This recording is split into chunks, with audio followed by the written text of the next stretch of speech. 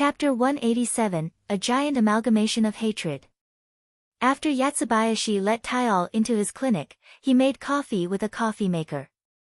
He returned back with a cup of coffee in both hands and offered one to Taial. "I have nothing but coffee though, you're okay with it, right?" Taial frowned. "No thanks." "Oh, do you prefer tea perhaps?" "I can't drink nor eat with this body." Taial said so curtly, but Yatsubayashi seemed to find it amusing. "I see, so this body is a remote body, huh? That would mean you're controlling it from another body and I bet it's somewhere nearby." Taial raised his eyebrows and sent a glare at Yatsubayashi. "You can tell. I'm a doctor, you see." Taial raised his guard toward Yatsubayashi who was acting casual. But there was something that he was hoping for from Yatsubayashi, which lowered his wariness toward him. "So then, Taial-kun. What brings you here today?" "Revenge, what if I say so?" "Well, it would be for revenge then. But let me give you a warning, I don't really recommend that. Moreover, it's your fault in the first place for running away while you were in the middle of the treatment. So if anything happens because of that, it won't be my responsibility. Or more like, we already have an agreement on this, right?" Taial clicked his tongue seeing that Yatsubayashi won't even budge even after being threatened. "Well, whether I'm here for revenge or not depends on what happens next. I want to make another deal with you. Fix me. And I'm talking about fixing, not experimenting. You hear me?" Taial got a little emotional and raised his voice, and was breathing hard after he said those heartfelt words. Seeing that, Yatsubayashi smiled amusedly. "Fix, huh? Sure. Though I can't really say for sure if I can fix you or not without checking your condition first, I can at least promise you that I'll do my best. Though it actually depends on how much you can pay me for that." "So then, how are you going to pay me?" "Let me tell you that I'll charge you if it's not for an experiment, you know." Taial glared at Yatsubayashi. "Don't get ahead of yourself, I can easily kill you here and now." Taial slowly raised his left arm and pointed it at Yatsubayashi, but Yatsubayashi did not seem to be bothered by that at all. "Ha, making a one-sided demand like that and you dare to call this a deal? You're making me laugh here, you brat. Don't you know how I got away from that room? I've seen the record from the camera so many times already, so you don't need to tell me. It was a good piece of information, you know. If you think that it is enough to threaten me, you need to rethink your approach. You're free to test it though, but once you do that, you're no longer my patient and I have no need to be polite to you anymore, just so you know."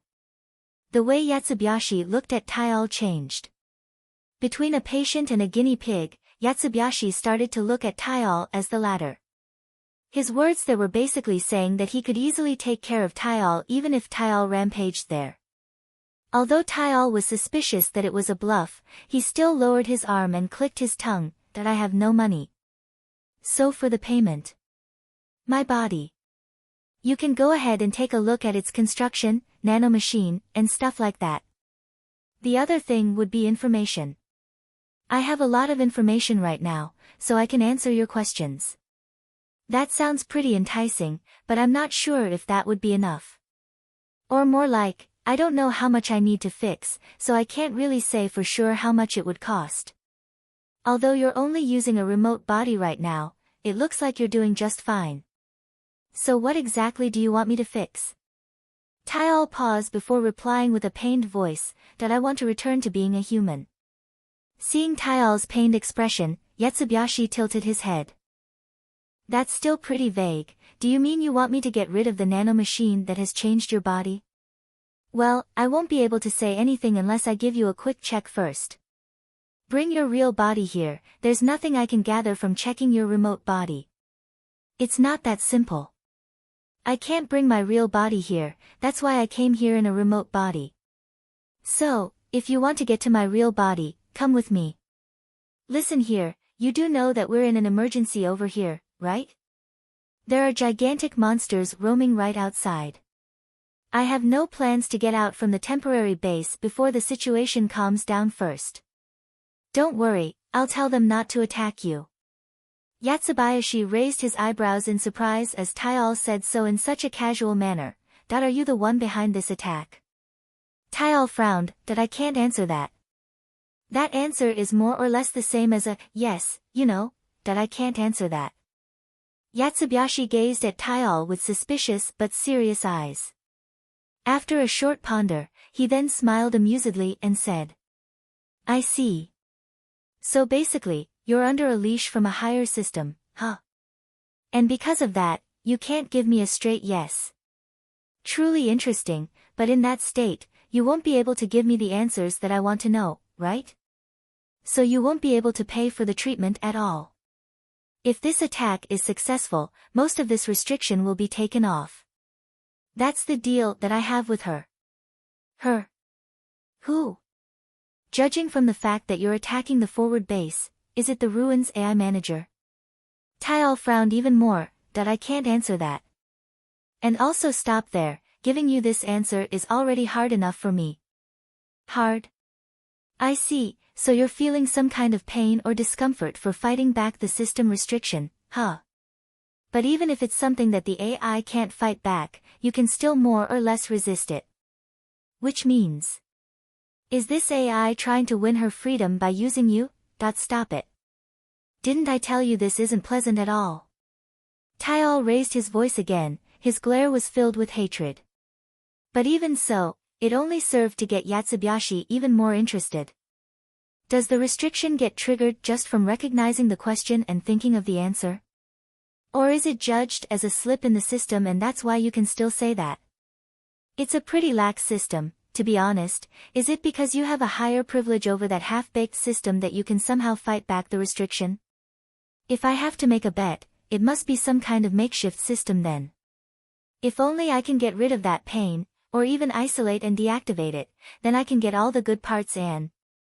Taial, who was gritting in pain and filled with hatred, twitched and aimed his shaking left arm at Yatsubayashi. It seemed that he was on the edge of his sanity. Yatsubayashi noticed that Taial was pushed to the edge and flusteredly tried to calm him down. Okay. I'll stop here. We can continue the rest once you get rid of the restrictions.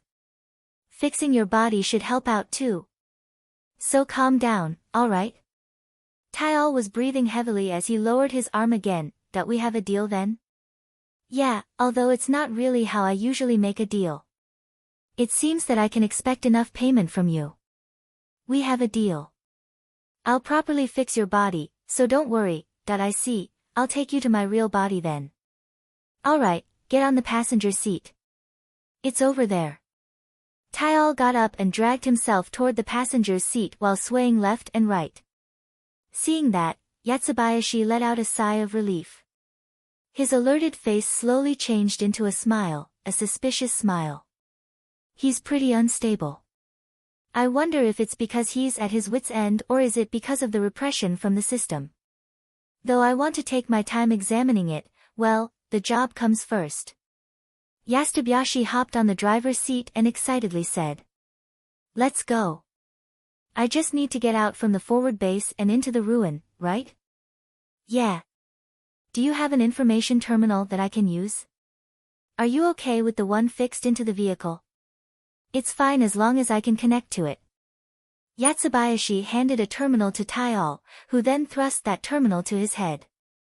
Since there was no opening on his head, the terminal opened a wound on his head and blood dripped out from that wound. A 3D holographic map appeared in the vehicle's display.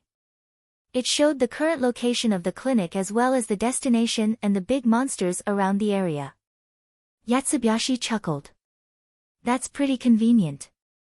But I have a wireless one if you would have asked, Non-wireless is easier to hack in. So you're hacking on the system level, huh? That's pretty scary. It's my vehicle, so don't break it, okay? But I'll try to be careful. Taial sulked a bit. Seeing that, Yatsubayashi just smiled bitterly and started the mobile clinic. After they agreed on temporarily working together, Akira and Nelia were hunting huge monsters in the area. Although it was a deal that they made on a whim, and one of them was using a bike while the other one was using a powered suit, they were able to work together efficiently. Sometimes, one would act as the decoy while the other delivered the killing blow, pincer attack, long-range barrage, close-range slash. So, they were able to easily take down the gigantic monsters one by one. Seeing how that black-powered suit performed up close reminded Akira of how amazing it was. In the Eastern District where firepower was everything, a huge body would only be an easy target to shoot at. But these gigantic monsters' vitality, viciousness, and speed made up for their size. They even posed more danger than the smaller monsters because of that. But even so, the black-powered suit was able to defeat them with its light blades. Although it was an ally, Akira could not help but to make a stern face. On the other hand, Nelia was also amazed by Akira's movements. Although they did not communicate at all about how they were going to move, Akira's support was nothing short of amazing. He targeted the legs to slow the monsters down, sniped with the long-range gun and forced the monsters to close combat, peppered the large monsters that he could not take down himself with bullets to keep their attention on him, and if it was a monster he could take care by himself, he did so quickly. It was as if Akira always presented the situation so that Nelia could easily deliver the killing blow in the shortest time. Nelia thought highly of Akira's skill and Akira was wary of Nelia's skill as both of them defeated any big monsters that they encountered. Nelia's voice suddenly came out from Akira's information terminal. "We're doing pretty well. We're really in sync, don't you think so? If we're really this compatible, we should really date each other, you know?" "No thanks. Like hell I would go out with someone who keeps saying she would kill me. It'll be fine. We're allies right now, right? I have no plans to kill you for now. That's not the problem here." "Geez, you're so hard-headed. The heck?" Nelia was having the time of her life talking with Akira, but in contrast to that, Akira replied back bluntly. Although they did not exchange information about how they would move in the middle of their idle chit-chat, they were able to keep their perfect combo. "Just to let you know though, I'll immediately leave the moment I run out of ammo, so do your best alone when that happens. If you don't have a blade, I don't mind lending mine, you know? I'm not going to fight those monsters up close. That aside, you only have melee weapons with you, don't you? Even powered suits can use rifles too, you know? Didn't you bring any rifles with you? Is it because you can't or something?" To be honest, I don't really like guns. They just don't fit me for some reason." "Just because you don't like them?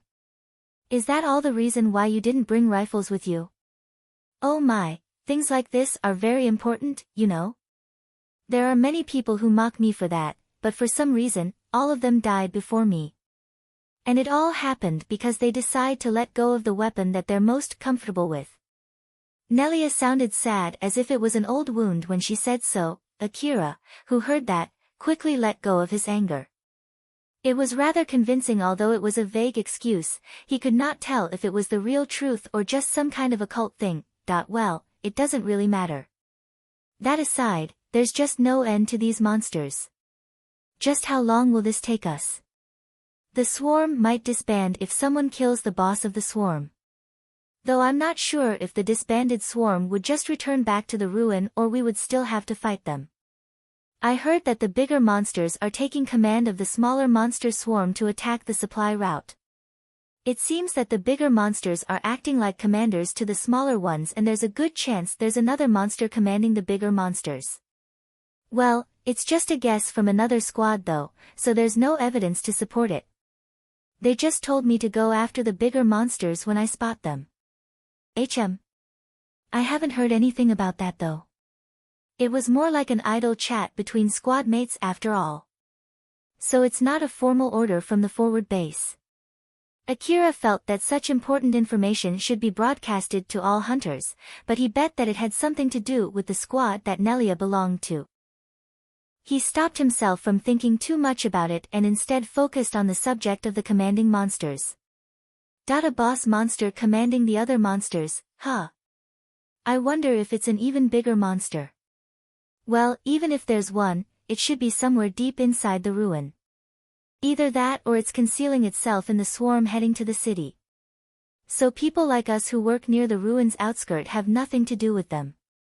While Akira was fighting and talking, the rain had considerably weakened.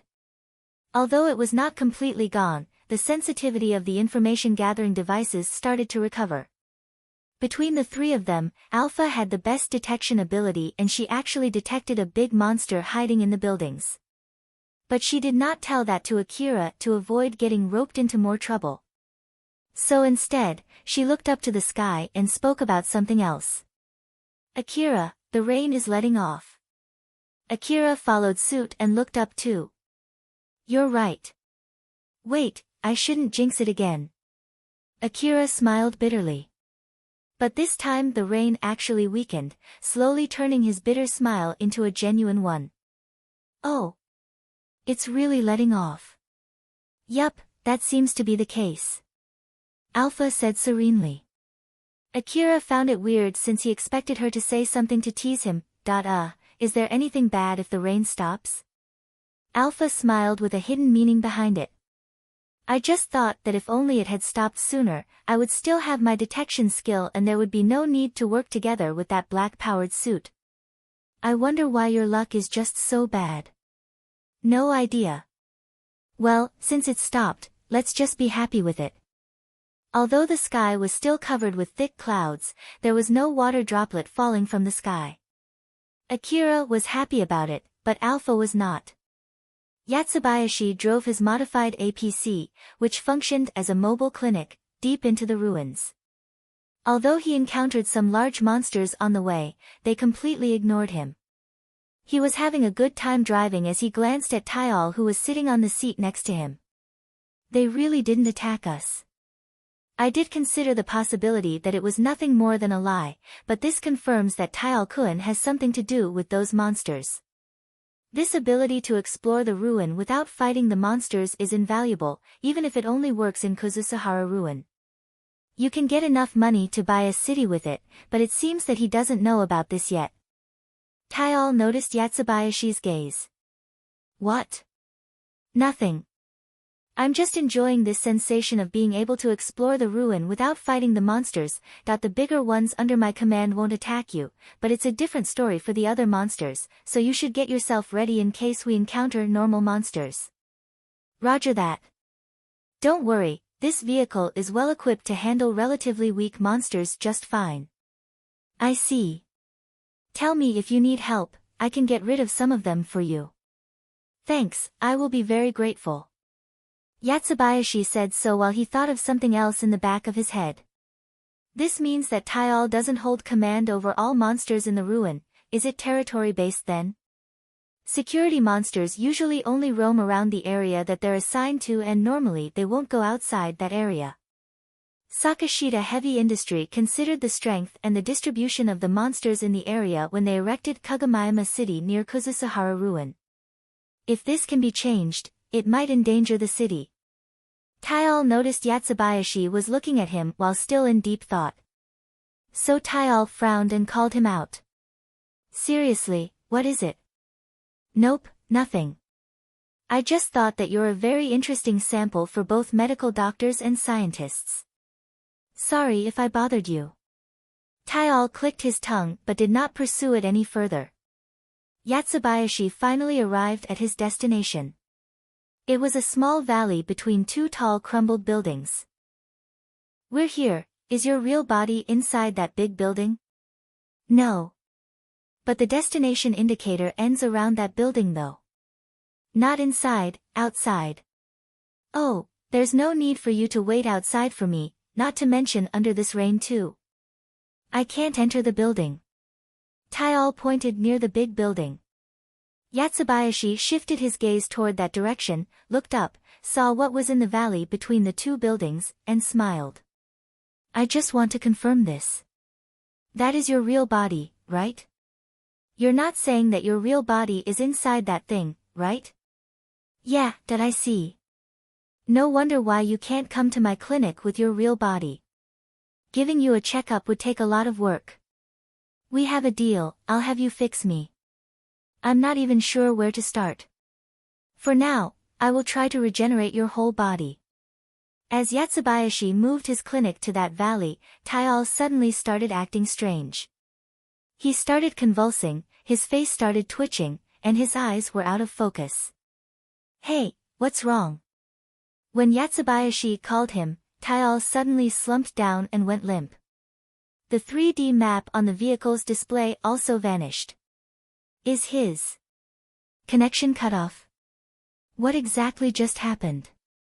Yatsubayashi had all his attention on Taial, trying to understand what was going on. But right in the next moment, a huge monster jumped out from the rubbles and kicked Yatsubayashi's clinic. Although it was a heavily armored APC, the kick sent the clinic flying. By this time, the rain had also completely stopped. Akira and Nelia noticed the sudden signal from a big monster almost simultaneously. When they turned toward the source of the signal, they were welcomed by an APC flying straight at them.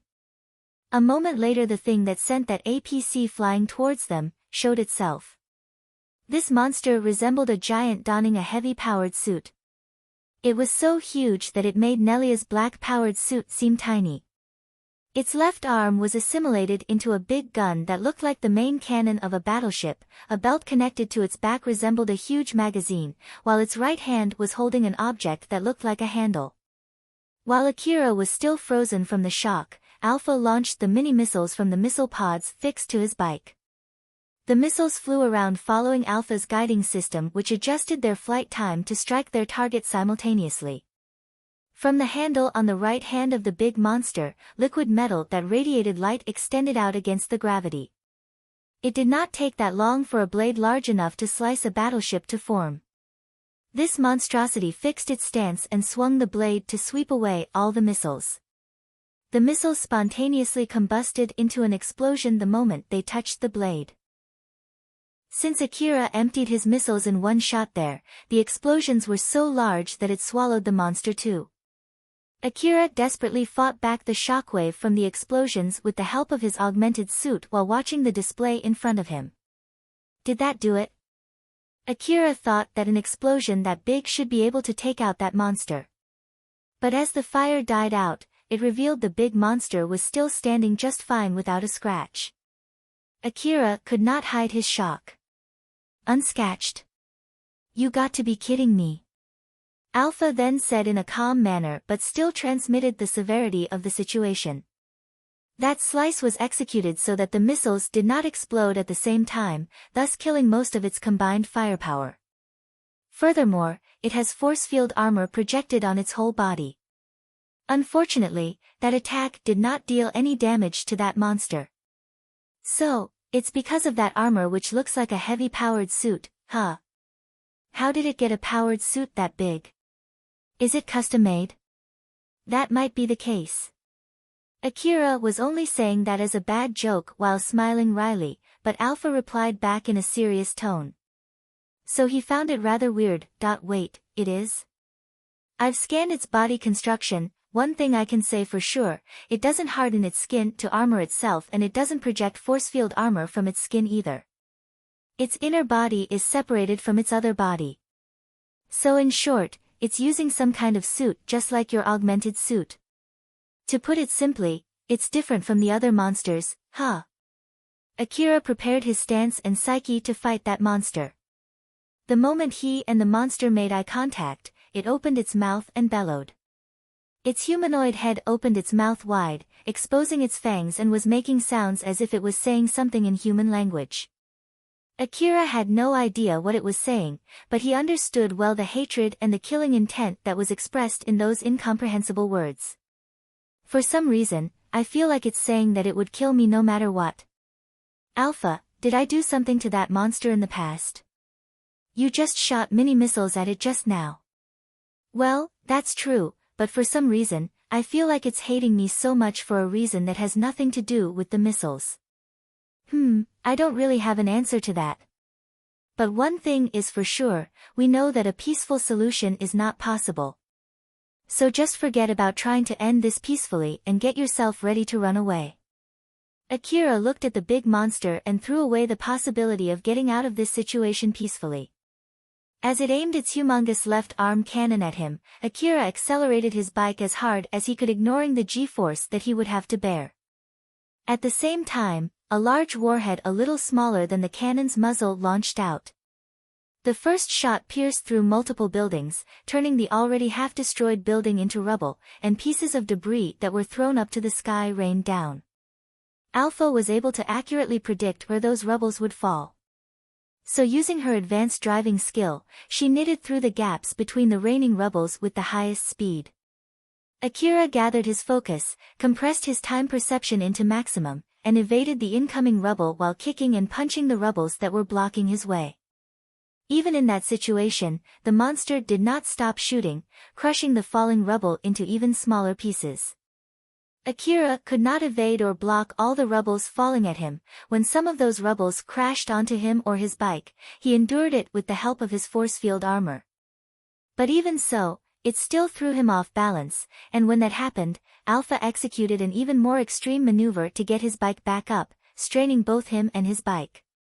Akira, make sure not to fall off. You'll get buried by the rubbles if you do. I know. Akira forced his way forward by punching or kicking the rubbles blocking his way. To make sure that he would not get thrown off the bike from the recoil, he raised the output of his augmented suit to the maximum to fix himself on top of his bike. Since he was pushing his body beyond its limit with the help of his augmented suit, sometimes, his body could not keep up and gave up first. The medicines helped out with reducing the pain. The intense cycle of injuring and healing his body caused Akira to fear that it might eventually break his body. But he ignored his screaming body and focused more on surviving the fight even for just another second. Yatsubayashi somehow got himself out from his mobile clinic, which was tipped over at this point. He looked at the Taial's real body through the binocular connected to the clinic's detection device. The monster was running, shaking the earth with each step, while trying to shoot at Akira, moving further and further away from Yatsubayashi. Taial-kun. If you're not going to let me treat you, you should have told me sooner.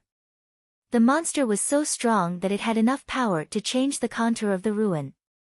But if it was targeting someone else, Yatsubayashi could take his time observing Taial from afar. Yatsubayashi glanced at his mobile clinic. Taial's remote body was still in the passenger seat and still not moving.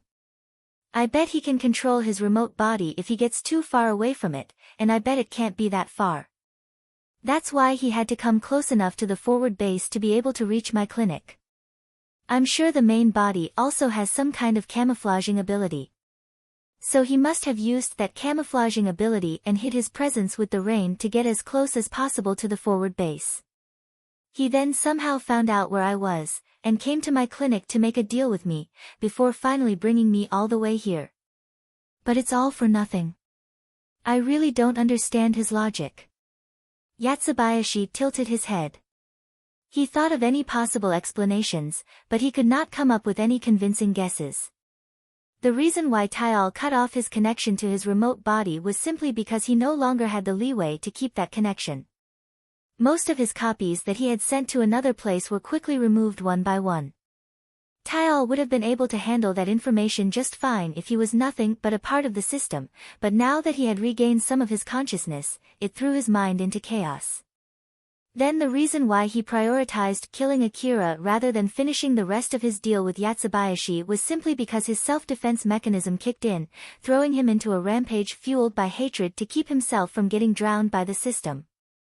Taial hated everything that had happened to him, which led him into such a pitiful state.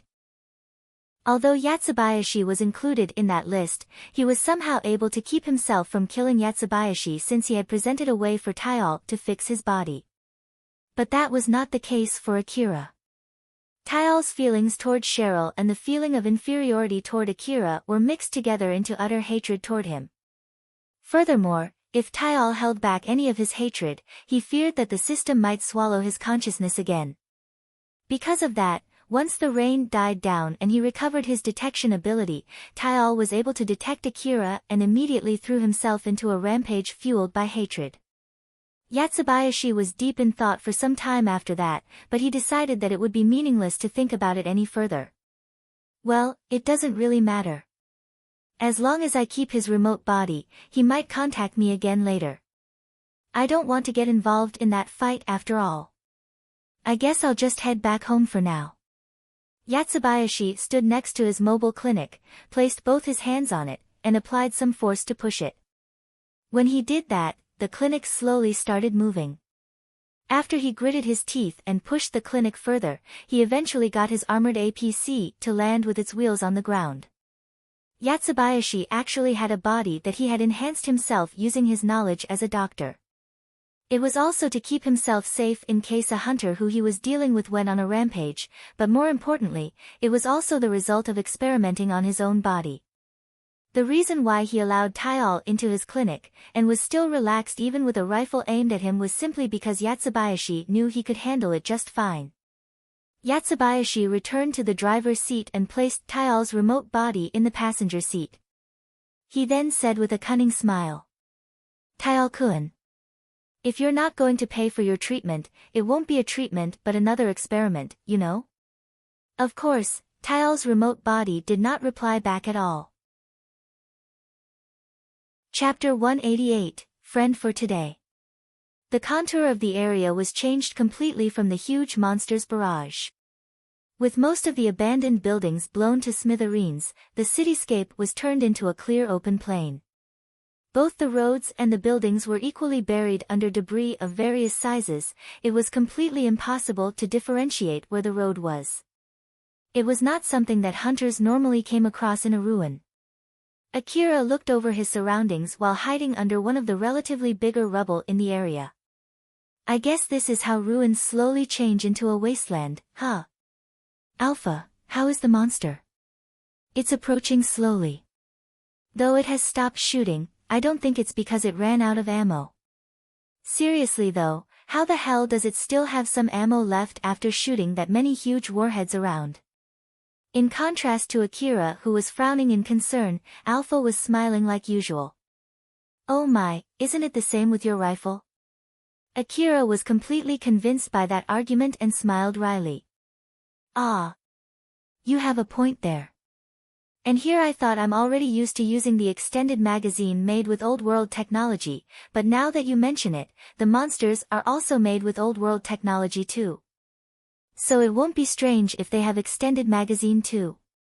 It was something that would surprise him in the past, but after using it for some time, Akira had more or less already gotten used to how convenient it was.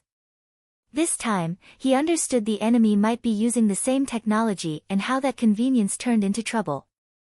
At the same time, Akira was reminded of how his extended magazine was using old world technology that he did not fully understand. He then turned to look at his patron, who was created with a technology far more complex than the extended magazine. Akira, what's wrong? It's nothing. Is that so? I understand that you can't really relax in this situation, but just stay there, okay?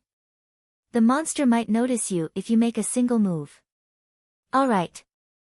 Akira pushed aside any hesitation inside his mind that might cause him to blunder. He then once again confirmed his surroundings and sighed. Alpha pursed her lips and asked, "What is with that big sigh after you look at me?" "No, it's not you. It's that over there." Akira pointed straight past Alpha's body, at his half-broken bike behind her. Its trunk was badly bent, its front wheel and rifle arm were gone. Even his A4WM automatic grenade launcher that was originally fixed on that arm was already buried deep under the rubbles. Well, things happened, just think of it as a necessary sacrifice. That's true, but still, even the truck is also gone along with the ammo that I had left on it. So at least let me sigh, will you? The truck with his reserve ammo was blown by one of the monster's warheads. Its driver's seat was completely blown off by that shot. Its tray was crushed under the rubble, scattering his reserve ammo all over the place. But even so, Akira somehow survived that and managed to scrape the scattered supply enough to complete his last ammo refill. Akira shifted his gaze to the monster. Although there was a large rubble blocking his sight, he was able to clearly see that monster thanks to his enhanced vision. It seemed to be moving slowly thanks to its size and the distance between them.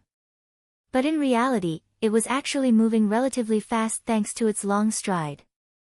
There was no question that it would be even faster if it ran. With my bike and truck gone, I don't think it would be possible to escape from it if it started running. Let's hide for now. We might have been able to blend in with the rain and run away, but unfortunately, the rain has already stopped. Judging from the clouds, it might rain again though. Akira looked up at the sky.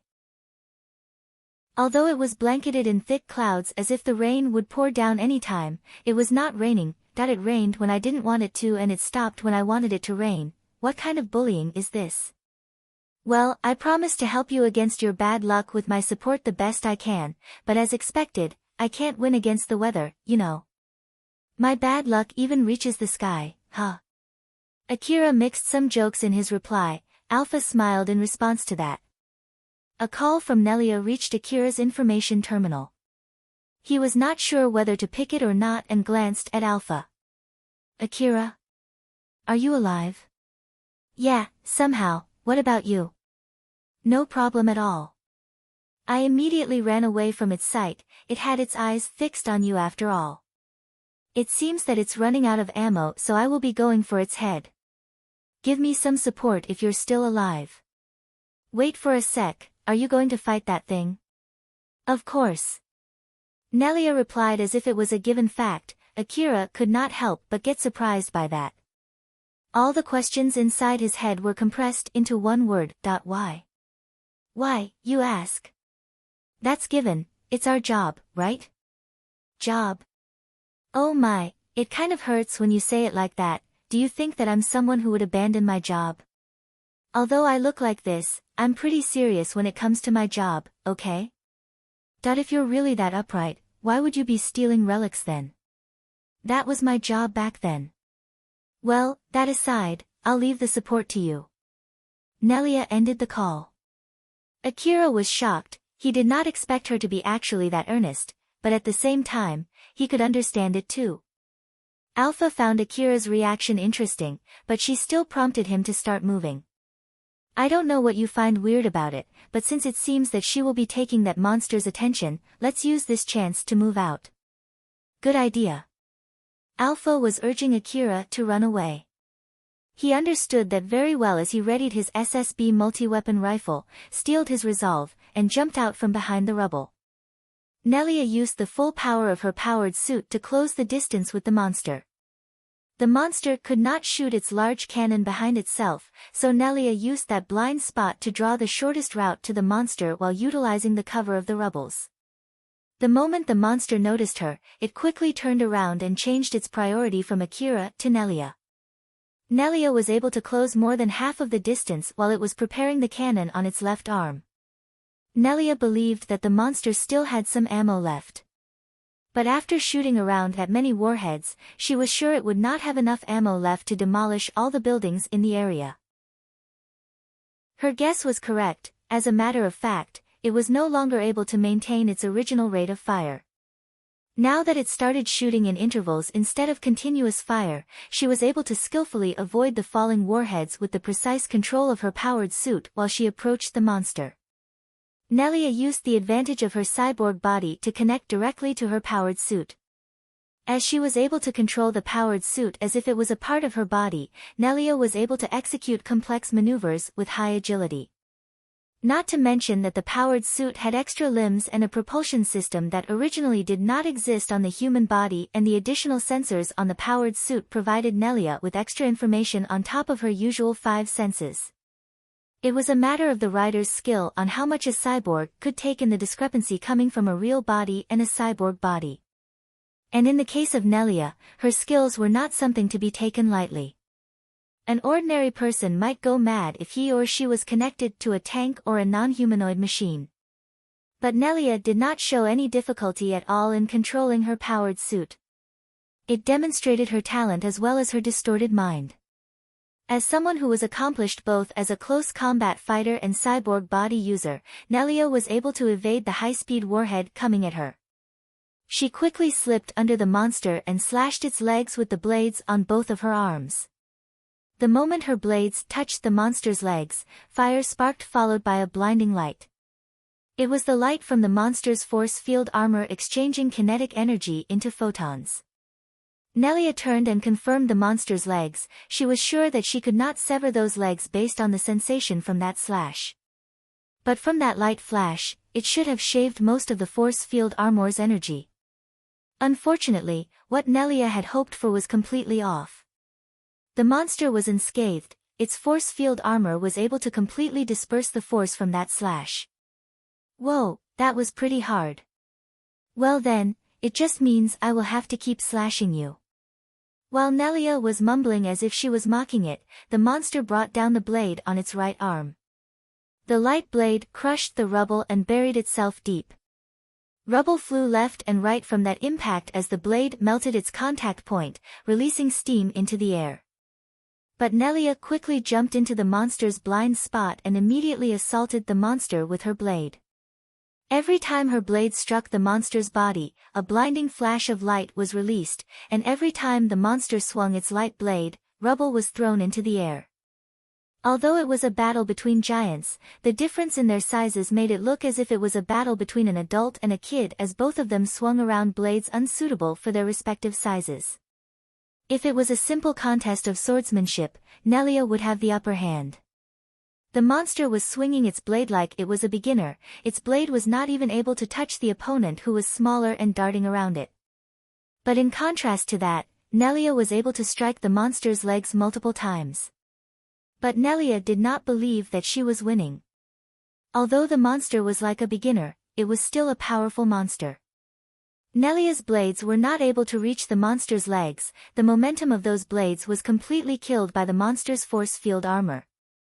Although each swing shaved more energy from the force field armor compared to her powered suit, there was no guarantee that the monster would run out of energy faster than her powered suit. If it was not thanks to the enemy's beginner-like swordsmanship, Nelia would have been dead by now. Even if she did not receive a single strike, she would lose the moment her powered suit ran out of energy first. And as she kept consuming energy, her powered suit would eventually slow down, which would make it harder for her to evade the monster's attack. She understood that her force field armor would not be able to receive the monster's attack, so she turned that off as well as the other parts of the powered suit that she did not need for high-speed maneuvering. But even so, there was still a good chance she would run out of energy first before the monster. Thus, she judged that she was losing that battle. The monster kept swinging its blade without paying attention to its defense. And the strength behind its amateurish swing after getting interrupted by a powerful blow greatly surpassed her prediction. Nelia understood she would not be able to evade the light blade coming down at her, so she quickly shifted her stance to maximize her survival, which was to receive that blow with both of her blades, but she also understood that it was futile. Although she was not scared, she knew that she was going to lose the fight. But at the next moment, a barrage of anti-force field bullets riddled the monster's head. Although the barrage was completely nullified by the monster's force field armor, it was enough to throw it off balance. Nelia used that opening to completely evade the incoming blade and jumped back, opening some distance between her and the monster. She then checked the area where that barrage came from and found Akira aiming his SSB multi-weapon rifle from quite a distance away. Akira had a stern look on his face. His SSB rifle ejected its empty magazine and empty energy packs, and I emptied an extended magazine full of anti-force field armor bullets in 5 seconds, you know? And that was not enough. Alpha was frowning deeply. It seems that its head is protected by a strong force field armor. Even after factoring in the loss of momentum from the sniping distance, it's still an impressively strong force field armor. I'm sure I did that pretty up close though. Should I get closer next time? The big monster noticed Akira from that barrage and aimed its cannon.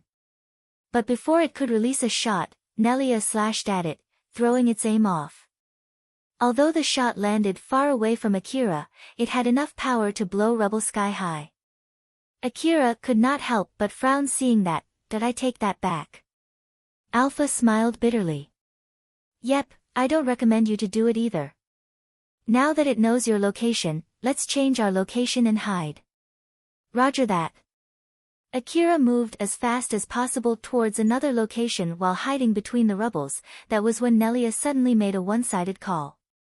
And here I thought you already ran away since I didn't get any support. Although I hate it, we're allies for now. Moreover, if you get defeated without my support, I won't be able to move around without a decoy. Akira sounded as if he really did not like the situation that he was in, but at the same time, it also sounded as if he was making excuses to keep the temporary alliance. But Nelia replied with a rather happy voice. I see, but I would really hope you would have helped me sooner, you know? I'm not even inside a powered suit and my bike is gone, you know. I also don't have that much ammo left, but even so, I'm still doing my best to help you here. So if you keep complaining, I will just leave you behind. Geez, calm down. That one just now was a close call, thank you. You're welcome. By the way, I'll be counting on you to be the decoy. It won't be of any use even if you say no. After all, for some reason, that thing really wants to kill you. It's basically coming at you while completely ignoring me. Akira inadvertently glanced at the monster. His enhanced vision helped him see through the rubble and straight at the big monster that was running in his direction. His face turned grim. For some reason, seeing how it's running at you, I can feel some kind of hatred or deep grudge against you though. Akira, what did you do to that monster? Did you do something bad to it? This is only a woman's intuition, but... Did you mess with its girlfriend or something? Like hell if I did. It's my first time meeting that monster, you know? And also, I don't have any monster acquaintances. Akira replied back to Nelia's joke while shouting. Nelia only laughed at his reaction before ending the call. The large monster's mind was in a mess. The system was telling it to take care of the black-powered suit first, but its hatred caused it to prioritize Akira instead. In order to make sure that his consciousness would not be swallowed back to the system, Tyal followed his hatred. The huge monster ignored Nelia and went straight for Akira. All of its intentions were skewed toward offense. It ignored its defense and poured all of its energy toward its light blade. Its ammo-producing organ burned through its last energy reserve to manufacture ammo. Thanks to that, its force field armor strength was greatly lowered. Nelia did not let that chance slide as she swung the blade on both of her hands in a flurry of attacks. Finally, she broke through the force field armor and damaged the monster's actual armor. Moreover, Nelia aimed her slashes to slow down and prevent that monster from attacking. Akira kept running as fast as he could. He blazed and leapt through the sea of rubble under him using the full power of his augmented suit and pushing her body to the limit. He was moving extremely fast for someone with 2 legs instead of wheels. The monster started shooting while running, but its aiming was badly interrupted by Nelia. Although it could not fire in continuous succession, each of its warheads packed enough power to compensate for its interrupted aim. It blasted more rubble into the sky. Every time Akira saw that, he could not help but shed cold sweat. Alpha. It's not like it would hit me with that aim, right? It should be okay, right? We can't do anything other than relying on that girl to keep interrupting its aim. To be honest, it would be great if she can take out the cannon too, but I think that would be impossible given how powerful the force field armor that's protecting that cannon is. Is she doing okay? That monster is fully committed to you, though I'm still not sure why. But if its attention gets divided again, it might be dangerous. That's why, let's do that again here, Akira. Roger that. Akira took as much cover as possible using the rubble while moving around. But he suddenly jumped out from his cover and quickly aimed his SSB multi-weapon rifle. He then stomped his legs hard on a large wreckage, enough to crack it, and planted his legs into it before emptied his magazine in a short time. The kickback from that barrage pushed Akira's body to its limit. The kickback was transmitted to the larger wreckage under his feet, eventually breaking it. Due to their distance and speed, the bullets reached the monster's face almost in an instant. The first few bullets that landed almost at the same time were dispersed in a blinding flash of light, but the following bullets were able to break through the force field armor that was weakened after that light discharge, thus throwing the big monster off balance. At the same time Akira's SSB multi-weapon rifle ejected its empty magazine, the blinding light finally died down, exposing the monster and a part of its body that was crumbling down. The barrage this time dealt more damage than the last time. Akira thought so and smiled, but before he could express his happiness, the monster howled and its face twitched. The big monster once again turned at Akira and ran towards him. The extensive movement that it made when it ran caused its already crumbling body to crumble even faster. Its armor was falling down piece by piece to the ground, exposing its inner parts. It was a mix of flesh and machine, fur and scale, skin and metal, as if it was a human trying to disguise as a monster. Akira did not waste any seconds before he started running again. Is it just me or that thing is actually running faster than before? It shed most of its heavy armor, so it's lighter now. Run faster or it'll catch you. Also, reload a new magazine and energy pack to your rifle. So many things to do in so little time. Akira ran as fast as he could while finishing reloading his SSB rifle. Once he was done, he turned around and released another barrage. This time, since the enemy was closer and the target was bigger, all of his shots hit their targets.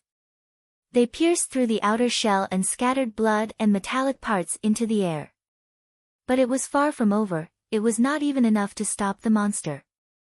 Due to its tough flesh, they could not deal that much damage to the monster. And Alpha deliberately reduced the rate of fire too. Why did you slow it down by that much? I still should have plenty of ammo left, you know. Ammo, yes. But not enough energy packs. High-speed shooting causes a strong kickback which in turn consumes more energy. Moreover, it's not like it was enough to fully kill the kickback too. Your rifle is also hitting its limit. You only have enough energy packs for one more high-speed barrage. After that, you'll run out of energy packs and the rifle itself will break. That's why you'll have to save it for the best chance when you can be sure to kill it. It's really unfortunate that we lost the rest of our energy packs together with the truck. God damn it. Not only his rifle, but Akira's augmented suit also needed an energy pack to operate, which meant he was basically at his limit too. Nelia kept slashing at the monster while chasing it. Now that it had no force field armor and was just protected by its metal armor, her blades easily slashed through the monster's flesh, opening a wound that bled green shining blood. But such wounds immediately closed up as if the monster was using a powerful medicine. So the monster was not even bothered by Nelia's slashing. But there was a limit on how many times it could regenerate its wounds. Since it consumed energy every time it regenerated itself, Nelia's attack was not completely useless. Although she understood that, she still felt intimidated by the monster's incredible vitality. After finding out that the monster did not slow down at all after all of that slashing, Nelia decided to shift her target to its cannon. She focused her attack on the big cannon on the monster's left arm as well as the reloading machine that coiled around its body like a belt. Eventually, she was able to cut off the belt. Nelia thought that with this, it would at least stop shooting at Akira as she focused her attack back to its legs, but she was mistaken there. The monster quickly threw away the gigantic magazine on its back and the cannon on its left arm. Now that it had become even lighter, it was able to run faster and quickly got away from Nelia's blades. Nelia rushed to that monster and tried to slash at it again, but once again, it missed. Her powered suit had considerably slowed down after all the fighting, so she was no longer able to catch up to that monster. Nelia cursed her own decision and regretted not having prioritized its legs first, as she chased the monster. The ceasing of gunshots was nothing more than a short respite since the monster was running even faster now towards Akira. Akira frowned since he understood that the monster would be able to catch up with him for sure this time and it would be meaningless to hide now.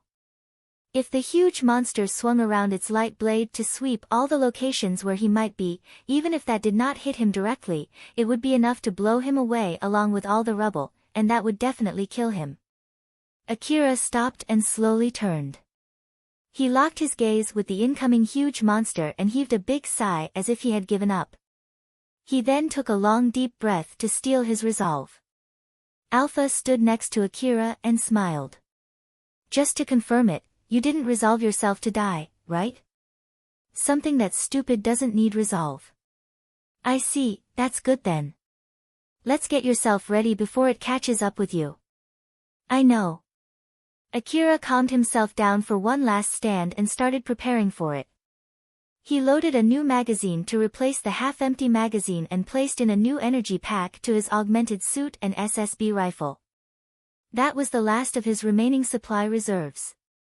Akira held his SSB multi-weapon rifle tightly, made sure that he was standing on a hard surface, and squatted down as if he was preparing to jump. He then took a deep breath. As he maximized his time perception compression, the scene around him started to distort into slow motion. Alpha, I leave the countdown to you. Roger that. 5. 4. 3. Inside the slow-moving world, the huge monster closed its distance and raised its ginormous blade. It focused all of its hatred, grudge and energy to its blade, expanding it even longer and brighter. 2. 1. Right at the next moment, it swung its huge light blade down at Akira. 0. At the same time, Akira leapt toward that huge monster like a bullet. That single jump consumed all the energy pack inside Akira's augmented suit, boosting its power output way outside the safe limit. The platform that he was using broke into pieces from the kickback alone, while his legs were barely able to receive the kickback thanks to his augmented suit. The light blade was brought down with such speed, but Akira, who jumped straight at it, was even faster. He could feel the intensity of that blade as he went past it. The heat from the blade that was enough to melt rubble singed his protective coat before he landed on that monster's face. The light blade landed on the ground, throwing all the rubbles up into the sky behind Akira as he pointed his SSB rifle straight at the big monster's face. Just die already. Since Akira screamed those words under his compressed time perception, no one could understand him. But the huge amount of bullets that he released in that short time, which ignored the kickback and the stress on both the rifle and his body, conveyed his words very well. Even if the head had the ability to regenerate itself, the storm of bullets was numerous enough and powerful enough to crush that regeneration. It took an instant for the bullets to rip through the monster's head. Right after that, Akira fainted. The last barrage had pushed him past his limit, which gave the last push to throw off his consciousness. Now that he had lost his consciousness as well as his footing, gravity took over and pulled his body down. But he was saved from crashing straight into the ground. Nelia, who was chasing the monster, was able to catch him. Not too long after that, the monster that had lost its head fell down to the ground, making a loud bang. Nelia got out of her powered suit. She then came to Akira, who was still on the powered suit's clutch. She placed her hand on Akira's cheek and smiled bewitchingly. What should I do with you now? Although those words contained a lot of different meanings behind them, it did not take that long for Nelia to make her decision as she smiled rather disappointedly. Well, we're allies for today, right? Nelia gently lifted him up and returned back to her powered suit with Akira in her arm.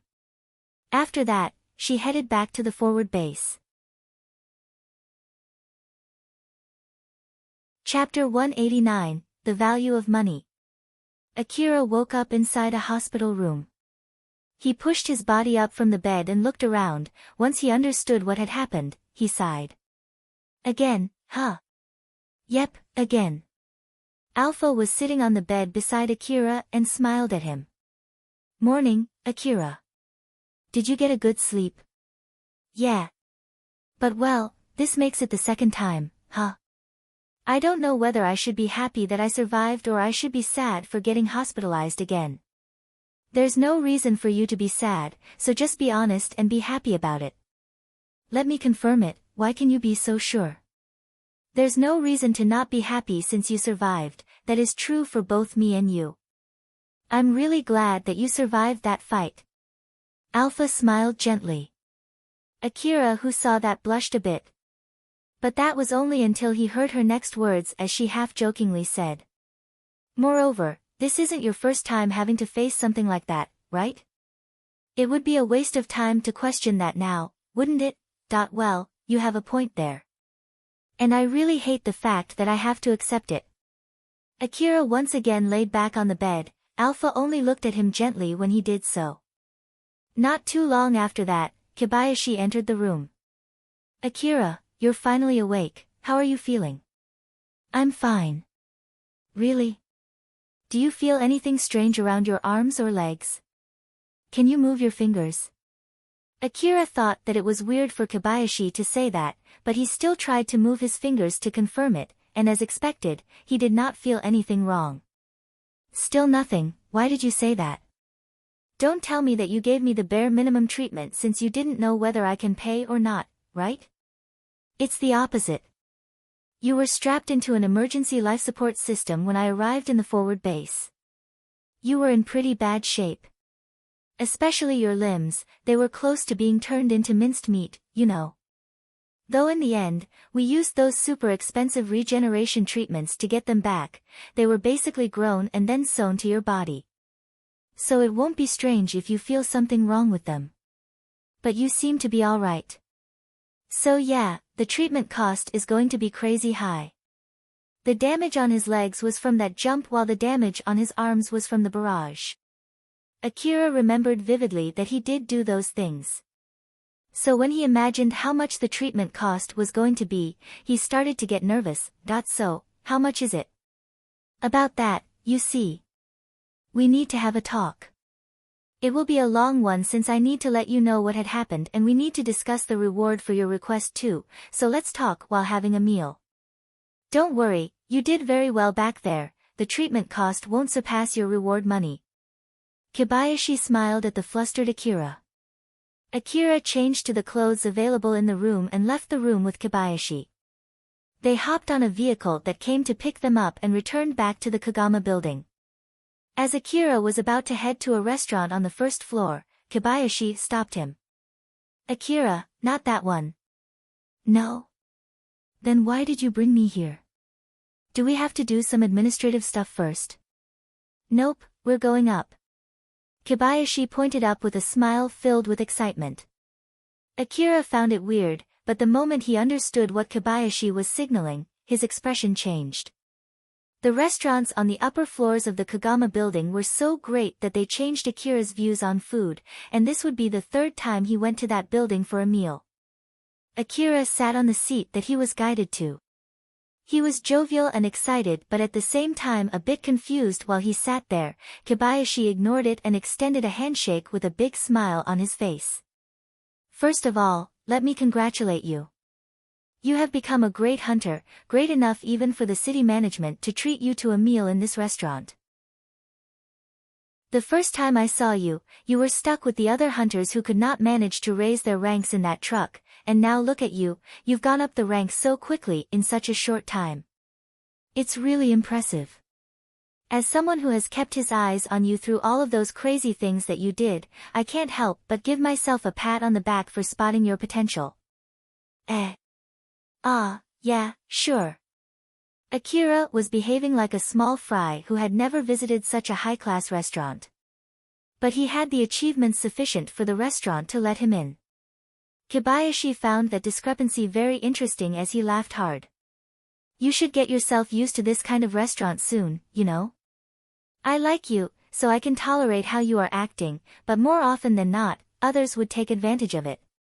Those types of people often invite well-established hunters, who can't handle negotiation, into this kind of high-class restaurant and use that opening to poison them. So you should be careful, okay? Even if you say so, I don't have enough money to visit this kind of restaurant that often, you see. In that case, I can bring you requests that would allow you to use a high-class restaurant as the negotiation site. Though it would be nothing but high-level and dangerous requests, since it's you we're talking here, so I'm sure you'll do just fine. Akira's expression soured a bit. No thanks. I bet it's something that would send me to hospital again. You don't understand. If it's a request dangerous enough to get you hospitalized again, you'll get a huge reward if you can finish it. Yeah, make sure that it won't get me hospitalized first. As Kobayashi boasted about himself on how he would be able to bring such high-level requests to Akira, Akira only listened to him with a seriously annoyed face. Once they calmed down at some point, Akira opened the menu as if to cut short that subject there. Kobayashi, who saw that, only smiled amusedly and opened the menu too. Once they had placed their orders and were waiting for the food, Kobayashi started explaining to Akira what had happened after he fainted. When Akira arrived at the forward base half dead, he was immediately put into the life support system just like the other severely wounded hunters. Among all the other severely wounded hunters that were not treated seriously, Akira received better treatment which guaranteed his survivability. Nelia did something to make sure that Akira would be treated as if he was working under Yanagisawa. The battle between monster swarms and the city's defense squad was still ongoing around Kagomayama City after Akira fainted. Although the size of the swarm was smaller than before, there were huge monsters and even flying monsters mixed in that swarm, thus they were relatively more dangerous than before. Average hunters could not handle them and they would only slow other hunters down, as such only high-ranking hunters were offered high rewards and sent to repel that swarm. When the city management was considering sending out its trump card, the swarm suddenly broke down. Monsters that were originally heading straight to the city suddenly changed their directions. As some of them started rampaging, destroying anything around them, some of them retreated and vanished into the wasteland. While more than half of the swarm returned back to the ruin. It was because they were forcefully manipulated by Tayal to go against the system. And with Tayal gone, the control returned back to the system. Although some of the monsters that had grown past the system's control did not return back, those that returned back to the system's side returned to their patrol area. For those that had their patrol area information destroyed, they just followed the broken order from the system to wander aimlessly, while some of them received the order to patrol a different area. The city's defense squad pushed back the swarm just like that until they met the squads from the forward base, and that signified the end of the battle against the swarm. Now that the route between the city and the forward base was secured, those who were severely wounded in the forward base were transported back to the city. Akira was identified as a hunter who would not have a problem with paying for the treatment cost, so just like last time he was hospitalized, they went ahead and gave him an expensive treatment without asking him first. After his wounds were healed, they cleaned the nanomachines left over inside his body, and now, he was back all healthy and ready to go again. Although Akira did not understand everything, he more or less understood the big idea of what Kobayashi was saying, and of course, that would mean he did not understand what Kobayashi was unclear about. What happened to those large monsters after that? Did you kill them all? No, some of them are still left. The city's defense squad also returned back to their post once the swarm retreated after all. I'm sure there are still some of those large monsters roaming in and around the ruin. Although they're not regarded as bounty monsters yet, they're strong enough that the city management is considering putting a bounty on them. So any hunters who get to kill any of those are offered a special reward. Although they're big and strong, as long as they don't form a swarm, they're not that hard to kill after all. It's the perfect target for those hunters who want to get their name out there. So other than those that have returned back to the ruin, I bet most of the monsters roaming in the wasteland are already being hunted down. Kobayashi smiled happily and warned Akira. Though I won't exactly prevent you, I recommend you not to join the hunt. You already got yourself a pretty highly prized target under your belt, so let lower rank hunters have them instead. It's one of those good manners as a high-ranking hunter. Manners, huh? Well, I'll keep that in mind. Yup, you better do it. The ordered meal finally arrived at the table. Akira did not know which one to pick, so he had ended up ordering the recommended menu. When that meal arrived in front of him, it changed Akira's solemn expression to a smile. And when he scooped that up to his mouth, he could not fight back the taste that spread around his tongue and his smile widened. Akira could not stop chowing down the food in front of him as if he was completely defeated by the taste of the meal. Kobayashi, who watched it, thought that Akira really needed to get himself used to coming to a high-class restaurant. After they finished the meal and Akira could finally focus on the discussion, Kobayashi started talking about the main reason why they came there. I guess it's time to talk about the reward then. First of all, the rank boost. This will affect the rest of your reward, so think carefully before you decide. Your hunter rank can basically go up somewhere between 42 and 50. Of course, the more you put your reward on your hunter rank, the less money that you get. So, how far do you want to go? Before Akira could say 42, Kobayashi frowned and continued. Or so I want to say, but I'm sure you would immediately say 42, right? I know, well, you're just that kind of guy. That's why I will explain to you the importance of hunter rank. Make sure to listen well. Let's see, if I am to give a concrete example. Let's talk about the anti-force field ammo. How much did it cost when you bought it for the first time? 5 million orum per bullet. If you get hunter rank 50, you can buy it for 500 orum per bullet. Akira was about to blow out all the food inside his mouth, but since it would be such a waste, he was able to somehow hold it in. He then managed to swallow it while making a weird pose to hold back his surprise. After that, he took one deep breath to calm himself down and looked back at Kobayashi. Are you being serious here? Yes, let me explain.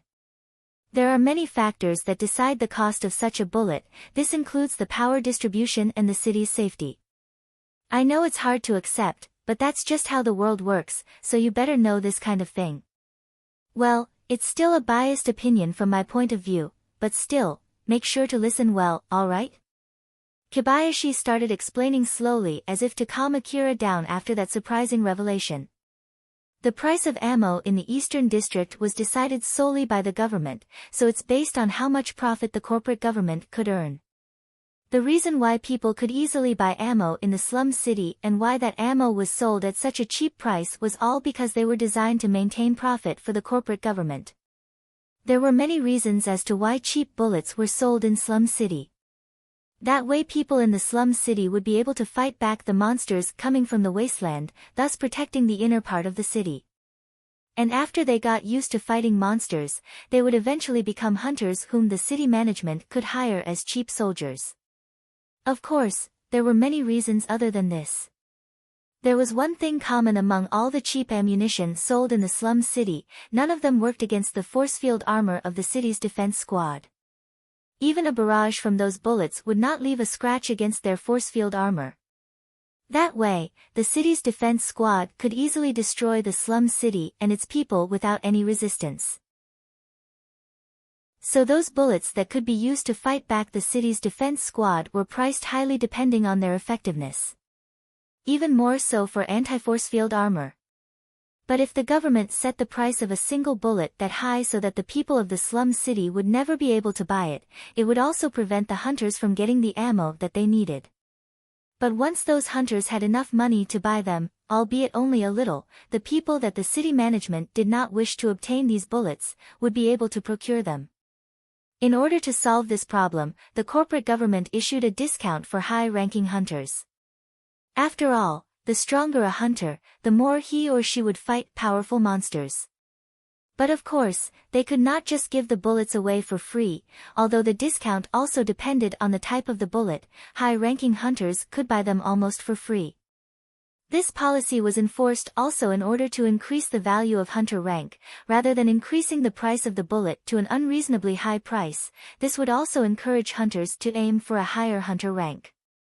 Of course, those hunters who tend to go against the city management would be stuck in the low rank, which also served as a way for the hunter office to control the hunters. It was their way to tell the hunters not to go against the city management if they wanted to get a higher rank and cheap bullets. Back then, when Akira placed his order for anti-force field bullets via Shizuka's shop, of course, this discount was already applied to that order. The reason why he did not notice it was simply because he was not the one paying, so he did not bother to check the total price. After considering the danger of these bullets when they fall to the wrong hands, and the problem that it might cause for both the city management and the hunter office if one of those hunters used that bullet to kill a city guard, they decided to sell anti-force field armor for 5 million orum per bullet. Akira understood that reasoning, but he still felt conflicted about it. Although he could follow the logic, that did not mean he could accept it, and it was obvious from his face. I see that you find it really displeasing, but as I said, that's just how the world works. It's important to know when to give up, you know? If you don't like it, your only choice is to get your own territory and sell that kind of bullets cheaply inside your territory. Well, there's also some rumors saying that if you're a low-ranking hunter buying expensive bullets, the hunter office would note your name and introduce you to high-level requests though. Rumors, heh. Yep, only rumors. There's no rule nor formal evaluation about it, the efficiency itself is questionable. There is no guarantee on the result as well. Rumors just like this, including information saying that it's also used as a method to find a hidden gem or powerful hunters disguising as a low-ranking hunter like you. It's all just rumors. It was a good way to raise the hunter's expectations without promising concrete results, but at the same time, it was enough to suppress complaints from the hunters. Akira understood that, but there was still something that he found weird. But still, selling 500 Aurum bullets for 5 million Aurum, huh? Won't there be high-ranking hunters trying to make a profit out of this? That depends on the hunters. If you're sharing it with some of your hunter friends, then it's fine, but if you blatantly resell it for profit, it'll be seen as treason toward the corporate government and you'll get a bounty on your head. Though it depends on the case, it's basically the same as picking a fight with the corporate government after all. It won't end well for you, so if you don't want to pick a fight with the corporate government, just don't do it. Kobayashi said so in a casual manner, but his tone indicated that he was being serious. Akira told himself to make sure to never do that. That should be enough explanation for now, your other rewards depend on how far you are going to boost your hunter rank after all. So, before you make your decision, I have another thing that I need to talk about with you. It's about buying your track record again. Or at least something similar to that subject came to me. Do you mean that you want to erase the last request from my hunter track record again? Not that far, you worked with a black-powered suit on your last day, right? It's a small adjustment just for that day. Basically, we need to discuss how you are going to let me change it and how much money you want for it. Kobayashi pulled out his information terminal and showed the detailed document to Akira. By the end of that long character-dense document, there was a contract page. I don't mind if you want to take a close look at it, but I will still give you a short general explanation. Basically, if you sign this contract, your track record would say that you did help the black-powered suit but you didn't do anything significant. Including the money to make sure that you keep this confidential, we're willing to pay you 1 billion Aurum. So, yes or no? Akira took the information terminal and scrolled through the contract.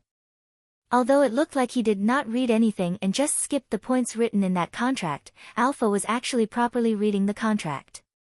She then confirmed its content and let Akira know about it. Akira hummed. Kobayashi raised his eyebrows, he did not expect Akira would hesitate. And here I thought you don't care about your hunter track record, or is it that 1 billion Aurum is not enough? Well, I don't know the detail, but it seems that you've defeated something big and almost got killed yourself doing that. So I can understand if you don't want to erase that from your track record. That's not the problem is the 1 billion Aurum. Is it not enough? No. It's too big that I don't understand why it's worth that much. So I just can't help but get suspicious. If the value was unnaturally high, that means there must be something troublesome behind it, that was why Akira was hesitating. If the compensation was too little, Akira might feel offended by it, but that would be the end of it. But to be honest, he just wanted to get paid a suitable amount of money. Unfortunately, he had no information that could help him decide its worth, thus he could not even tell if 1 billion Aurum was actually too big or too small. What do you think? Do you think this 1 billion Aurum is a suitable compensation? Kobayashi paused a bit from that question. Suitable compensation, huh? It's something that both parties should agree on. After all, there's no concrete way to decide this price, you see. To be honest, I don't know either. But I don't think that compensation is something that you need to be worried about. There's some level of confidentiality around this information, so I didn't get the full story either. It's mostly my guess, but I think it's an offer made to be on your good side. Do you want to know the reason why I think so? Yeah. Unfortunately, Akira did not have enough knowledge to understand Kobayashi's reasoning. But he was genuinely interested in that subject, so he replied back without showing any hesitation. Kobayashi made sure to let Akira know that in the end, it was nothing more than a personal guess. So it was not like it could be used as concrete proof. That black-powered suit might be a new model and someone is trying to use the last battle to promote it. Kobayashi's guess was that a certain weapon manufacturer released one of its new models into Slum City in order to collect combat data, disguising it as an accident. The unit then showed notable results performing against other powered suits in the midst of the battle in which multiple powered suits were involved. Then, it would fight the city's defense squad sent to suppress it and deliberately lose, but not before showing its capabilities. From there, the company could make a public apology for it while using it as a negotiation material to get the city management to buy it for the city's defense squad. The data taken from a battle nearby the inner wall was very effective material for negotiating against those inside the inner wall. But there was an accident in that plan. A certain hunter actually defeated that black-powered suit. So the manufacturer immediately retrieved it back, and before any bad rumor went out in public, they changed and renewed the unit and sent it out again for the original reason. This time the plan went well. The black-powered suit was able to kill many humongous monsters and demonstrated its capability. Moreover, it then encountered a powerful monster strong enough to change the contour of the ruin and defeated that monster. This achievement would be the perfect material to promote that new unit. But again, there was a small accident with the plan. During that fight, the new unit was working together with the same hunter who defeated that exact unit last time. Then to top it off, it was actually that hunter who executed the big monster. If this track record went out in public, it would look like the new unit was only able to do what it did because of that hunter. While at the same time, they did not want to completely discard the involvement of the new unit in this battle record either. In this case, if they said that the hunter did not contribute much during the fight and just ran around and obstructed the fight, then it would be a great battle record for the new unit. Personal opinion of how much someone contributed during a fight was a subjective thing based on the person giving that opinion. But if they were able to skew that opinion toward the new unit, it would really help promote the new unit. If that result caused the new unit to be deployed in this city and the other cities, it would move around a huge amount of money. I believe that they think this 1 billion orum is just a small amount of money compared to the profit that they could get, but it should be enough to satisfy the involved hunter. Akira listened to Kobayashi's explanation with great interest. He then noticed something else and slightly frowned. Say, don't tell me the reason why I got stuck with that request to increase my hunter rank is. Exactly, it would be embarrassing if the hunter who defeated that new unit is just a low-ranking hunter. It would definitely hurt the reputation of that new unit. But, if that hunter is actually a strong hunter disguising as a low-ranking hunter, then they could still save some face. That's why they wanted you to raise your hunter rank as fast as possible. It's all they're doing. Or at least, there's a good chance that it's the case. Again, in the end, it's nothing but a guess, okay? As I said, it's just a guess. Kobayashi threw a smile that was hiding something. Akira sighed. All in all, someone did something and he was roped into trouble because of that. Akira quickly agreed to the contract, but Kobayashi delayed the signing of the contract to hear from Akira the details of that battle. After all, he would not be able to ask Akira about that battle after the contract was signed. Although Akira signed the contract, he still thought that 1 billion orum was a little bit too much. But after seeing Kobayashi laughing his heart out after listening to the story, Akira started to half believe that it might indeed be worth that much, as the other half of him honestly did not care about it anymore and stopped thinking about it. In order to ask his question, Kobayashi tried to calm himself down from laughing. By the way, why did you stay behind to help that powered suit? I can understand that you missed your chance after you lost your decoy, but I don't think that's enough as an excuse, you know? I might have been in a mood to do it back then. Just in a mood, huh? Is that all the reason why you stayed behind? Don't get me wrong, it's a good reason. Yup, it's the perfect reason. Those hunters who only think in terms of loss and profit won't do something that crazy after all. Judging from Akira's exasperated reaction, Kobayashi was sure that Akira had another reason, and it was not like he was trying to hide that reason either.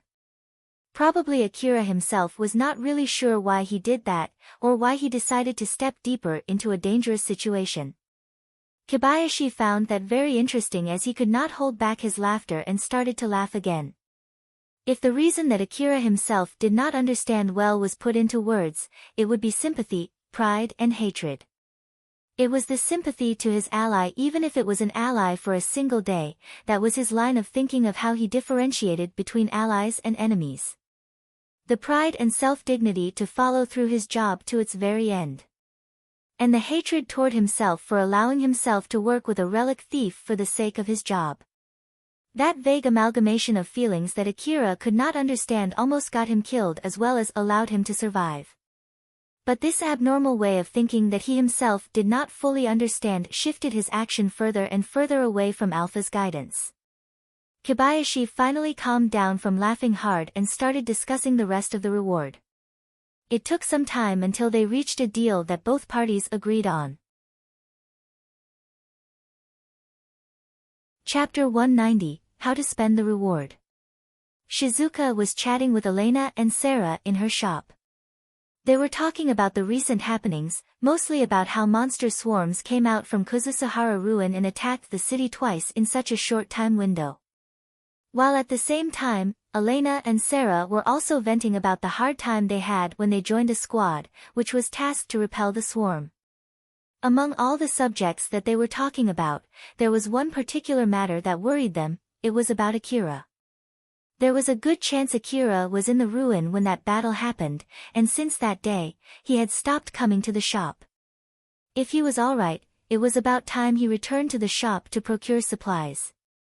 If he was alright, it would not be strange for Sarah and Elena to spot him when they were fighting the huge monster swarm.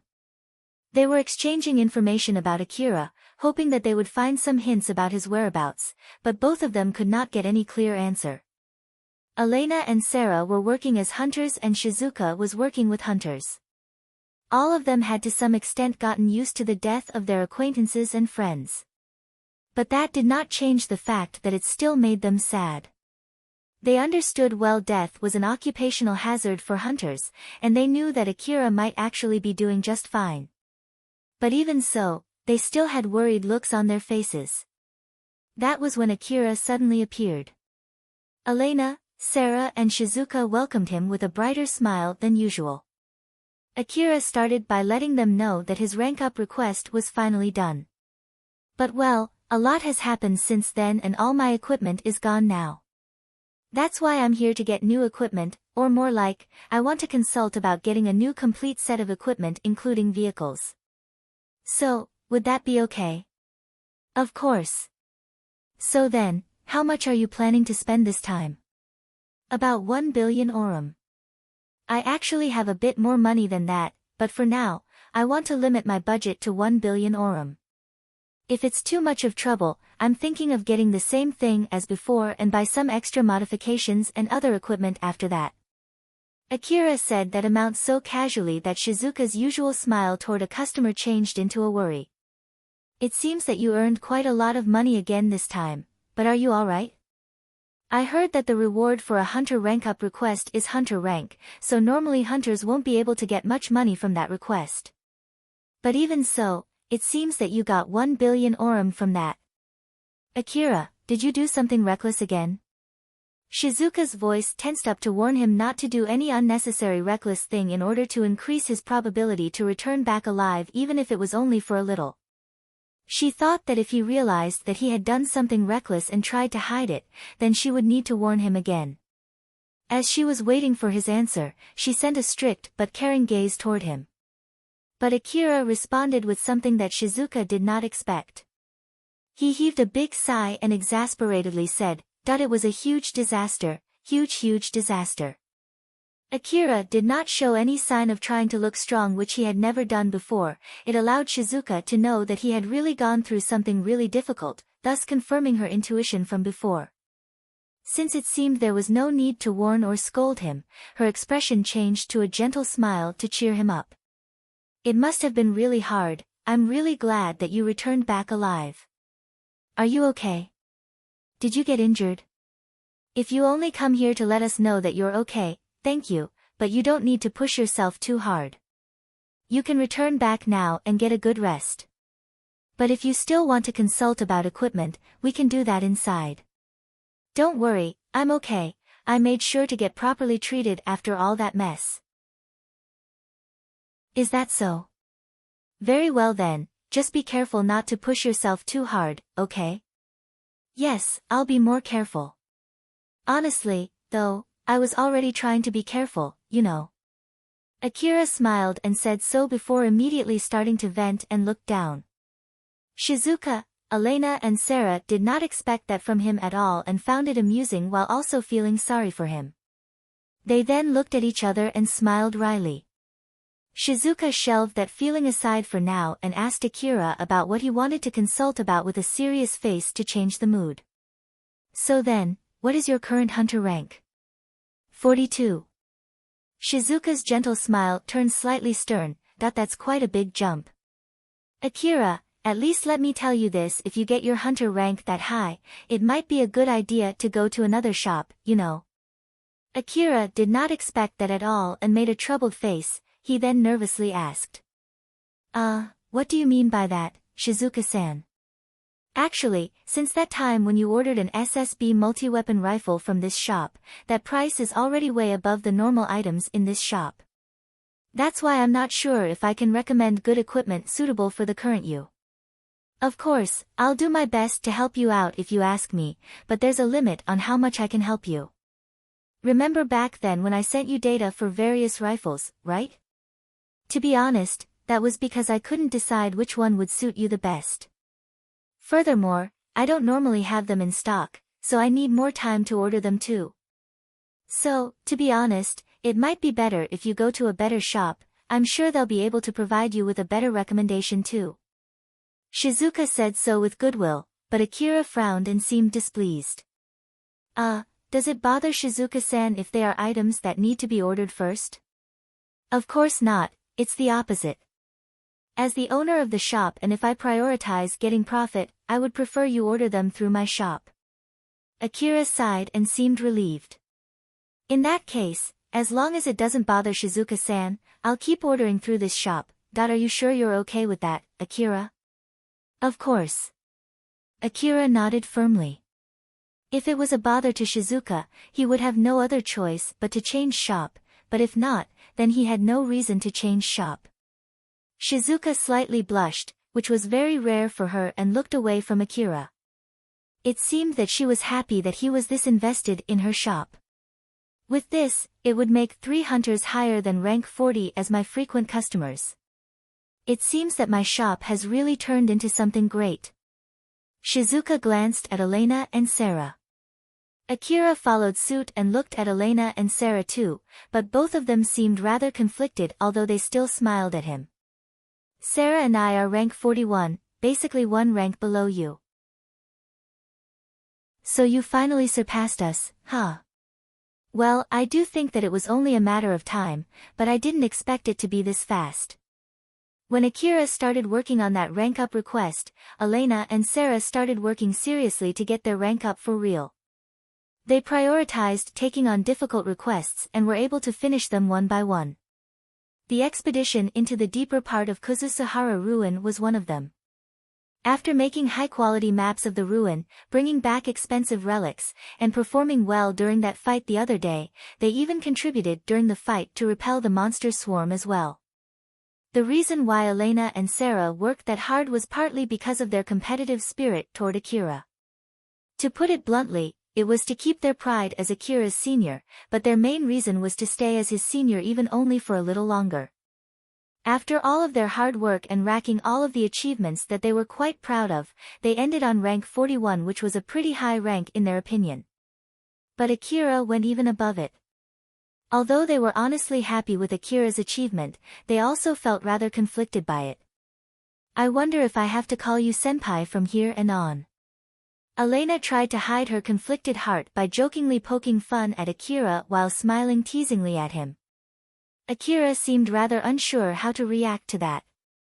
He felt that it might offend Elena and Sarah if he said that he still had a long way to go, but he could not find any other words to say. And that much was obvious from his face.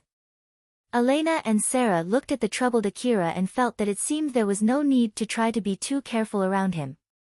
They then looked at each other, smiled and returned back to their usual self. Well, we've been working as hunters longer than you after all. So I guess we're still more experienced in terms of being hunters.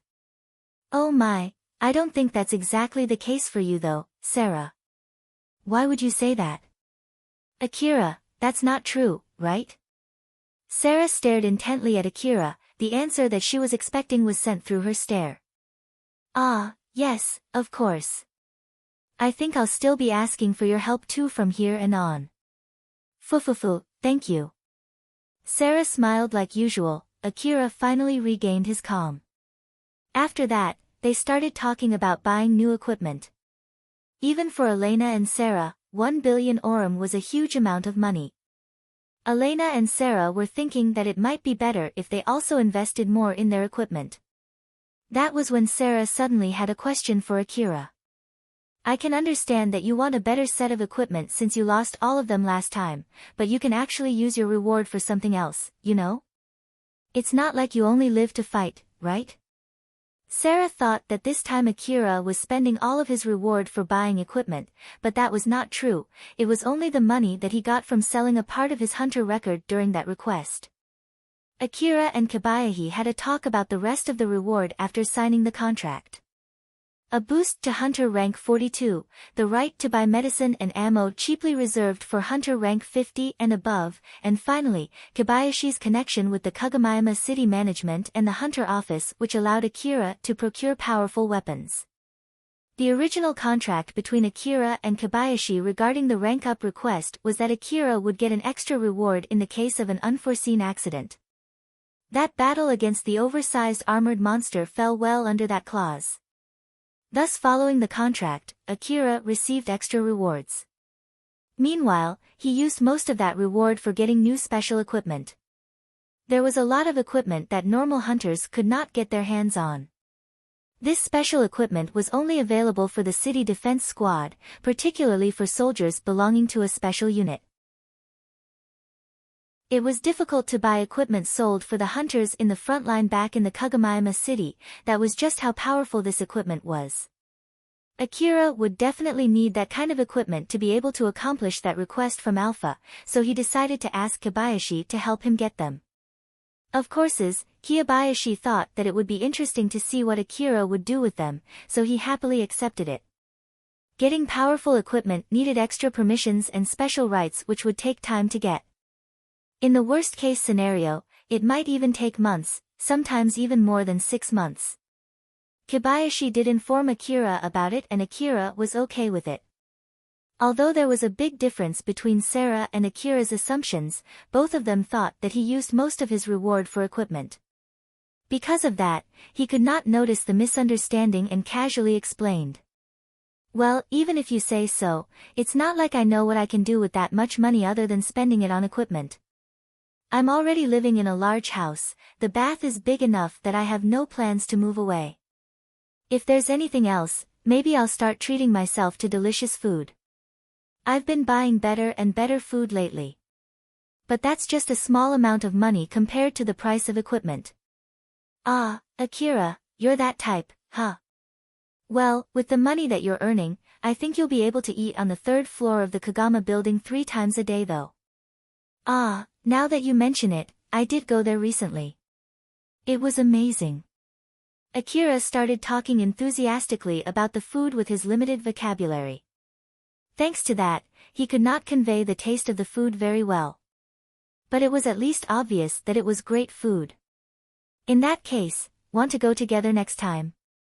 Elena said casually, thinking that since Akira was talking so enthusiastically, he would accept her invitation. But instead, Akira frowned and said. Ah, well. Oh, then, would that be a no? No, it's just the price, you see. I only went there since I was invited to discuss the reward from my previous request. So I was treated to the food there as a part of the reward. To be honest, I don't feel like going there if I have to pay on my own.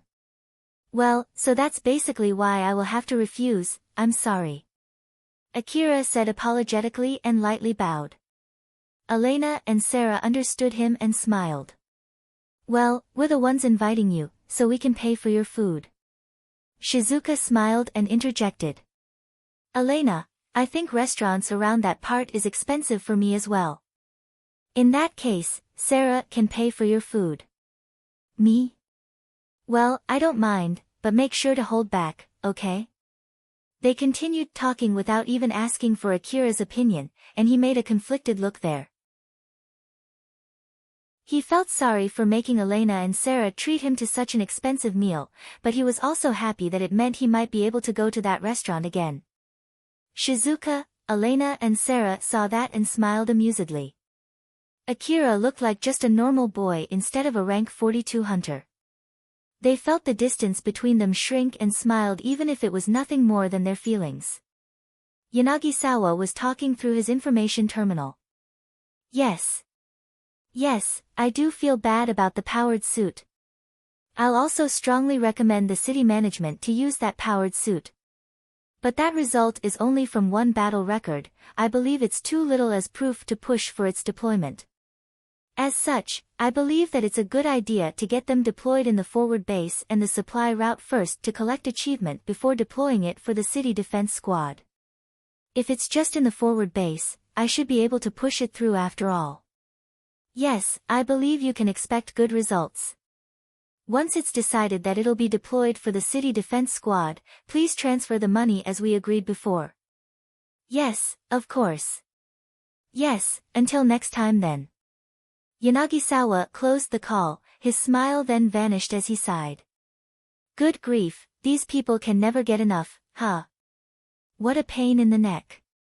Yanagisawa's men who were waiting for him to finish the call tilted their heads when he suddenly complained there. Commander, did it not go well? Yeah. They're people from the higher echelon in the corporation after all. It won't go as well as when I negotiate with the usual guys, that I know it's common for you to be doing weird things, but Commander, you can at least let us know from time to time, right? Oh. I haven't told you before. We did hear about the details of the borrowed equipment and how complex the document work was, but I have no idea why are we borrowing those things in the first place. I don't remember you ever tell us the reason, you see. Yanagisawa often told his men what to do, but not why. It was true back then when the Special Ops unit went to the inner part of Kuzusuhara ruin, to bring Nelia to the upper floor of the Saranthal building. It was the same when Yanagisawa brought in the borrowed equipment. Yanagisawa only gave a vague answer to that question with his usual crafty smile. Well, it's for the sake of humanity's prosperity and to save its future. Basically, just a preparation for that. It was clear that he had no plans to answer seriously, that I see. Well, it's fully up to you if you want to do something dangerous behind the curtain, but just don't use us as expendable pawns, okay? Geez, that's rude. I've never done something like that, you know. Yanagisawa seemed honestly surprised by that remark, so his men stopped bugging him any further. There were already multiple people in the team that had gone missing after investigating too much about Yanagisawa's plan. Well then, I have a report to make. It's about the automaton that you told me to investigate. It seems that it is as you guessed. Someone might have instigated that attack instead of it being a simple attempt from the monsters. Thought so. This will provide the final proof I need. I'll have to change the details of the warning then. Give all the nationalists to me, I'll take care of them. About that though, there's something that bothers me. Please look over here. The details of the report suddenly appeared in everyone's line of sight. It contained detailed information about the ensued battles, their locations, and the number of people involved in those battles in a 3D map. Yanagisawa read a certain detail among the records and he immediately stopped smiling. We'll do everything. Check if there are any similar reports including the ones sent to the detainment facilities in the other cities. You can go ahead and use my name to bypass the restriction. If they're trying to hide anything, make sure to carefully crack that information out. Do the same for the ones we captured this time too. Quickly. Roger that. As his men immediately sprung into action and left the room, Yanagisawa stared sharply at the content of the report. The report said that someone from the Ruin Management AI came with an offer. Yatsubayashi opened his mobile clinic inside Kuzusuhara Ruin. Taial's remote body was strapped on one of the beds for patients. Yatsubayashi yawned and sent a glance to that remote body. He was expecting Taial to contact him sooner or later, but there was nothing today. He first thought that it was because of the range of the receiver and went to the inner part of Kuzusuhara Ruin, but still, the result was the same. In order to avoid breaking the receiver, Yanagisawa decided not to mess with the body. But it had been getting harder and harder for him to hold himself back from checking the receiver himself, that I guess it's about time for me to give up, huh? Taial-kun, the bed is not free, you know. Is that so? The remote body suddenly replied. Yatsubayashi was startled. He was about to reply but stopped midway as he noticed something. You're not Taial-kun, are you? Who might you be? You can tell. I'm a doctor after all. The remote body showed a slight surprise before smiling at Yatsubayashi. It was a smile saying that it was impressed at how he was able to accurately identify it was a different person, although it sounded as if he was saying so casually. I have an offer. That was really out of the blue. What about Taial-kun? He's inactive right now. As in dead? He's basically still my patient, you see. It depends on your definition of death. But based on your common indication of death, I believe it could be said that he's indeed already dead. I have no obligation to keep him alive. After all, you don't have the technology and the methods to do that. Do you want me to reactivate him after you make a deal with me? Leaving aside the subject of whether I really have no technology or method to reactivate him, well, from my point of view, I don't see any reason why I should do that considering he still hasn't paid the full cost of the treatment. So, who are you? To be honest, I'm interested in your offer, but I'm a doctor, you see. So unless it's about treating injury, I don't see any reason to consider a stranger's offer seriously, you know? Ah, by the way, I'm Yatsubayashi. As I said before, I'm a doctor. I'm Tsubaki, a manager AI. By the way, regarding the name though, I don't mind if you want to keep using your fake name. As long as I can use it to identify you, it would not be a problem to me. Yatsubayashi's face slightly stiffened. The remote body, which still had Taial's face, was smiling as if it was a normal human. Chapter 191, Ominous Deal. After Akira got his new set of equipment with the help of Shizuka, he took his new vehicle for a drive to the Higuraka residence ruin. His new vehicle was an APC fully refitted for traversing the wasteland. It had a cargo hold filled with ammo and his new bike behind it which made it too big to go through certain places inside the ruin. Akira was planning to take his bike instead if he had to go through smaller roads. As for his new guns, he brought with him a pair of modified and enhanced SSB multi-weapon rifles, and just like last time, he bought an augmented suit that came with the maintenance cupboard. As a matter of fact, he bought an augmented suit from the same high-end line of product as his previous one, and not to forget the coat which was equipped with force field armor and camouflage capability. Plus the ammo and other consumables, Akira spent 1.6 billion orum this time. Putting aside whether those were suitable equipment for a rank 42 hunter, as expected, it was a huge amount of money for the current Akira. In order to get a big enough garage for his new vehicle, Akira also had to pay a renovator to expand his garage which also increased his rent. As such, he was rather strapped for money at the moment. In order to recover from that situation, Akira decided to sell the rest of the relics that he had stockpiled inside his house. His goal going to the Higuraka residence ruin this time was just like previous times, to trick others on where he got those relics from. Of course, there were already some hunters that noticed Akira was trying to trick them. But if he kept going to the Higuraka residence ruin even after knowing so, those hunters would start to question their guesses again. Viola was also helping by spreading that rumor as well, or at least, that was what Alpha told him. It had been quite some time since the last time he had visited Higuraka residence ruin. As expected, the hunters who were searching for relics in that ruin using old-world information-gathering devices were already nowhere to be found. Or at least, that was what he thought. He was dumbfounded to find that he was mistaken when he arrived in Higuraka residence ruin. There were multiple vehicles parked around the ruin, and judging from their size, they must have been made for humans. Huge machineries were busy round the clock tearing down buildings as hunters were standing on guard around the area. There were also people trying to find relics among the torn-down buildings.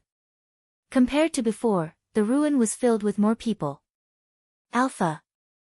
What the heck is going on here? No idea. Let's ask someone who might know. Alpha pointed at the hunters. Among those hunters guarding the area, Akira spotted Colbert and the children from Cheryl's gang. Colbert noticed Akira coming at him. Akira, huh? Do you still have something to do in this barren ruin? If you came here to trick people about where you got your relics from, this place is already too popular for you to do so. Or is it that you really did hide your relics here? In that case, you have my condolences. That is not important, so, what in the world is going on here? No matter how you look at it, it's strange to see this as the continuation of the ruckus from last time. Colbert raised his eyebrows and lightly smiled. Oh, you don't know, huh? When you were working in Kuzusuhara ruin, there was a small incident, and this is the after effect from that incident. Incident? What incident? They found old world equipment to connect to the old world domain and it's still working. I heard that it fetched quite a lot of money when they brought that back to the hunter office. So the people here are basically searching the ruin for similar relics. Akira's gaze inadvertently turned toward the ruin, but still, isn't it overkill for them to do this? They're basically destroying the ruin. I bet that's just how much that relic cost. Although the first sale price is not revealed to the public, I heard that there are multiple corporations fighting for it. I don't know who found it, but he must be one lucky bastard. Working as a hunter means to gamble with one's life, thus most hunters believe that they could earn a huge amount of money to justify risking their lives.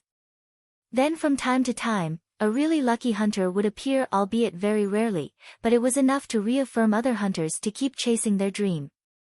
This was the huge force that pushed ruin exploration in the Eastern District. The scene in front of Akira was a simple manifestation of that dream.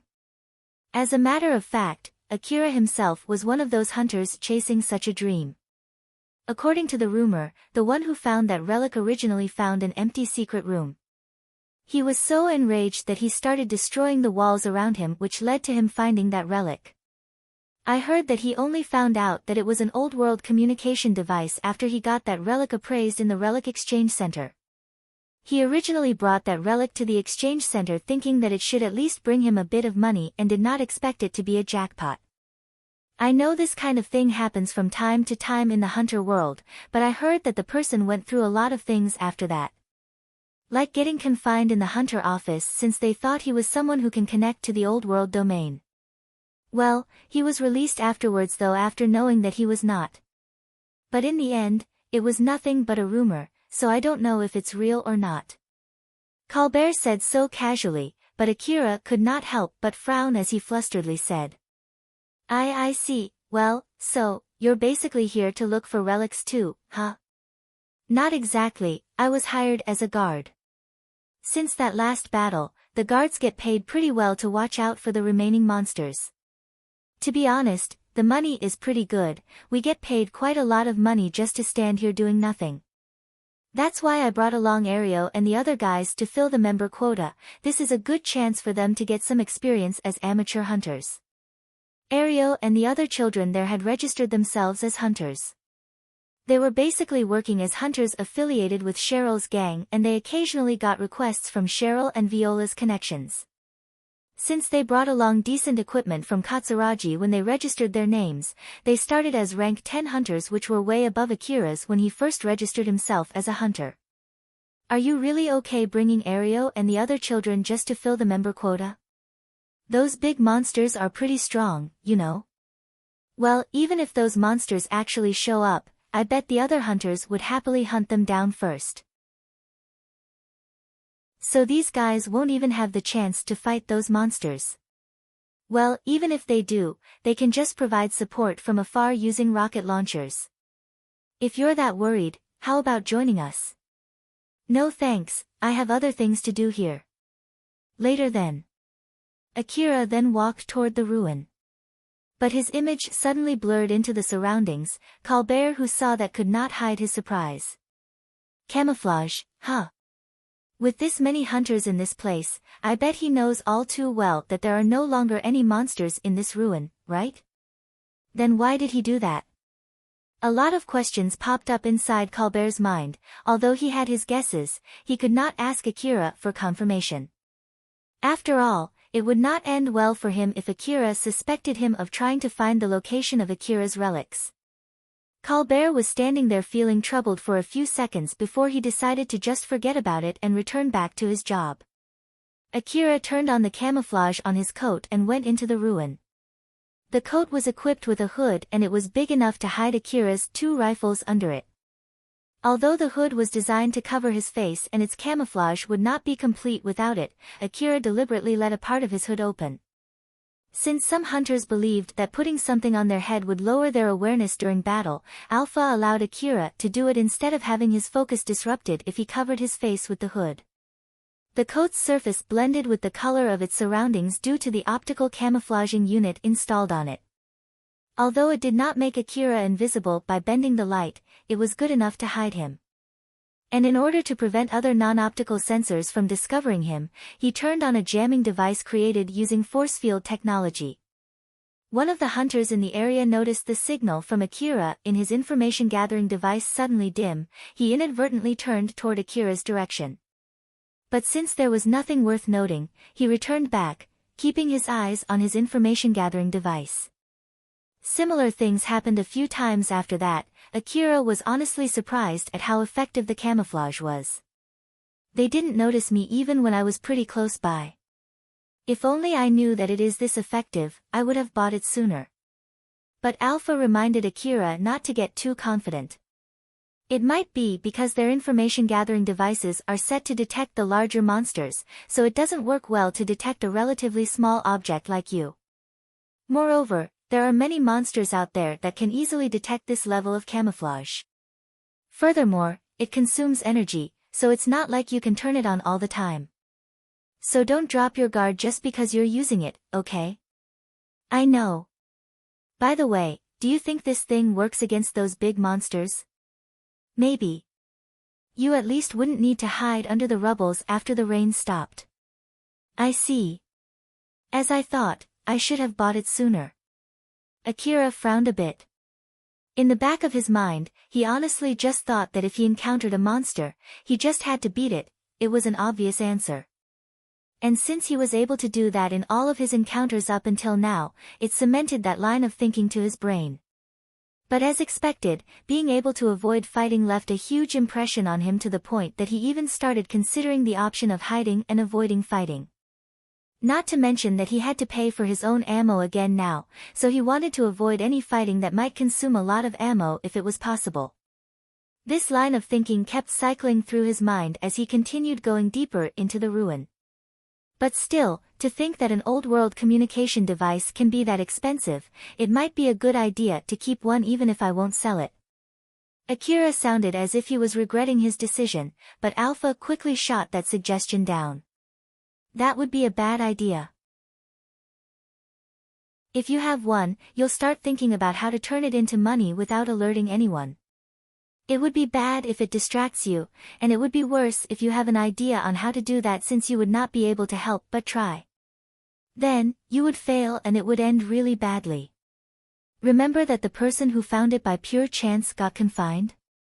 If it was you, they would keep prodding you even if you show the slightest possibility, and it would be too late before you even notice it. Akira imagined what would happen afterwards and shivered. You're right, that would be a bad idea. Alright then, let's just be glad that someone else found it instead of me, so now I know what would happen if it was me. Alpha smiled happily, seeing Akira was completely over it. Akira wandered around inside the ruin after that with his camouflage still on. It served as training to help him get used to using that camouflage as well as to trick other people. After all, a hunter, wearing a camouflage coat, wandering around inside a ruin filled with other hunters would make people guess why he did that. That was also the reason why Akira let Colbert and his friends see him turning on his camouflage. If Akira knew that there were still old-world information terminals left in the ruin, or if Akira really had a hidden stash in that ruin, it would have been a fatal blunder.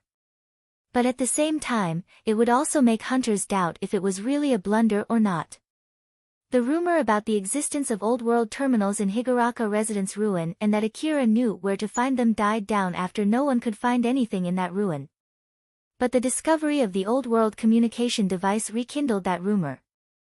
Akira was glad that not that many hunters believed in that rumor, otherwise, the ruin would be filled with more hunters.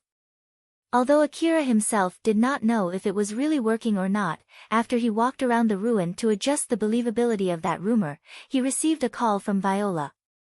Akira, do you have some time? I'm working right now. If it's nothing of emergency, can you put it for later? It has something to do with your job as a hunter. I know you have finished your last request and now you're going back hunting for relics, right? And you're in the Higuraka Residence ruin right now, right? Akira never told anyone where he was going, but Viola already knew. He went silent for a bit, guessing where she got that information from. So, what is it? If you're going to gather more of those old-world information terminals, there's no need to sell them bit by bit, you can just sell all of them to me. One of my connections is actually looking for them, you know. I don't know whether I would get any until I'm done searching. But you did find some already, no? Although Viola said that casually, she also sounded that she was sure of what she said. Akira had no skill to identify whether she really knew or it was just a bluff. Even if I did, I promised Katsuragi that I would bring them to him first, and I have no reason to change that. Don't worry, I already discussed it with Katsuragi. Akira paused again, Viola then continued without waiting for his reply. It seems that you're putting some effort to falsify where you get those relics from, but if you sell them to me, you don't need to do that anymore, you know? If you're suspicious of me scheming something, don't worry, I'm not. It's true that I'm doing a lot of things behind the scene, but it's for the sake of keeping my promise to you and helping Cheryl's gang earn more money. So yep, I'm working hard to keep my promise to you, you know? The only thing that Akira could gather from those words was that Viola was not an honest girl. But if he did something to prevent her from keeping her promise to him, then it would be counterproductive.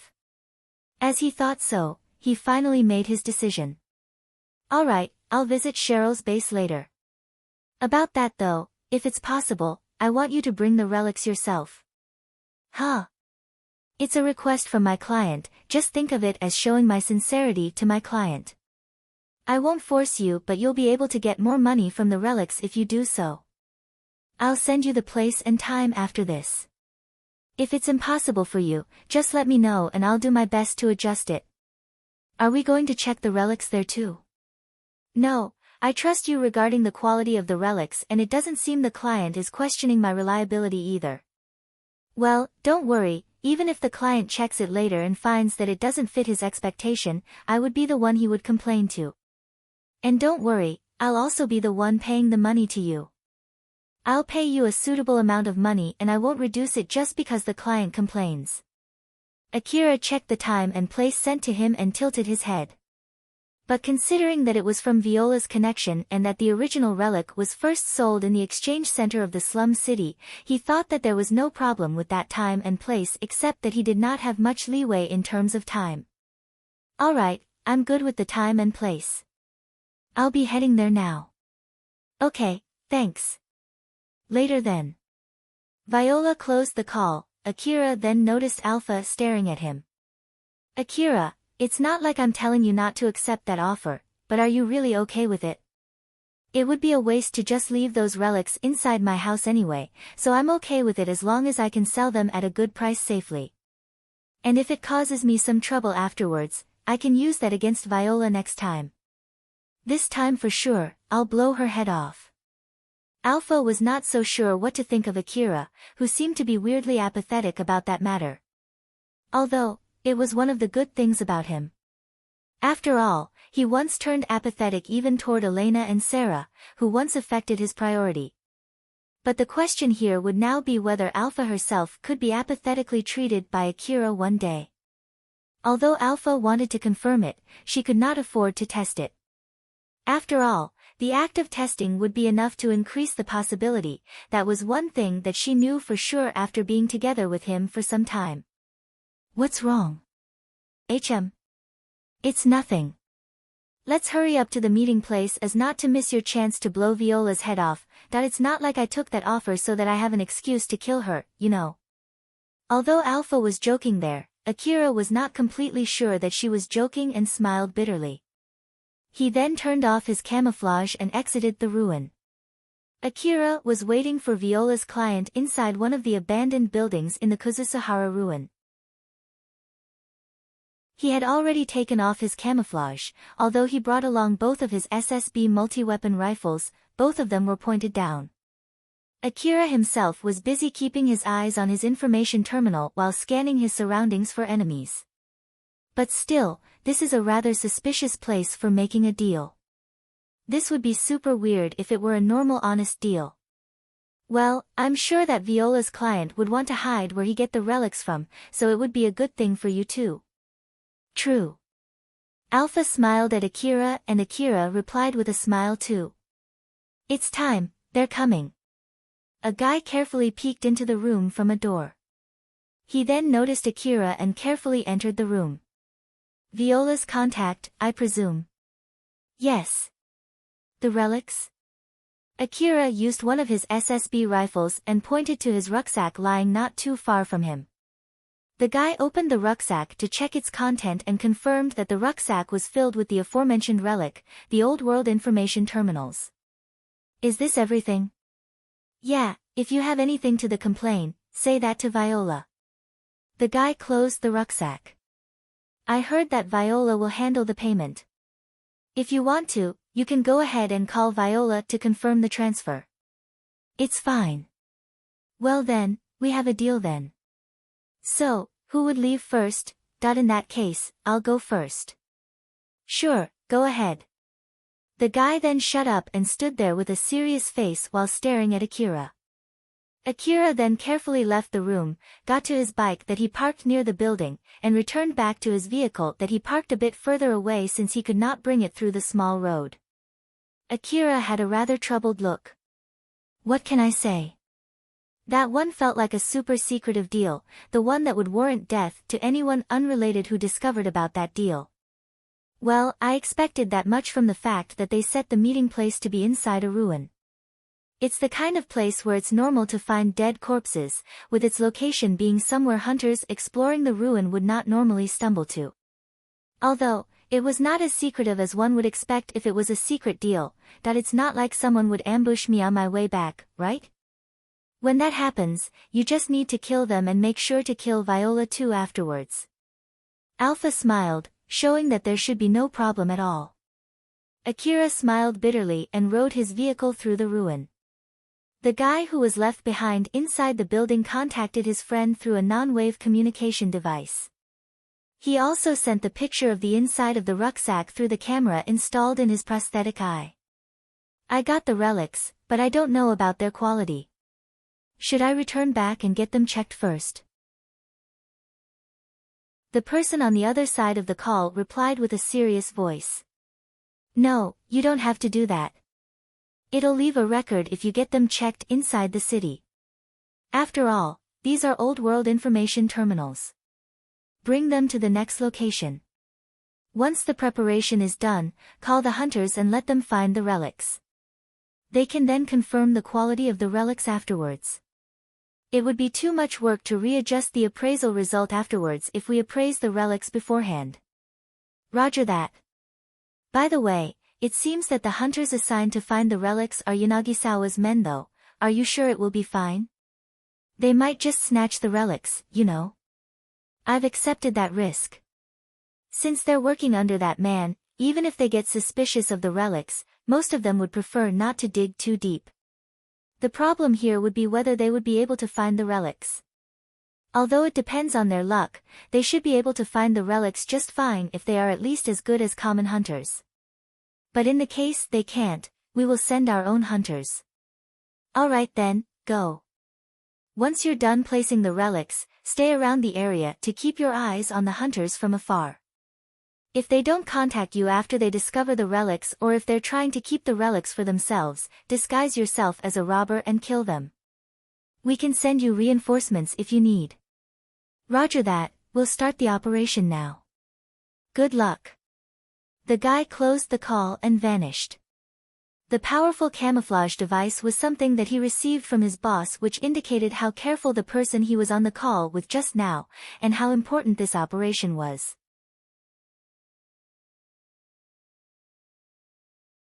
Chapter 192, An Invitation to Explore the Ruin. Akira was driving his APC aimlessly through the wasteland. Although he accepted a monster hunting request, it was not like he was expecting to earn money from it. If someone asked him what he was doing, he would answer that he was just taking a casual drive through the wasteland to get himself used to his new vehicle and equipment. Although Akira returned back to hunting for relics, he was actually not sure which ruin to go to. There were too many things that happened in Kuzusuhara ruin lately, so he had no plans to go there anytime soon. He did consider continuing to look for the other Lion Steel Corporation facilities from the information that he had extracted from the corporation's terminal last time, but there was a chance for him to find an old-world communication device like the rumored hunter. In the worst-case scenario, some corporations might send people to investigate the place, which might be traced back to Akira, thus he decided not to do that. It would be a waste of time doing nothing but pondering on this back at home, so Akira decided to go out to the wasteland. After all, he might get some idea out there. But unfortunately, he still had no good idea even now. It showed just how haphazard Akira was. Akira was driving while thinking where to go next. Alpha watched him from his side while sitting on the driver's assistant seat and smiled at him. What should I do now? Akira, that would be the 15th time. Are you seriously counting? Not really, it's just stored in my temporary record. It's just like how you remember what you did 10 seconds ago, it's not like you remember it because it has any special meaning to you, right? Is that so? Yup. Akira did not seem to be fully convinced by that answer, but his focus immediately shifted to the monster signal that suddenly appeared on his radar. He stopped his APC and stepped off from the driver's seat. He focused his information-gathering device to scan the direction of that monster. The monster was a 6-legged beast, but instead of fur, its body was covered by reptile-like scales. An amalgamation of mechanical parts that looked like a machine gun was perching on top of its back. That's a huge monster. Is it the leftover after that day? It seems that nothing is special about it except its size. Its long-range weapon has already been destroyed. There are also leftovers from gunpowder on its body. Judging from the already dried liquid flowing out from its wounds, it might have run from a nearby battle. Wait, does that mean that I'll be snatching someone else's prey if I kill it? Well, it doesn't really matter, huh? Larger-sized monsters were assigned with a special reward, so there were many hunters who were focused on hunting these big monsters. Akira remembered about that and hesitated, but he then decided to just kill it anyway.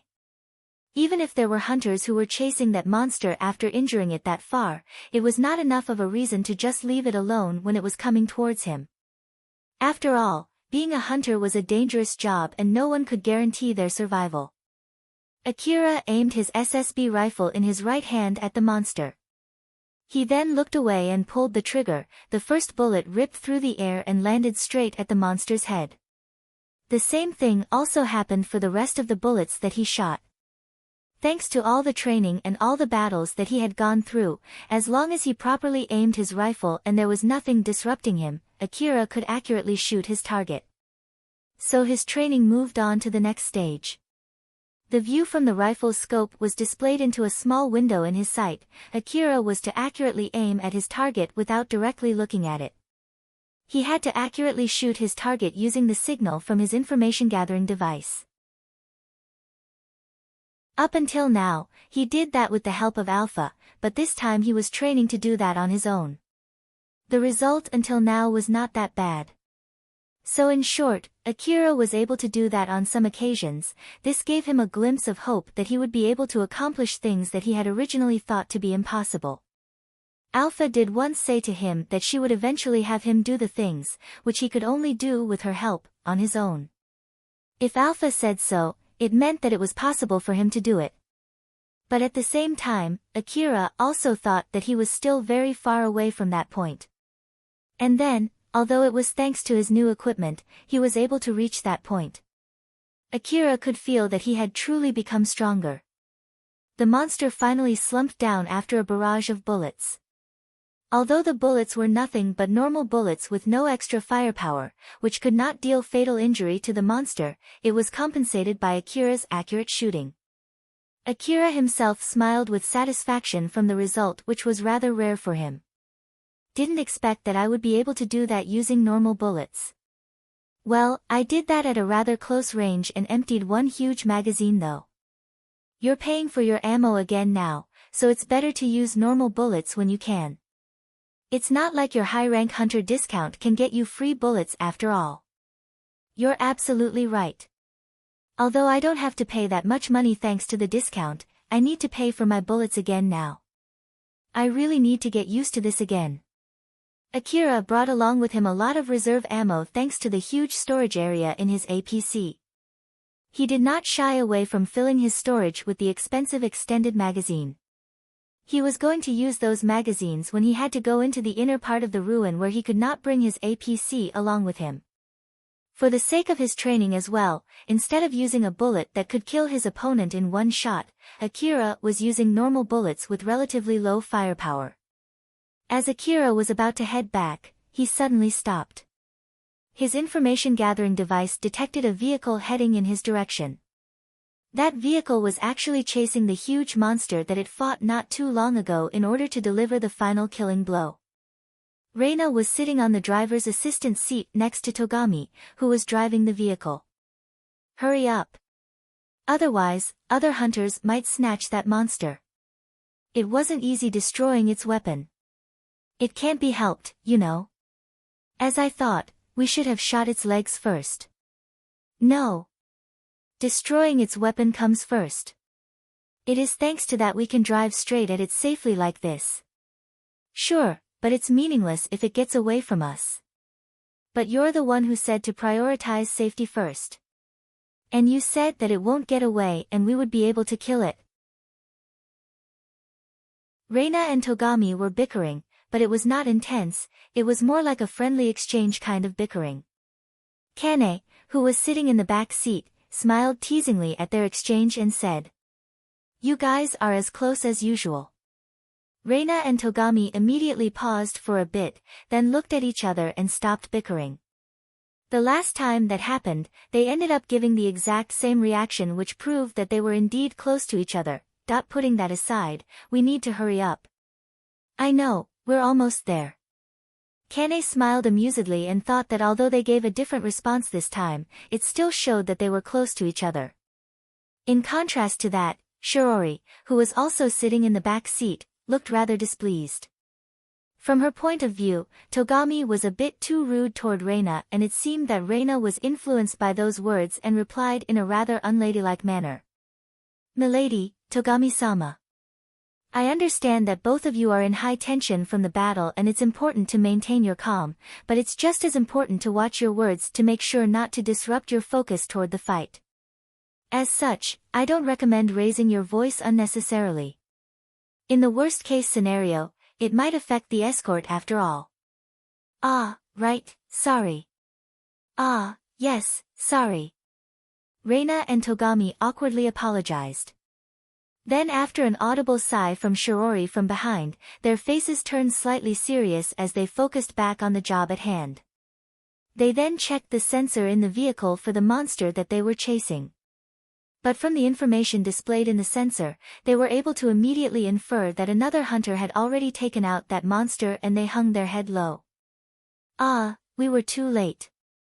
Sorry, I didn't make it in time. It can't be helped.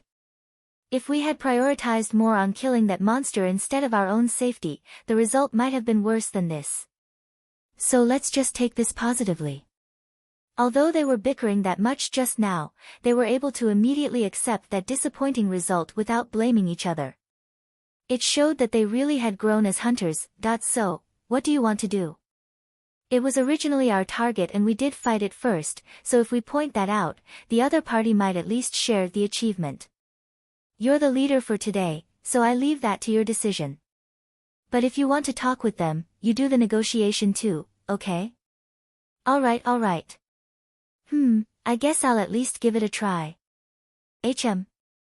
Since Togami focused his vision on the hunter in front of him, his information-gathering device automatically analyzed the data and identified the other hunter, and it was a hunter whom he knew.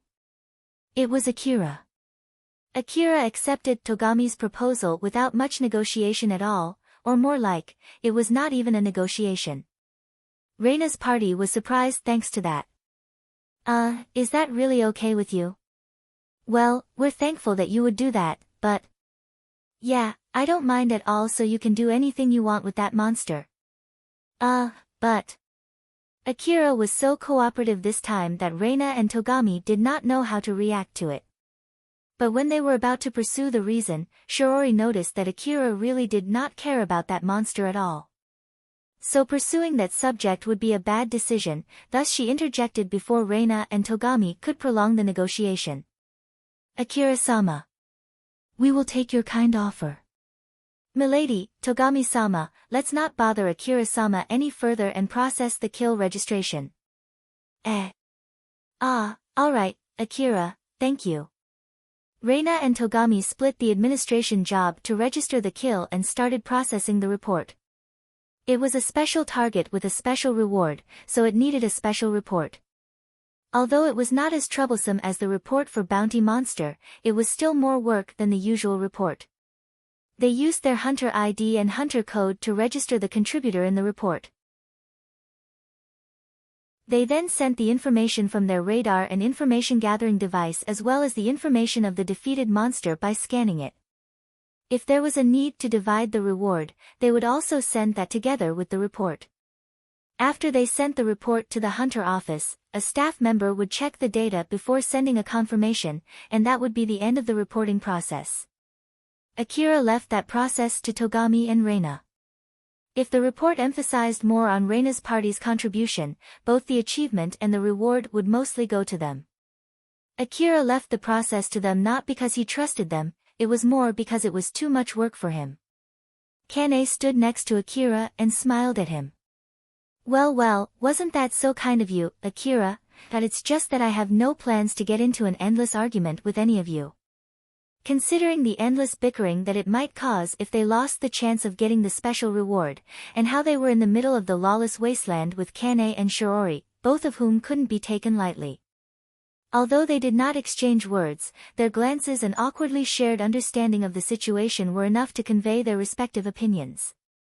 By the way, Akira, what is your hunter rank right now? I have no obligation to answer that question. Geez, it's not like you'll lose anything anyway. In exchange, I'll tell you my rank. Right now I am dash. Not interested. I don't care if you want to tell yours, I won't tell mine. That's so mean. Well, I know your hunter code, so I can just look at it on the hunter office site. Kane pulled out her information terminal and opened the hunter office site and entered Akira's hunter code. She then seemed rather surprised as she browsed Akira's information with an amused yet sly smile and sent meaningful glances at him from time to time. Oh, I see. You're that kind of hunter, huh? Akira did not show any reaction at all since he felt he would lose if he did and just ignored Kane's mumbling. Once Togami and Reina were done with the report and returned back, Kane smiled and said to everyone. Akira, it doesn't seem like you're busy, so how about coming together with us? Togami, you're okay with that, right? Togami looked troubled by that sudden suggestion. Putting aside whether it's a yes or no, I'm the leader today, you know? So don't make offers on your own without my permission like that. Well, there's no need to be that wary. If Akira is going to join us, I'll give you permission to hunt that automaton and I don't mind helping out too. Really? Togami suddenly seemed to take that suggestion positively. But this time, it was Shirori who looked troubled instead. Wait for a sec there, Kane, what do you mean by that? It's fine, isn't it? It must be some kind of fate that we meet here. I also agree that we can't give Togami and Milady permission to fight that monster if we're not allowed to help them. But if Akira is with them, I think it's fine to give them that permission, you know? Why do you think so? To be honest, I'm getting tired of having to keep interjecting when Togami and Milady are having their time flirting with each other. Why did you bring up Togami there? Reina suddenly intervened, as her party understood what they were talking about and continued talking. Akira, who did not understand what they were talking about, sighed and said in a stern tone. Can you explain it to me in a way that I can understand? If you can't, I'm leaving now. Everyone suddenly paused. Kane then lightly pushed Togami's back. Now then, Togami. It's time for negotiation. Explain it to Akira in a way that would interest him and get an okay from him. If you can't do that here, I won't give you that permission. Togami still looked troubled as he was pushed in front of Akira, who then looked into his eyes. Togami tensed up and squeezed his brain to piece together what to say there. Due to certain circumstances, Togami and Reina had been working together these past few days. They swapped leader positions every day as they explored ruins, fought monsters, and gathered experience together as hunters. When Reina was the leader, Shirori would join the team under her. But when Togami was the leader, she would join Kane as a mere observer. Today, Togami was the leader, so today's main fighting power was only Togami and Reina. They actually received certain information from their connection about an old-world automaton roaming a certain area inside the ruin. But Shirori and Kane prohibited them from going to that ruin since they lacked fighting power. Although it would not pose any problem if the four of them went together, for the sake of training for Togami and Reina, it was a relatively dangerous place when they did not include Kane and Shirori. Shirori warned Reina and Togami, but then Kane said that she might change that under a certain condition. The information about the automaton was rather credible, it at least had better credibility than a mere rumor. And right now, the same information had already circulated among the hunters. Togami properly explained to Akira that they had also considered the possibility of that information being wrong. That was when Kane intervened. Togami, isn't it better if you hide that part or at least try to feign ignorance? I have no plans to do that to a hunter that I'm making a deal with. Oh, you're more earnest than I thought. I'm normal, it's just that your personality is too rotten. Akira seemed surprised there. He always thought that Kane was the normal one. Because of that, Togami, who was earnestly trying to make an honest deal, looked rather upright from his point of view. Both Togami and Reina had the same opinion about hunting the old-world automaton. After all, such a monster was highly valued. Had Kane and Shirori not stopped them, they would have gone hunting for that monster. But if Kane changed her mind, Shirori, who was still against it, would be in the minority. Shirori then expressed her disagreement in a non-direct way. When Drancom allowed Togami-sama to join us, Shikarabi-sama told us to make you handle any trouble on your own. Thus, asking for Akira-sama's help here would be against that order, that I believe that getting other hunters help with our own effort and handling the reward distribution on our own are well under the category of handling the situation with our own ability though.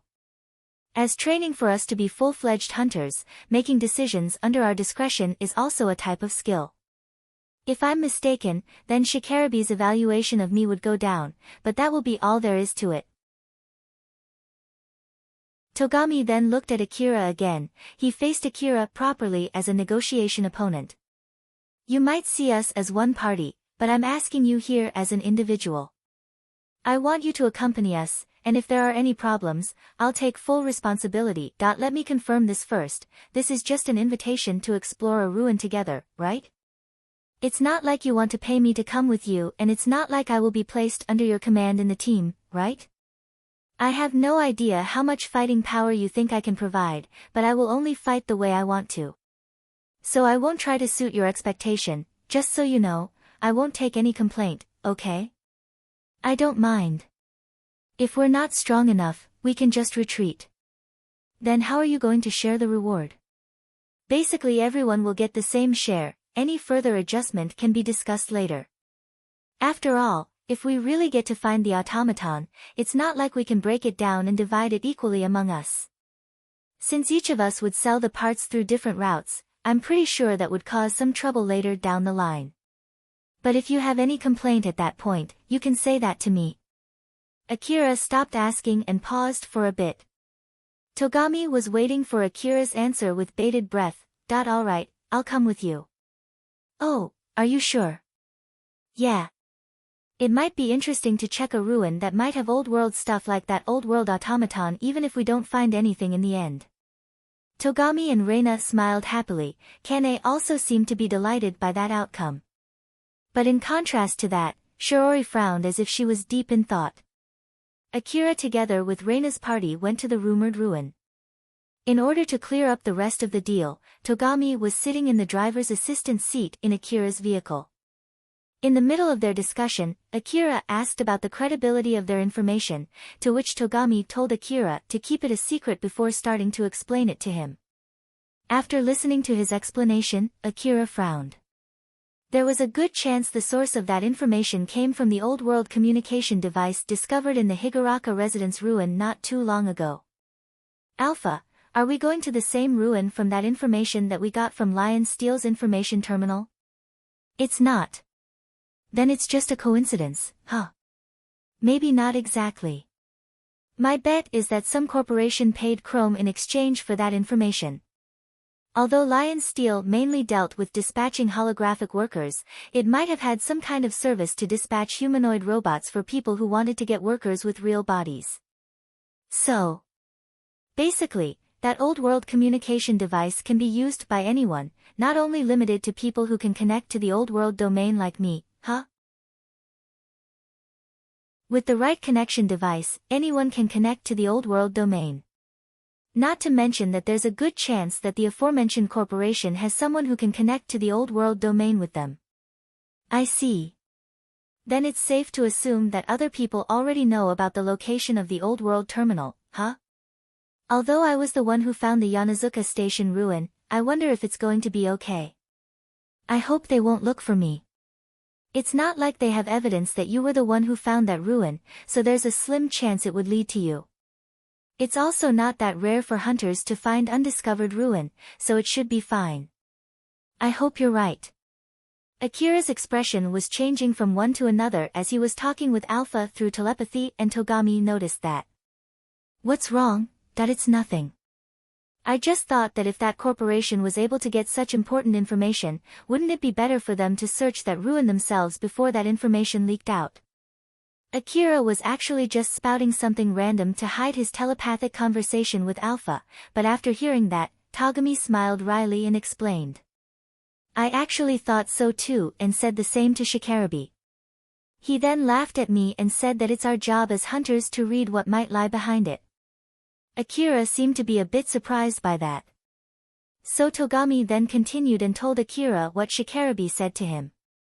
If that information was really enough to lead them to the old world automaton, it would be strange that information even reached Togami. After all, even if that information leaked out, the corporation would have done something to prevent such important information from spreading. In reality, the corporation might have secured the automata and a member of that corporation tried to earn some extra money from selling that information. Or maybe the corporation found out that the automaton was located in a dangerous place, so after calculating the risk and return, instead of sending a unit to retrieve it, they chose to get someone to find it and buy it later. They might have intentionally shared the information with certain hunters who were more likely to sell that automaton to them. Or maybe instead of the automaton itself, the corporation was more interested in other things located in that ruin, like the relics or maybe the old world facilities that could be found there. And in order to retrieve those relics or old world facilities, they had to clear up the monsters in that ruin, so they intentionally spread that information to use the automaton as bait and make hunters do the heavy lifting and remove the monsters for them. It might even be that the information about the automaton itself was a complete lie and it was fabricated only to bait hunters to go to that ruin in order to reduce the overall difficulty of exploring that ruin. If that was the case, the informant is most likely aiming for something completely different in that ruin. Shikarabe also told Togami many other guesses and speculations that he had. Togami then proceeded to convey all of that to Akira. Akira had the same expression as Togami, just like when Shikarabe told him that. He then said that being a hunter means to consider all of these possibilities, make a decision based on them, and find a way to earn a profit from it. Akira smiled bitterly. It was especially hurting for him since he had been wandering aimlessly these past few days. Although he understood what Shikarabe said was true, it still was not pleasant to hear. Alpha, who noticed that, smiled amusedly at Akira. Akira, you should learn from him, you know. You can go ahead and curse my bad luck for that one. If I consider the possibility of getting attacked by a swarm of monsters every time I go out in the wasteland, I would always end up in red no matter what. That would mean that it's better if I don't go out at all, you know? It's so like you not being able to just laugh that off, isn't it? Alpha's smile turned bitter. Akira thought that his answer was actually effective to stop her from teasing him.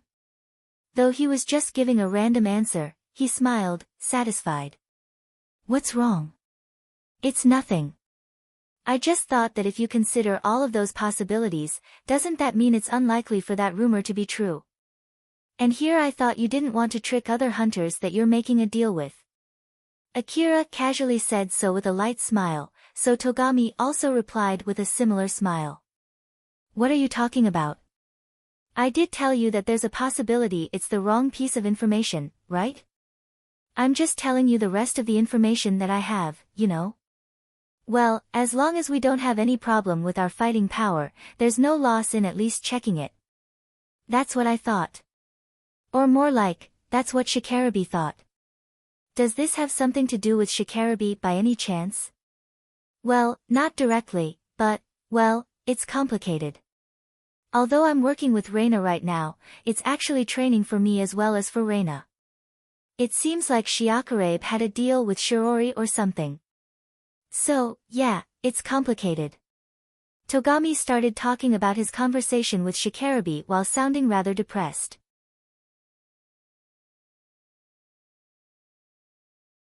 Chapter 193, Togami's Training.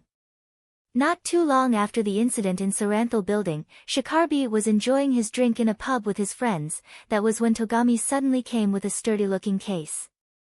Shikarabe frowned and looked obviously annoyed. This is not a place for a brat like you.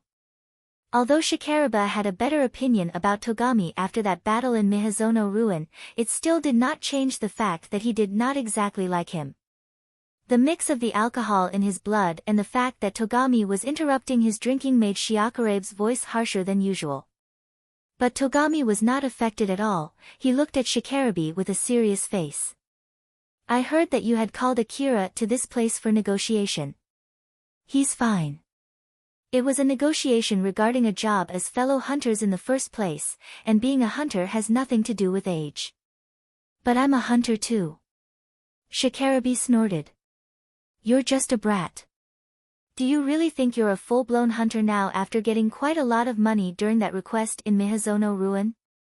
That only put you in the starting line, you know. But even so, Togami still had a sharp and serious look on his face. He did not show any reaction toward that mockery. Seeing that, Shikarabe sobered up a bit and lightly sighed. So, what is it? Just tell me what you have to say and leave. I'm in the middle of drinking here and I have no plans to share it with you. I'm here with a request. A request? I heard nothing from Drankum though. Shikarabi opened his information terminal to check again, and as he expected, there was no message regarding that subject. In the first place, you can just call me instead of coming to me yourself, you know? Well, it doesn't really matter right now. So, what is it? Togami gathered his resolve and said. It has nothing to do with Drankum. This is an individual request from me to you, and it's not a formal request through the Hunter office either. Togami placed the sturdy-looking case on top of the table and opened its contents to show it to Shikarabi, who still seemed slightly confused. As a hunter, Shikarabi seemed mildly surprised, but the waitress girls were all stunned. The case was filled with currency notes. The reward is 30 million orum and it's all paid up front. Shikarabi's gaze shifted to the case, then to Togami. He understood that Togami was being serious, which made him hesitate. Well, I'll at least listen to what this request is about. I want you to train me. At least until you would accept me as a hunter, and even beyond that if it's possible. Shikarabi did not expect that at all as he raised his eyebrows. During that incident in the Saranthal building, Togami had a good look at his real strength, the fact that he was weak, but he accepted it as fact and wished to be stronger. The strength that he was seeking was not the strength from his equipment, but the real strength coming from himself that he could be proud of. After fumbling around for an answer to how he could reach that goal, he finally made a decision. To be honest, Togami hated Shikarabi's guts. But he could not deny that Shikarabi was a strong hunter, strong enough to rightfully mock him. So his conclusion was to ask Shikarabi to train him. Togami closed the case. Just tell me if you won't do it, I'll try asking someone else. Togami did not even try to soften his words, it showed just how serious he was. So Shikarabi's face turned serious and he replied. This 30 million orum, it's the whole reward from that request in Mihazono ruin, right? You do know that I can just take the money and report it to the Hunter office since I'm sure you took them out without their approval first, right? Then it's my fault for offering this to you. Togami did not make that offer without much thought. He understood well that he might be throwing the money that he got through hard work down the drain when he decided to make that offer. Shikarabi understood that very well from Togami's answer as he started laughing. He then smiled sharply and looked at Togami with an amused face. Very well, but I won't take that reward as you proposed. Sorry, but this is all I can offer, so I can't pay you more than this. No, it's the opposite. Togami frowned and seemed confused. Shikarabi pulled the case and opened it. He then took a bundle and pushed the case back to Togami. I'll take only 1 million orum first and train you correspondingly to that amount of money. As a hunter, I always do all of my requests seriously. After all, it would hurt my reputation if I take 30 million orum and don't show the result after training you. Togami frowned, but Shikarabi then casually continued. You might be questioning if I'm being serious here. If you want to show that you are serious and that you're not making this offer because you're drunk or something, then show it with your actions. Show your resolve and your talent, show it to me. That you're worthy of being trained, make me take the rest of the reward, that is, if you can. Togami firmly received the case that was pushed back to him. It symbolized his lack of worth to be trained. But he swallowed that bitter pill and looked sharply at Shikarabi. All right, we have a deal then. Indeed we do. Your training starts tomorrow. I'll contact you, so just go back for today. Togami then left. Shikarabi kept his eyes on Togami as he left. Once Togami was out of his sight, he once again smiled amusedly and started enjoying his drink with his newly received 1 million orum. He's really changed, huh? Shikarabi mumbled, so no one could hear him. Just like he said, Shikarabi did seriously train Togami. Thanks to that, Togami had to go through grueling training. Shooting until fainting to only be woken up and continue the training. The harder the training went, the longer it felt for Togami. Not only did Shikarabe train him in practical skills, but he also taught Togami about common monsters around Kagomayama City, including the area where they usually roamed, their movement patterns, and their weak points regardless if they were biological or mechanical monsters. Then to top it off, Shikarabe also taught him an effective method to kill each of them. Togami was also often brought to an area that was way too dangerous for his skill and was sent to fight to the death against those powerful monsters. He fought those monsters desperately and somehow managed to stay alive, although he had no winning chance in the first place with his current equipment and skill. The information of that battle was recorded, and then he would look back at that battle record through a non-transparent goggle together with Shikarabe. Of course, Shikarabe would be pointing out Togami's mistakes while doing so. The majority of his opinions were shot down, and when he asked for advice, Shikarabe would point out his wrong moves. Both his practical and theoretical training was extremely hard. Even when he coughed out blood, he would swallow that blood together with medicines to make sure that his body would keep up. He had spent a lot of money on those medicines and he was burning through them pretty quickly, adding more salt to his injury. Shikarabe kept telling Togami that he was welcome to stop anytime. So Togami had to squeeze his willpower to fight back against that temptation. While Togami was going through that grueling training from Shikarabe, Shikarabe suddenly told him to go with Reina. Although Togami was surprised by that, he then grouped up with Reina as he was told and went out to do hunter work with her. Since then, he started working with Reina, who more or less had the same fighting prowess as him. They sometimes barked orders to each other, followed each other's instructions, complained about each other's actions, and gave advice to each other. They were working with each other while regularly swapping the leader's seat. Thanks to that, Togami did not have to go through Shikarabe's grueling training anymore, and he had the chance to compare his skill with Reina's. Even during the time Togami was working with Reina, Shikarabe still tracked his battle record and gave his evaluation to Togami. Right when Shikarabe did not have much to criticize anymore, he gave Togami the information about that old world automaton and told him to handle that information. He made sure to tell Togami to think carefully about the meaning of handling that information before making any decision. This had happened after Shikarabe received 29 million orum from him. Togami returned his focus toward Akira, who was driving the APC. After all the grueling training, he was more or less able to accurately predict someone else's skill. But as expected, Akira was still as mysterious as usual. One thing is for sure, he has gotten better equipment. But putting that aside, I feel like he's stronger than before. Wait, it's not like I know how strong he exactly was. It might be that he simply looks stronger now since I can more or less predict someone else's skills now, or is it because I simply can't accurately predict his skill? I really don't understand. Togami frowned, he was wondering if he was closer now or if the gap between him and Akira was bigger now. Akira noticed him and asked.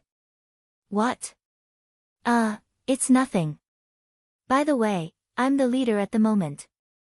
I won't tell you to obey me or anything, and I'm open to any complaints or critiques, but if it won't cause the team any trouble, it would be helpful if you would follow my commands.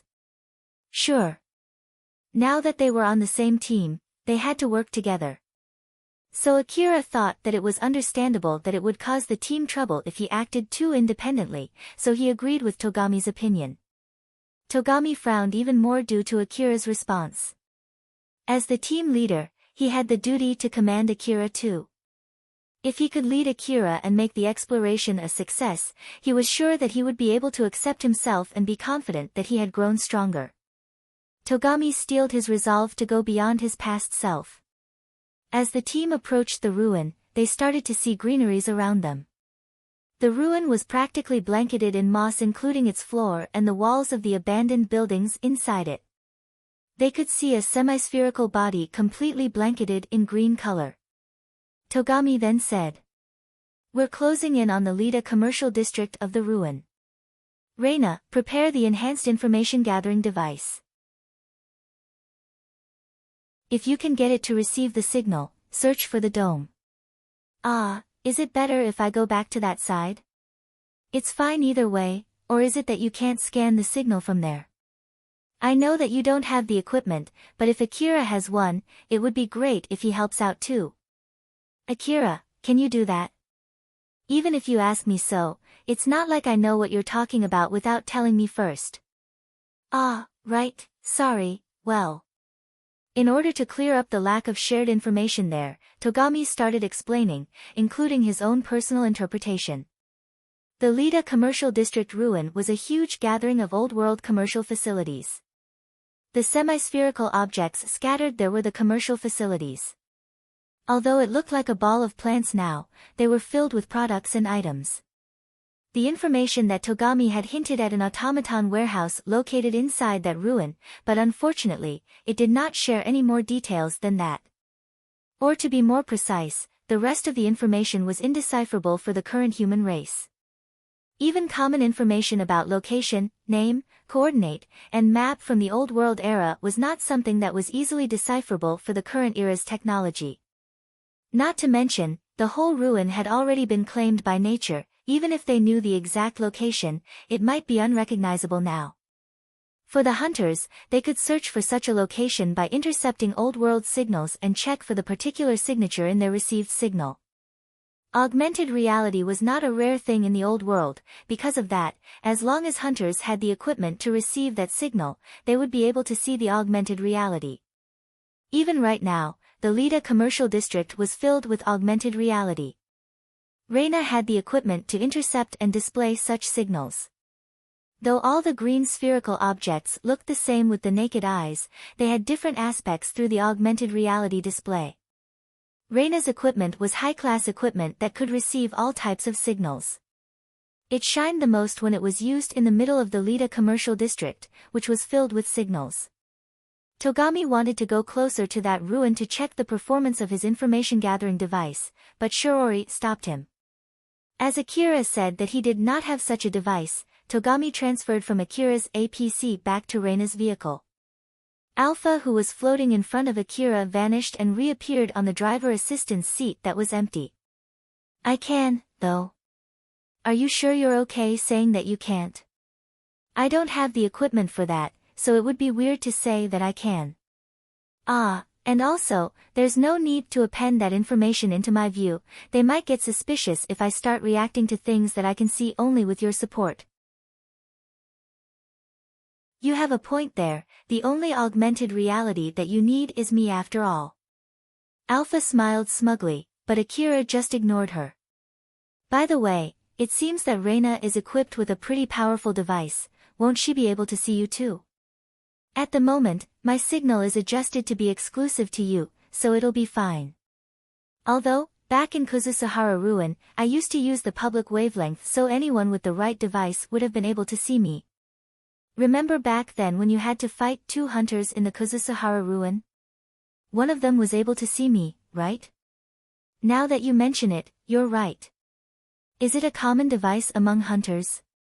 Just now, Togami casually asked me as if he assumed that I had such a device though, not to mention that there was someone who had that device before too. He did not seem to be surprised when you said that you don't, so I think it's normal not to have it. Makes sense. Akira did not seem to be fully convinced, but the old world signal was not only found in Kuzusuhara Ruin, even Kagomayama City was also enveloped in old world signals. It was not rare for illegal businesses in Slum City to only show innocent signboards and advertise their illegal businesses with augmented reality on top of that signboard. It was convenient to be able to transfer information that could only be received by certain people. If a hunter came to the ruin with a device that could retrieve such signals, he or she would be able to see some kind of information board floating. It might become a big hint that would lead to finding a new undiscovered ruin. Even if it was in an already explored ruin, it might help hunters to find unexplored locations. It was a good method to find unexplored locations buried under the rubble. But even so, it was not a common device among hunters. After all, it was not an important piece of equipment compared to rifles, augmented suits, and information terminals or information-gathering devices. Moreover, it was not like all ruins had augmented reality. And even if it had and it led to relics, other hunters would have collected those relics first. The information broadcasted through that signal was based on the situation when that signal was first broadcasted. Thanks to that, most of that information was misleading and outdated information. In the worst-case scenario, using such a device might alert the monsters and other security measures. Or the information might flood the display and lower hunters' visibility. Or display enemies that did not exist in the first place. It might even give the wrong map information and send the hunters to their doom. Relying too much on such a device might actually be a dangerous thing. But of course, if it was used correctly, it would boost their earnings. On the other hand, since it might alert more monsters, it would also increase the monster encounter rate, and in order to avoid that, better equipment was developed which of course, cost more money. Thus, the problem became either investing in rifles or in this device. Although not everyone in the Eastern District fully understood this matter, the majority of hunters agreed to invest more in rifles. Akira and the others went deeper into Lida Commercial District ruin.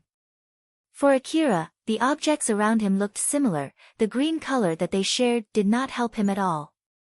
He drove through the green-covered tall buildings while crushing the greenery blanketing the floor of the ruin. Akira then noticed a long object that was covered in plants. After taking a closer look, he realized that it was an armored bus that was covered with plants. It's from someone who came here first, huh? Well, judging from this bus, it must be from quite a long time ago. So they might have come here because of a different reason than us. That's not necessarily true. I went and checked the inside of the bus and it doesn't seem that it has been here for that long, so it might be recently used. But it's completely covered by plants though. It must be because the plants in this ruin grow abnormally fast. Although I'm sure it should be okay to leave your things in this place for a while, it would be bad to do that for a few days. The plants would grow on the body of the vehicle and around the wheels. When that happens, you won't be able to move your vehicle anymore. The people who came in that bus might have planned to stay in this ruin for a few days to explore the ruin since it's rather big. But it means that we can't stay for too long in this ruin, right? Why is there no information about that spreading around? Not everyone shares information that they know. There might also be some people who believe that their vehicles will be fine. Well, this is nothing more than a guess though, but the owner of that bus might have died inside the ruin, giving plenty enough time for the ruin to claim that bus. Honestly speaking, I hope it's the latter. I don't want to lose my APC just because I parked it in this ruin for a short time. But still, it's nothing strange for an old world plant to be abnormally aggressive, isn't it? Let's take this positively and hope that it at least doesn't come at you with weapons. Alpha smiled teasingly, but Akira only smiled wryly at her. After all, it would not be strange to encounter a walking plant with weapons which were not that rare in the Eastern District. This kind of plant was commonly recognized as a monster. The old world technology never stopped messing up common sense in the Eastern District even now. When Akira and the others went deeper to explore the ruin, Reina noticed a signal that they were looking for. She then followed that signal to guide the rest of the team to the facility that they were looking for. When they arrived, they found a tall building with its wall covered in plants and there was a hunter's vehicle parked not too far. They then parked their vehicles a bit further away from that vehicle and readied their equipment. Akira lightly scanned the building. Reina, is this the place? Probably. Although you might not be able to see it, well, I wouldn't be able to see it too without my special device, but there's a big signboard floating on top of this building that is even visible from afar. It says, "The Dunmall Lida East B Hall." Probably. You're not sure? Reina pouted and replied curtly. The decoding software can't fully decode the information. Not to mention, a part of its display is also broken. But even so, I did my best to look for this place, so keep your complaints to yourself. It's not my fault even if it's not the right building. Sorry. Akira apologized instantly and Reina immediately calmed down. Yes. So, it's just that please don't get angry if I got this wrong. Don't worry, I know well that we don't have detailed information about the building that we're looking for.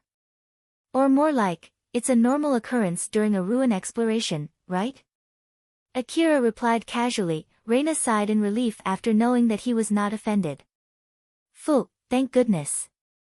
I was about to shout as if I was talking to Togami. I have to get my act together. It would be bad if I do that to Akira. Wait, no, it's not like I should not do that to Akira, I should not do that to anyone. It's just that when I did that to Togami, he would just shout back at me without getting angry. I guess that's why I got used to it, huh? I wonder if I'm too used to dealing with him. Shiori could somehow understand what was going on in Reina's mind. Milady. I know, I'll be more careful. There's a good chance that we might encounter other hunters. In case these hunters have found the automaton first, they would be more wary than usual. So please, be careful, milady. Yes, I understand. Reina smiled bitterly and took that advice to heart. After they discussed their roles and formation, they then proceeded into the building. As Reina traced the building's green wall, she discovered that the original entrance to that building was completely blocked by plants. There were some traces that the hunters who came there before them forced their way through it. So Akira used that opening to get into the building. The inside of that building was basically a large open room. There were signs of various businesses visible from the entrance. While at the same time, it was also obvious from the entrance that plants had crept into the inner part of the building too. The floor was covered in grass as if it was a grass field. Akira was surprised to see that as he mumbled. This isn't an inner garden or something, right? The dirt on the floor must be from the monsters' corpses after being broken down by the plants.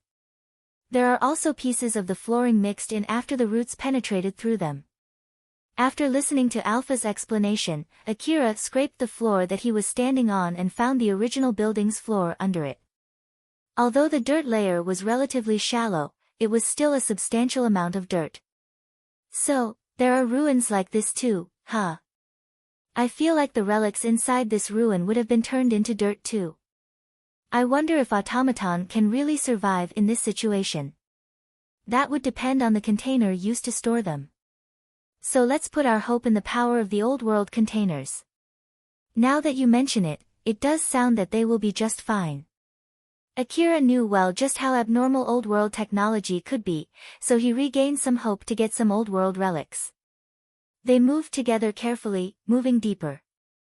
Reina used her device to look for where the automaton might be while the other two maintained a safe distance between them while watching their surroundings.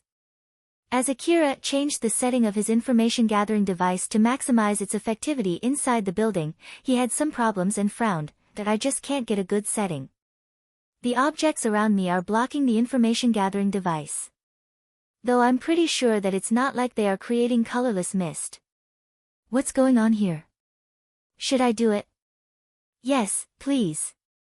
Once Alpha readjusted the setting, the sensitivity was obviously better but not as good as Akira was expecting. Is that it? It can work with my augmented suit now, but can't it be a bit better? I'm sure it's because of the obstacles around you. They might have some kind of nanomachine that has the same effect as jamming smoke. That would mean it would affect us as much as the monsters, huh? There are not that many open spaces. If we were to encounter some monsters, it's most likely to be close combat. Putting that into consideration, even if this place is filled with old world relics, I bet not many hunters would come to this place. That might be exactly why there is still some of that expensive old world automaton left here. That does make sense. And so, Akira's expectation toward that rumor went up a little.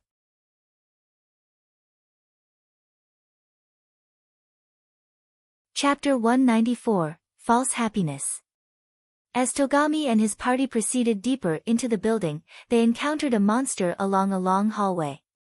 The monster was obviously a carnivorous monster. It had a thin fur that did nothing to hide its huge muscular body. Its muscles were bulging as if they were some kind of disease instead of a natural feature. It sent a gaze toward Akira and the others as if it was looking at its prey. It then started running with its huge body toward them. Its huge legs propelled its body forward while throwing dirt all over the place.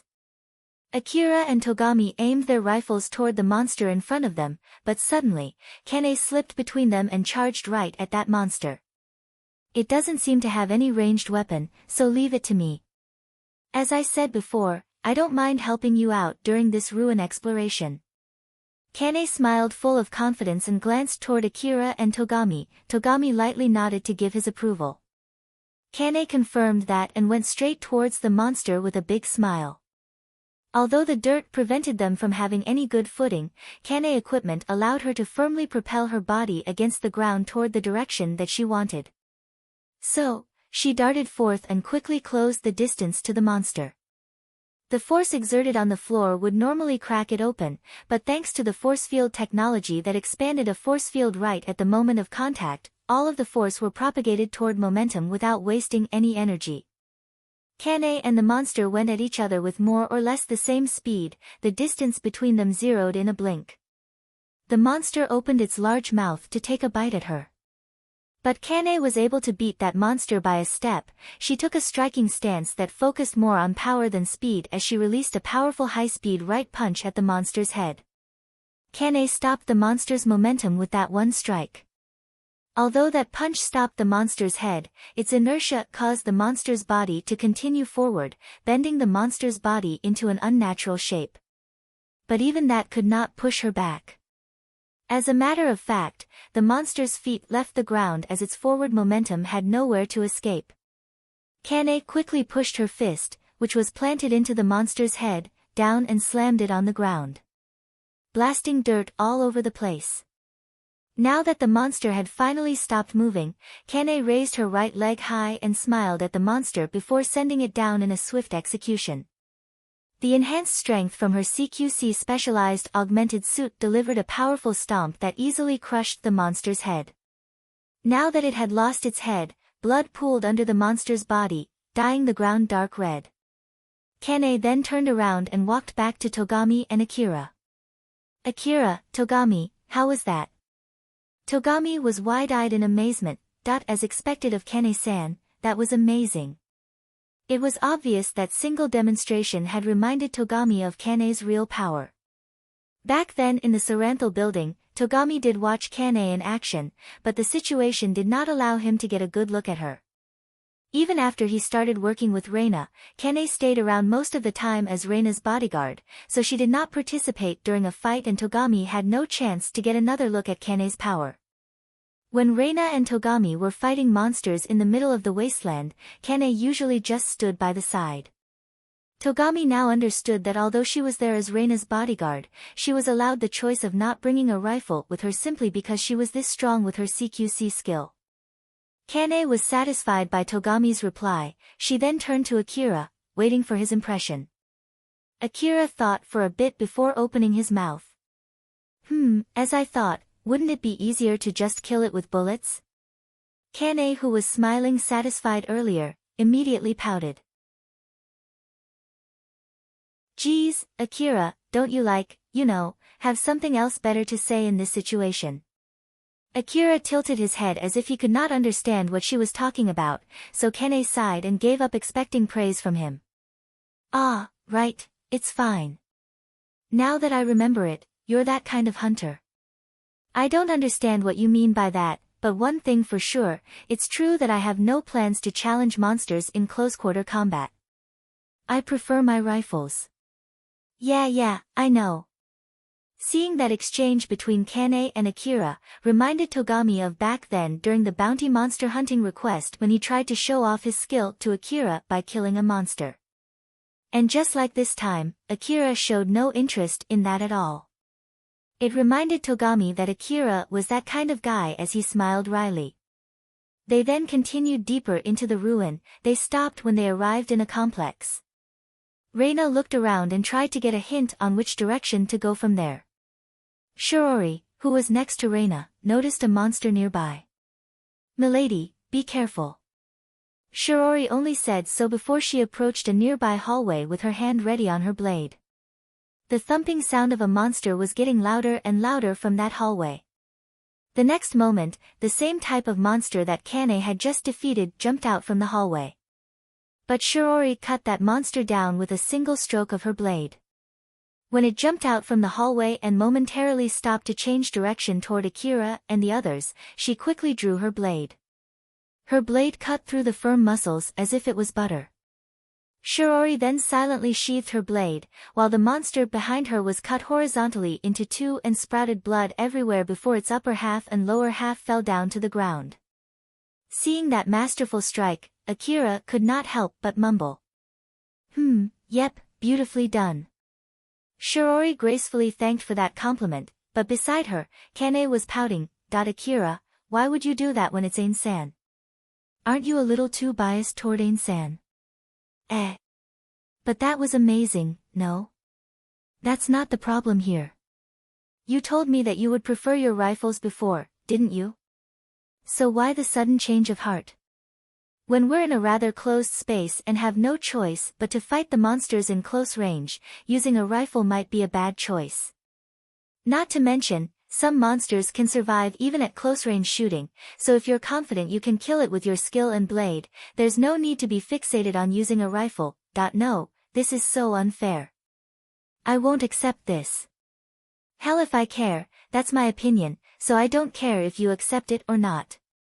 Reina glanced at Shiori who had returned beside her. She felt happy and proud that Akira complimented her. She could not help but think about what she could do to get Akira's compliment too, but unfortunately, nothing came to mind. Reina had learned CQC from both Kane and Shiori, so she was actually pretty skilled. But she had no chance to show that off here. If she had the chance to fight a monster close by, that would be when that monster had defeated both Kane and Shiori, and it would only happen under a precarious situation. Before that happened, Shiori and Kane would have told her to retreat. And even if she said that she wanted to do it, she understood Shiori and Kane would definitely not let her. Unfortunately, Reina could not shake that off from her mind. Shiori, who noticed that, could not help but frown. Not too long after that, they encountered another monster. Akira and Togami took shooting positions, but Shiori suddenly intervened. "Milady, may I ask you to handle it?" Me? Yes, I will also help out if things get bad. Although Akira-sama is coming with us, this is actually still an exploration mission for Milady and Togami-sama. It's true that Milady's main duty in this exploration is searching for the correct route, but if that causes Milady to think that facing the monsters is someone else's duty, it might cause a fatal blunder in the future. In order to keep that in mind, if Milady may. I don't mind, but... Reina glanced at Akira and Togami, who looked at each other and opened a way so as not to obstruct her aim. Reina thought that it was weird for Shiori to say that, but she then took aim with her rifle. Reina's rifle was small enough to be used indoors and it had a good sniping capability. It could also be used for continuous shooting of powerful bullets and had a strong recoil. Its aim worked together with her information-gathering device to quickly focus on its target and to do fine readjustment to increase accuracy when Reina pulled down the trigger. It even analyzed the distance between the rifle and the target and correctly identified when the user intentionally shifted the aim in order to readjust its support accordingly. Reina looked at the monster's face that was filled with killing intent through the scope, but she was already used to it that it did not even affect her focus. She then calmly pulled the trigger. The bullet went straight towards the monster's forehead, passed through its body, and came out on the other end of its body. That single shot completely stopped the monster as it fell down limp on the ground. There were 3 monsters and Reina killed all of them with 1 shot each. The last monster did not even have the leeway to react to its dead comrades. After Reina did another check on the monsters, she finally sighed in relief and lowered her rifle. Even when including the advanced features of her equipment, it was a good demonstration of her skill. Togami thought so as he glanced at Akira. Akira already shifted his focus on watching the surroundings as if he was not interested in that at all. That was when Shiori asked him. "Akira-sama, how was that sniping?" Well, good. Is it alright for me to interpret that as you having nothing to criticize about that sniping? Akira was confused as to why Shiori emphasized that point, but he still took some time first before giving his honest answer. Well, let's see, one shot each from that range, so there's no bullet wasted and she didn't give any chance for the monsters to even react. Isn't that good enough? If I want to be strict about it, maybe it'll be about the price of that strong bullet and the cost-performance ratio of the equipment. But since we are here looking for an old-world automaton, I'm pretty sure the money that we may get if we can find that automaton is enough to justify that expense. But if I have to assume the worst, then all of us here will have to fight the monsters in close combat just like Kane. Akira, why did you bring my name there? It's because I have no plans to follow your line of thinking. Akira and Kane started bickering. Shiori just ignored them and turned to Reina. Milady, that was well done. Akira-sama also thinks so. Yes. Thank you. Although Reina felt happy that she got complimented and her skill recognized, at the same time, she also felt slightly embarrassed realizing that Shiori needed to ask in order to encourage Akira to compliment her. They then continued searching the building, although they had enough information to point where the automaton might be. The only hint as to which way to go came from Reina's old world signal analyzer device. Furthermore, the software could not fully decode the signal, which only added to the difficulty of the exploration. They encountered some monsters a few times, but the 5 of them could dispatch those monsters without any issue. Togami and Reina felt that those battles could not be considered easy as they thought of the difficulty to explore the ruin if it were only the 2 of them. There were more monsters and those monsters were stronger than usual. The inner construction of the building was like a maze and the same plants that enveloped the wall and the floor threw off their sense of direction even further. If they got lost inside that building, it would be difficult to return back alive.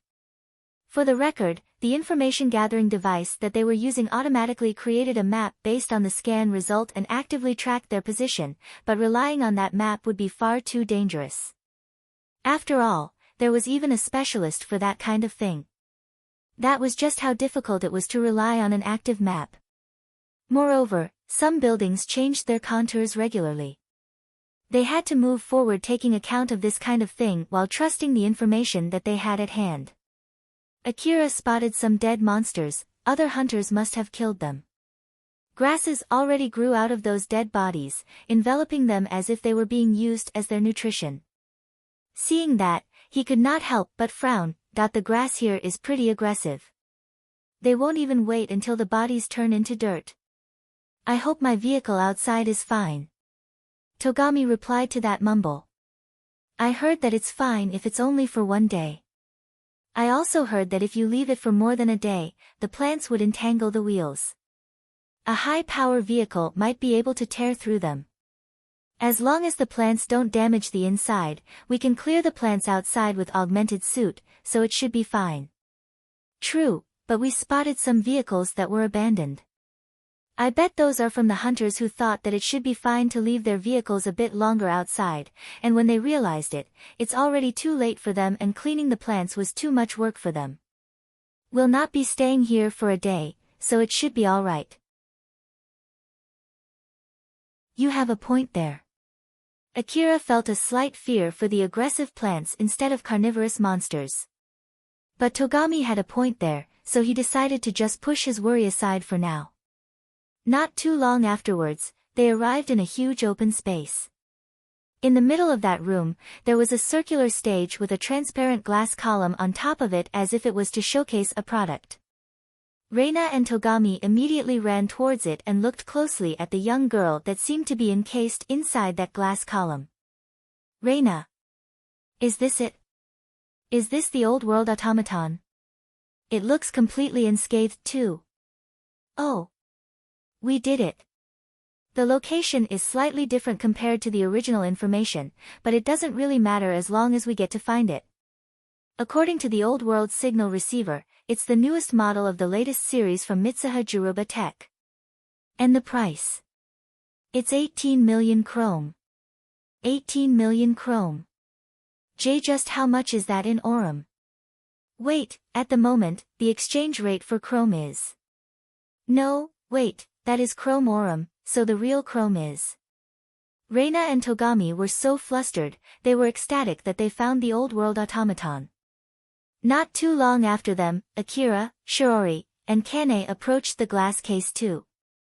Shiori. Kane. Akira. We found it. We did it. Now, we just need to bring this back. Akira. Akira did not seem that happy as he gazed sharply toward the glass case. Reina, who noticed that, finally calmed down. What's wrong? Akira did not answer her. He just took a step forward and looked closer into the glass case and then mumbled, "Hologram?" Reina and Togame went pale. Shiori took out a device used to check a hologram display and shone it toward the glass case.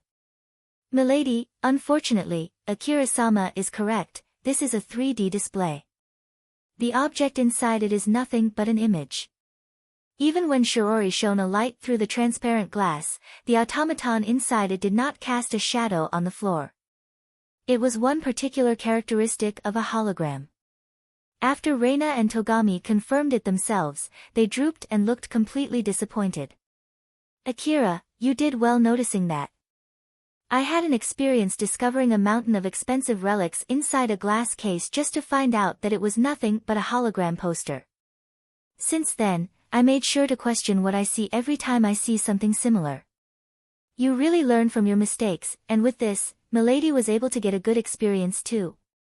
Kane lightly laughed and glanced at Reina and Togami, both of whom were practically swept down from the peak of their celebration.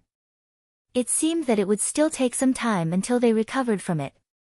Since they had gone pretty deep and it was an open space easy to defend, Akira, Shiori, and Kane decided to take a rest and allow Reina and Togami to regain their spirit too. Reina and Togami were sitting on a bench with their heads on the table. That bench was a portable bench that Shiori prepared. When it was packed up, it could turn into a surprisingly small object. There were 2 instant rations on top of that table. Shiori also prepared that for them. "I should have expected that. There's no way it's that easy to find that old world automaton." "Reina, did you get any information mentioning that I don't know? And it's not my fault, that I know, it's not your fault." Although Reina and Togami had regained enough spirit to exchange words, they still did not have enough power to lift their heads off the table. While not too far from them, Akira was looking intently at the automaton image with full of interest. The automaton girl image had a very good build, demonstrating the advanced technology used to make that automaton. Its expression was tranquil and peaceful as if it was sleeping or praying. Its feet were not touching the ground as it was floating in the air. It was simply mesmerizing. Beside Akira, Alpha pouted and complained. "Akira, if you want a beautiful girl to look at, it's better if you look at me, you know?" "That's not it." "Then why are you looking at that doll so closely?" Shiori suddenly came next to Akira and lightly threw a question to him. "Akira-sama, it seems that you've been looking at this image pretty closely. By chance, are you interested in this kind of thing?" "Well, it's not like I'm not interested at all, but to be more precise, I'm interested in what kind of place old world era was where selling this kind of thing was the norm. It depends on the indicators that you use, but automata are commonly sold even in this era. If Akira-sama goes to one of the shops selling automata, you might be able to get a better image of what kind of place the old world was." "Oh, you're right. Now that you mention, we also have automata in this era too. Though I don't think that they will let me even come close to that kind of shop." Akira said so and smiled bitterly in self-mockery. A part of him was clearly still stuck back in the slum city. He still believed that people would not allow him to get into such a high-class shop. Shiori found it weird that Akira looked down on himself that much as she gently said to him, "If I'm not mistaken, you should be able to find such a shop in the Kagama building. I believe that the shops there would not turn Akira-sama away. Is that so? By the way, how much does an automaton usually cost?" "To be honest, I am not really knowledgeable regarding this matter, but 1 billion orum should be enough to get you a pretty good housekeeping automaton." Akira felt a bit troubled when Shiori said that number so casually. So then, what kind of thing can an automaton do?"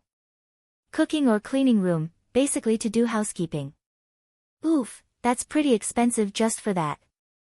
Automaton is a luxury item after all. It showed an obvious economic gap between those who were surprised by that price and those who were not.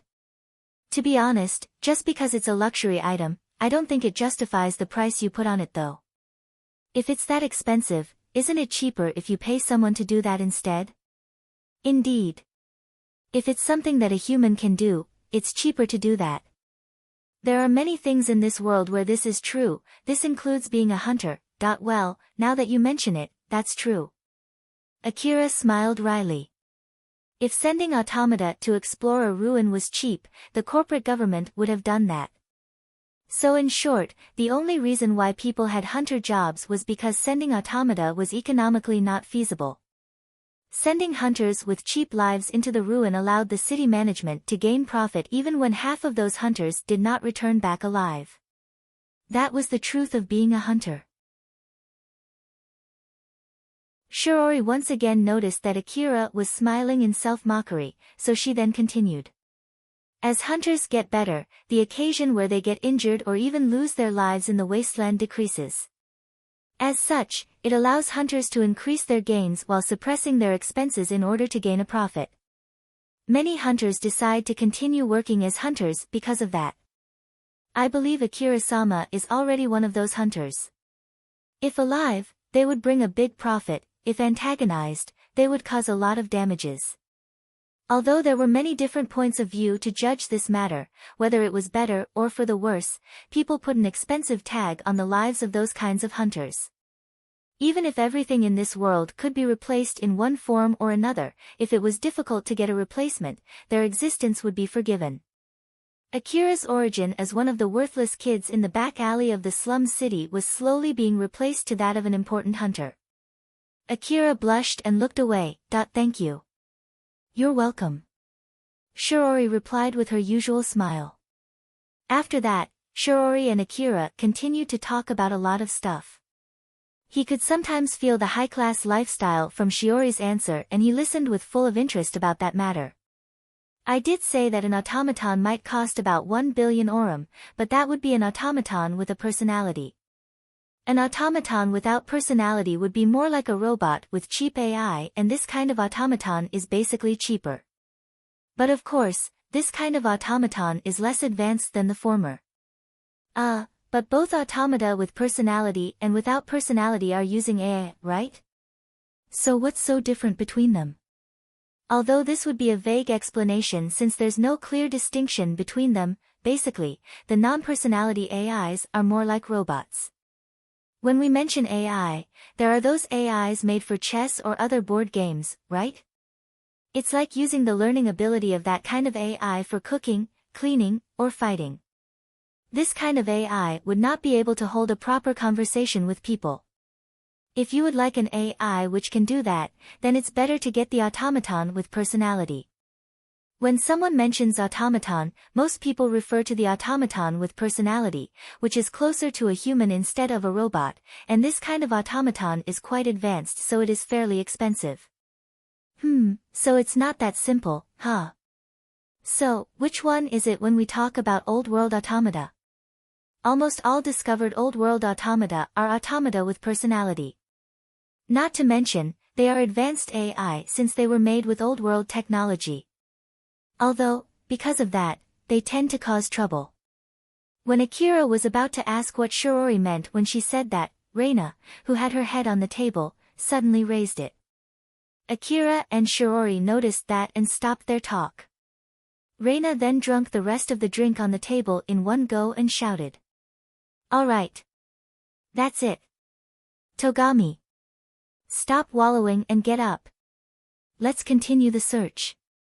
Togami slowly pushed his body up. Just to let you know, I was only waiting for you to get up. Then you could have told me that.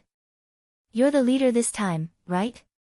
I feel like the more I tell you to get up, the longer you would sulk. That's why I didn't do that. Just get up already and let's go. Roger that. Togami lightly smiled and held back from shouting a reply to Reina as he rose up from his seat. Akira and Shiori glanced at each other with a smile and walked towards Reina and Togami.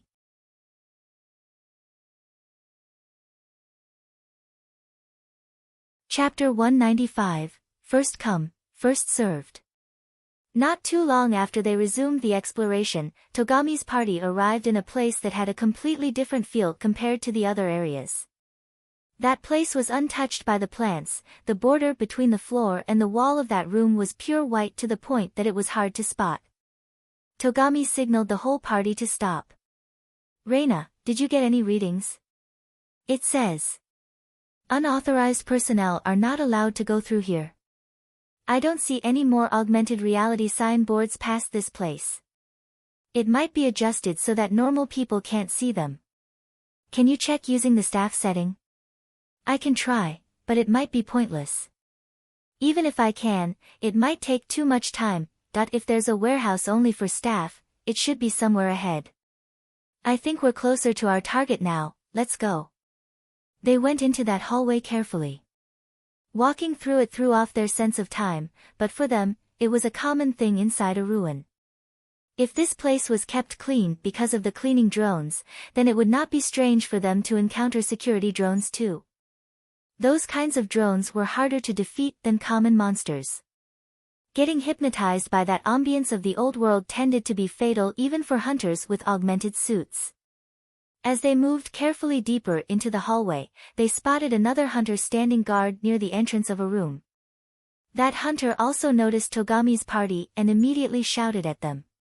"Stop there. If you get any closer, we'll see that as an act of hostility. Where are you from? If you're from the Uzumo industry, show your ID." Togami showed that he had no wish to fight as he answered. "We're hunters from Drankum. We're here looking for relics and got here by pure chance." The hunter lowered his guard for a bit and contacted his other hunter friends. Not too long after that, another hunter came out from the room to confirm what was going on. That hunter was the leader of the team, Kurosawa. Kurosawa saw Togami and raised his eyebrows. "You." He said that they are hunters from Drankum. "What should we do? Should we send them back?" "No need to do that. There's no need to pick a fight with Drankum. I'll talk with them myself to warn them not to do anything suspicious. After all, I bet half of it is a lie when he said that they got here by chance. So basically they too, huh? I'll leave them to you then." "Yeah." Kurosawa already knew about Togami from Shikarabi when they went to drink together.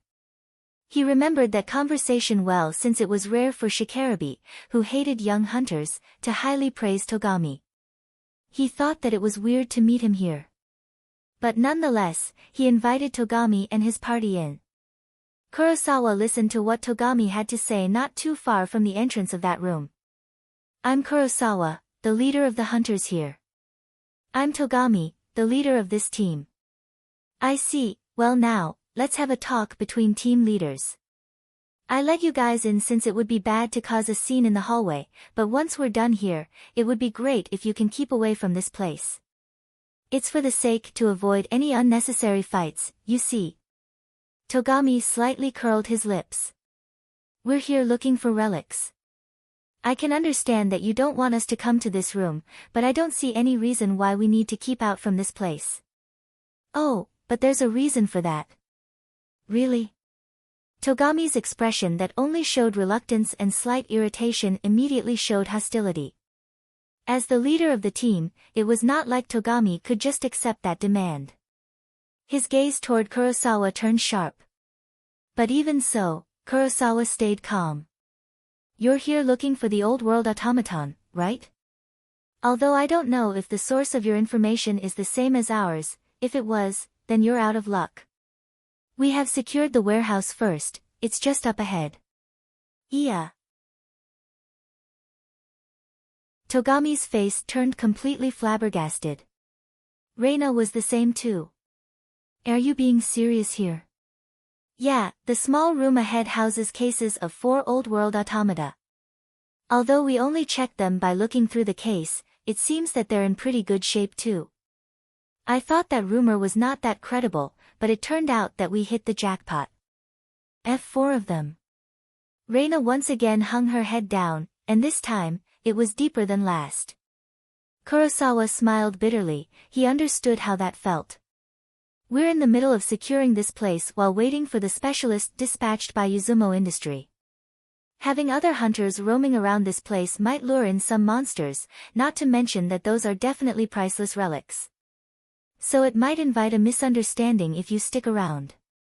We might begin to think that you guys are waiting for a chance to snatch them away from us. It's just that dangerous having other hunters around.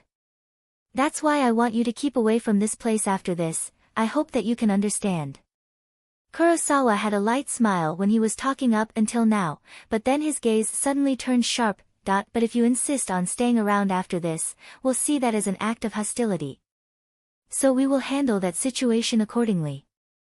Togami and Reina were hanging their heads low, but with that light intimidation from Kurosawa, they immediately frowned and flinched back. Shiori and Kane slightly shifted their stances to protect Reina. As for Akira, he did not show any reaction to that at all. Kurosawa returned back to his usual light smile. Well, to be honest, I have no plans to get into trouble with Drankum if it can be helped. And I know that Drankum is aiming to be a well-reputed hunter gang from the city management's point of view, right? It's better for both of us to stay away from unnecessary fighting. So, what do you think? To be honest, I want to solve this peacefully if possible. Now that Kurosawa said that he had no wish to fight them and he even brought up Drankum too, Togami had no other choice but to comply. Alright, but I want to talk this out with my team first as to what to do next. So it would be helpful if you allow us to stay here for a bit longer. Very well. But 10 minutes. That's all the time you have. It would be troublesome if you use this place as a resting place after all. Meanwhile, feel free to come to me if you have anything you want to ask. I'll answer your questions if it's something that I can answer. Kurosawa then left Togami's party alone. Togami heaved a huge sigh as if to expel everything inside his heart. Although he said that he wanted to stay in that room for a bit longer to talk with his party about what to do next, to be honest, he just wanted to get some time to gather his motivation again. Others understood that, so they were just standing there in silence. When they had spent 5 minutes of their precious 10 minutes, Reina shook her head as if to shake off the disappointment on her face. She then pulled herself together and gathered her resolve. Well, I was already prepared for something like this to happen. Let's just move on. Togami, what's the plan now? Togami was a bit surprised to see that Reina recovered sooner than he had expected, but he was being careful not to show that on his face. Let's forget about the automaton and look for common relics instead. Or we can pin our hope on finding other old world automata in here by searching other buildings too. Or, if it isn't worth looking for common relics here, we can just head back home. Basically, these are the options available to us. So, we either continue the exploration or stop here. To be honest, I'm not sure myself. So, what do you guys think? Togami thought that it would be dangerous to continue the exploration when everyone was in such a bad mood, that was why he asked for others' opinions there. Shiori took the initiative and answered first. Very well, I put one vote to return back. It's important to be able to adapt to unforeseen circumstances, but you should know when to give up as well. We should not explore when our minds are focused on something else, and that is also true we get too greedy. In order to readjust our equipment, I believe that it would be better to return back. Kane realized that Shiori was trying to turn the discussion into a vote. She then smiled and said, in that case, I put one vote on continuing the exploration. It's just that, I haven't gotten my fill of fights yet, so I don't really mind either way whether you want to look for old world automata or normal relics. Shiori sent an intense glare at Kane, but Kane looked back, as though saying, well, you did turn it to a discussion that has to be voted on. Either way is fine for me. If there's a stalemate, I put a vote on the same one as Togami. He's the leader at the moment after all, and I did promise him that I'll follow him for now. That I agree with Akira too. You're the leader today, so it's up to you. Akira thought that he was an outsider in this case, that was why he let Togami decide. But for Reina, she was taking advantage of Togami since she could not decide. Togami hummed, with Akira and Reina leaving it to him. He could not share the responsibility in case he made a wrong decision there. As the leader of the team, he had to make a decision before he ran out of time, and he did not have much time left. Some of the hunters in that room looked a bit surprised at Togami's party. A maid? There are maids here. Those guys are hunters from Drankum, right? So that rumor about the gang paying maids for the hunters is true, huh? I bet those maids are only using an augmented suit that looks like a maid uniform. It must be based on an augmented suit that they found in some ruin. After all, old world clothes are really durable for some reason. But they do have an aura of being real maids though. Although, only one of them does. Even if they're real maids, do you really think that they will come to ruin with maid uniforms? Of course not. Well, it's not like I know a real maid though, so I can't really say that for sure. Now that you mention it, that's kinda true. I heard that there are companies offering combat-trained maids as bodyguards for the people in the inner walls, you know. So they might have something to do with that type of corporation. They might even have originally come from there. Either they only get their equipment from those kinds of corporations, or they are originally from there and retired to be hunters. Either way, I don't think they are real maids. The hunter who was listening to his friend talking rather fervently about that subject found it to be unexpected. You know quite a lot for someone who said that he doesn't know about this kind of stuff. Well, it's fine, isn't it? By the way, talking about Drankum, I heard the young hunters from that gang did pretty well in the Kuzusuhara ruin recently. He flinched a bit and was obviously trying to change his subject. Most of them were only talking about Kane and Shirori just to kill time. But that was not the case for one person, a hunter by the name of Rodan, who was staring pretty intently at Shirori. Shirori, who was standing next to Reina, left a deep impression on Rodan. Her young, strong but beautiful appearance. She stood straight, which demonstrated her loyalty. Her calm demeanor radiated her devotion and faithfulness. It fully emphasized her relation with Reina as a master and a servant. That scene strongly pulled Rodan's interest. As he was no longer able to hold back his feelings, he went to Kurosawa to find a way to satisfy his desire. But Kurosawa quickly shot down his plea. No. Come on, it'll be fine. No, it won't be fine. As I told you before, we won't try to look around the ruins anymore in order to focus our manpower to secure this place. If we send people out there, we will have fewer people posted here. There's no guarantee that they would leave this place obediently after this. In the first place, even if we get to find more automata, we don't have enough men to secure those automata too. We can split the team in half and... That's an idiotic idea, so, no. If we chase for 2 rabbits, we will lose them both. With those guys here, it means that there's a good chance other hunters have heard about this place too. And they already know that we did find 4 automata here, so their view of that rumor would have already changed into it being worthwhile information.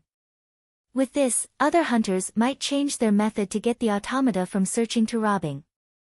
Hence, we need all the people we have to stop those fools, and we can't afford to split the team. But weren't you the one who told them that we did find the old world automata here? We're doing all we can to secure this place, so it doesn't take much to infer that we did find the automata here. Rodan did try to wiggle his way, but all of his ideas were rejected by Kurosawa. Cut this out already, it's a no. That's final. In order to cut that discussion there, Kurosawa said so with a stronger tone.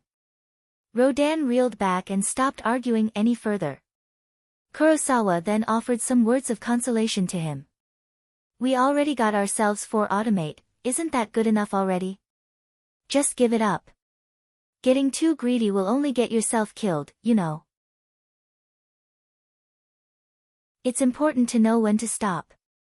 In the first place, we still need to make sure to get the specialist to check them, bring them back safely, and finally exchange them for money before we can call this expedition a success. We can't afford to relax until we get that money. So just focus on completing this first, okay? But I won't get one for myself if I do that. Rodan mumbled with a low voice that Kurosawa did not catch, but it was obvious that he still had not completely given up on his idea. Kurosawa understood that very well as he sighed. Although Kurosawa was commanding the team, he actually was not a full-fledged member of their team, he was just paid to lead the team. Kurosawa was often chosen to lead a team of hunters since he was able to perform well during an exploration of a difficult ruin, and he tended to prioritize safety when he was forced into a difficult battle. Although some hunters ridiculed him as being a coward, he was the perfect person to rely on if the goal was to increase the team's survivability, or when it was important to prioritize safety over profit, or when there was a need to explore a ruin with limited information. And since he was often paid to lead other teams, he often had to deal with hunters who would not listen to him. Kurosawa thought that was the case with Rodan too, so he dealt with him accordingly. Well, I'm just a temporary commander paid to lead the team. If you say that you won't listen to me, you can go ahead and do anything you want. But, if anything bad happens, I won't take any responsibility. That is even if you get yourself or someone else killed because of your action, so I won't accept any pay cuts if that happens. Tell others too if anyone has the same opinion as you. Kurosawa immediately shifted his focus somewhere else after he said that. Rodan, who was left behind, made a grim face. Kurosawa then thought. Even those who paid me a ton to lead them would sometimes decide not to listen to me. Relics always tempt people, I need to be careful myself. Kurosawa lightly chuckled and shook that thought from his mind as he started thinking about what to do, assuming that Rodan would not survive. Togami's party decided to leave the ruin. But it would not be in a straight path, instead, they would visit some buildings to search for relics on their way out of the ruin. As the leader of the team, Togami decided to take their time leaving the ruin while salvaging some relics on their way out.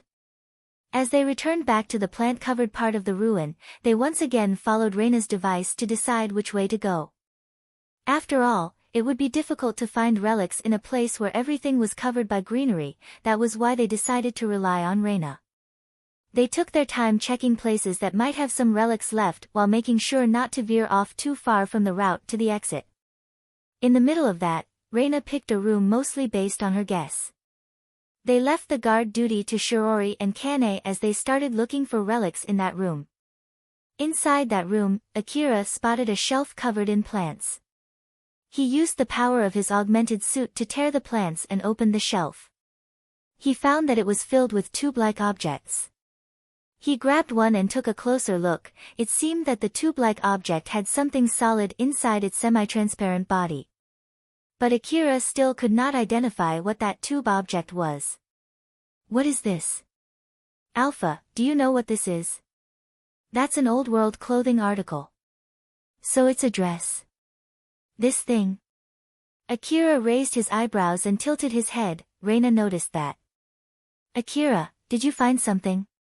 Yeah, but I'm not sure what this thing is. Do you know what this is? Reina caught the tube-like object and took a closer look at it. The moment she realized what that was, she flinched a bit and her face turned slightly red. I think it's some kind of old-world clothing. Just maybe though. Something is inside in a pressurized state. Is that so? That's pretty amazing, how could you tell? Well, I can see that information from the old-world augmented reality view. Although you can't see it, I can see it. Oh, what kind of cloth is this? Although Akira was asking casually simply out of curiosity, that made Reina flustered even more. She then replied as if she was avoiding that subject, maybe like some cloth with an old-world design. Well, it's an old-world relic after all, so that's given, isn't it? But well, it's true that some designs of this era try to imitate it. Is this that thing that people call the old-world style design? Why yes. In that case, they might fetch us some money. I'll bring them back to the city. Akira started stuffing his rucksack with the relics that he just found. Togami, who noticed that, approached him. Akira, did you find something?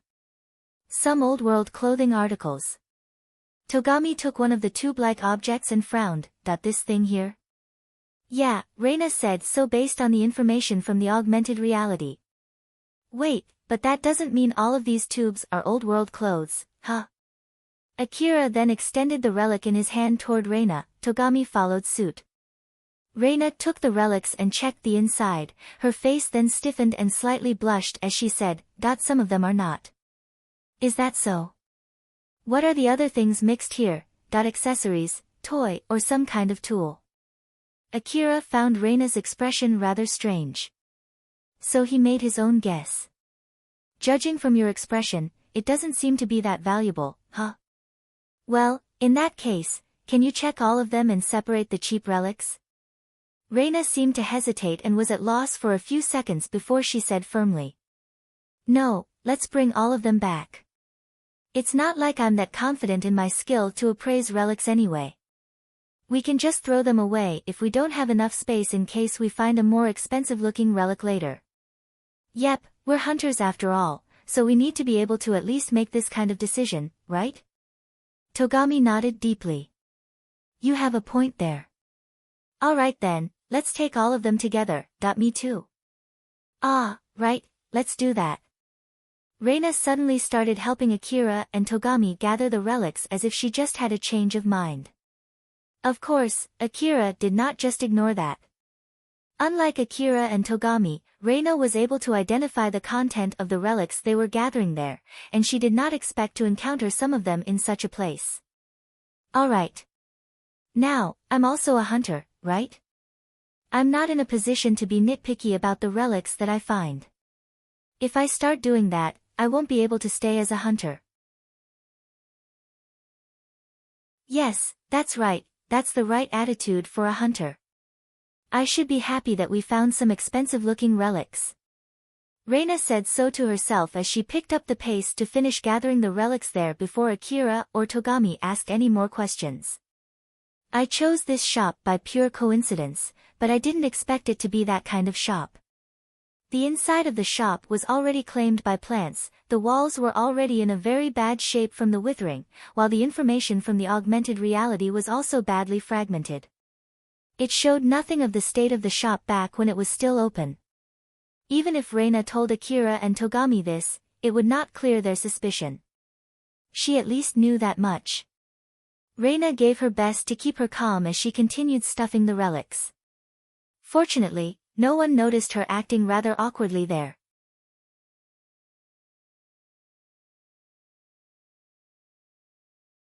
Chapter 196, Handle with Care. Rodan activating an old-world automaton was the result of multiple coincidences layered on top of each other. Basically, it was his bad luck. The chance that his friends got that information about the old-world automata. The chance that they decided to pay Kurosawa to lead the exploration when they were preparing it. Thanks to that, they were able to safely reach their destination, although hiring Kurosawa was not cheap at all. After they found the 4 automata, Kurosawa decided that it was impossible to secure more automata in case something bad happened.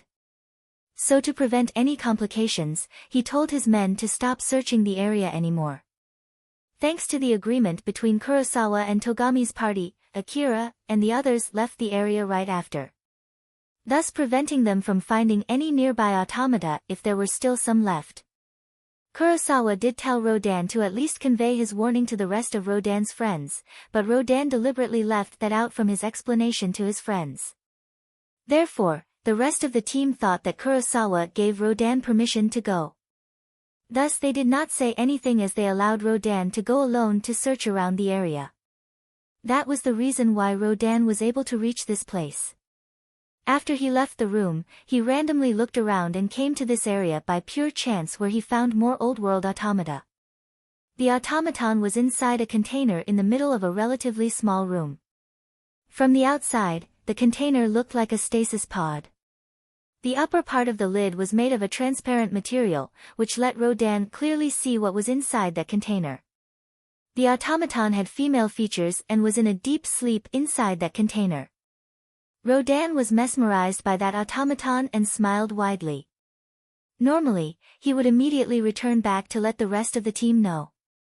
That was the best decision considering the risk and reward ratio. But his smile turned wry, he seemed to be seriously at a loss as he just stood there. There were many relics in the ruin that were dangerous to mess with. When hunters found them, they tended to keep their fingers away from them and ask specialists to handle them.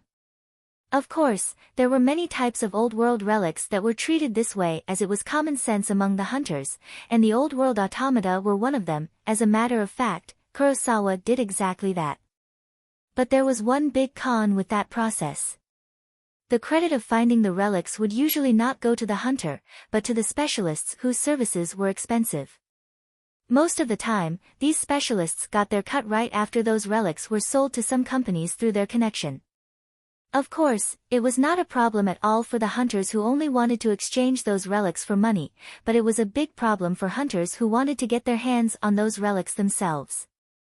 When a hunter called for a specialist, normally, the deal was for the hunter to accept that the specialist would take the relics and sell them. It was still possible for the hunters to buy those relics themselves, but considering that there were large corporations vying for the same relic, normally these hunters had no winning chance at all. After taking his time calculating his options, Rodin extended his hand to the terminal of the container. Although he did not understand what the buttons were for, he started pushing the buttons randomly while checking the reactions.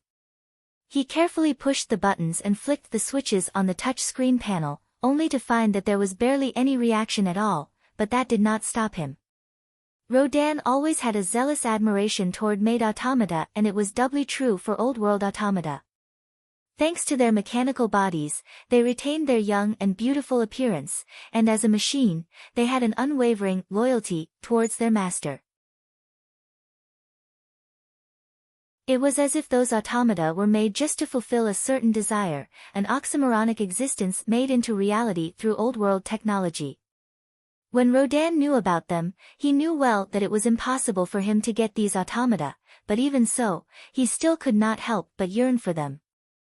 Although it was a very rare case, there were reports when a hunter somehow activated an Old World automaton and that automaton registered that hunter as its master by pure luck.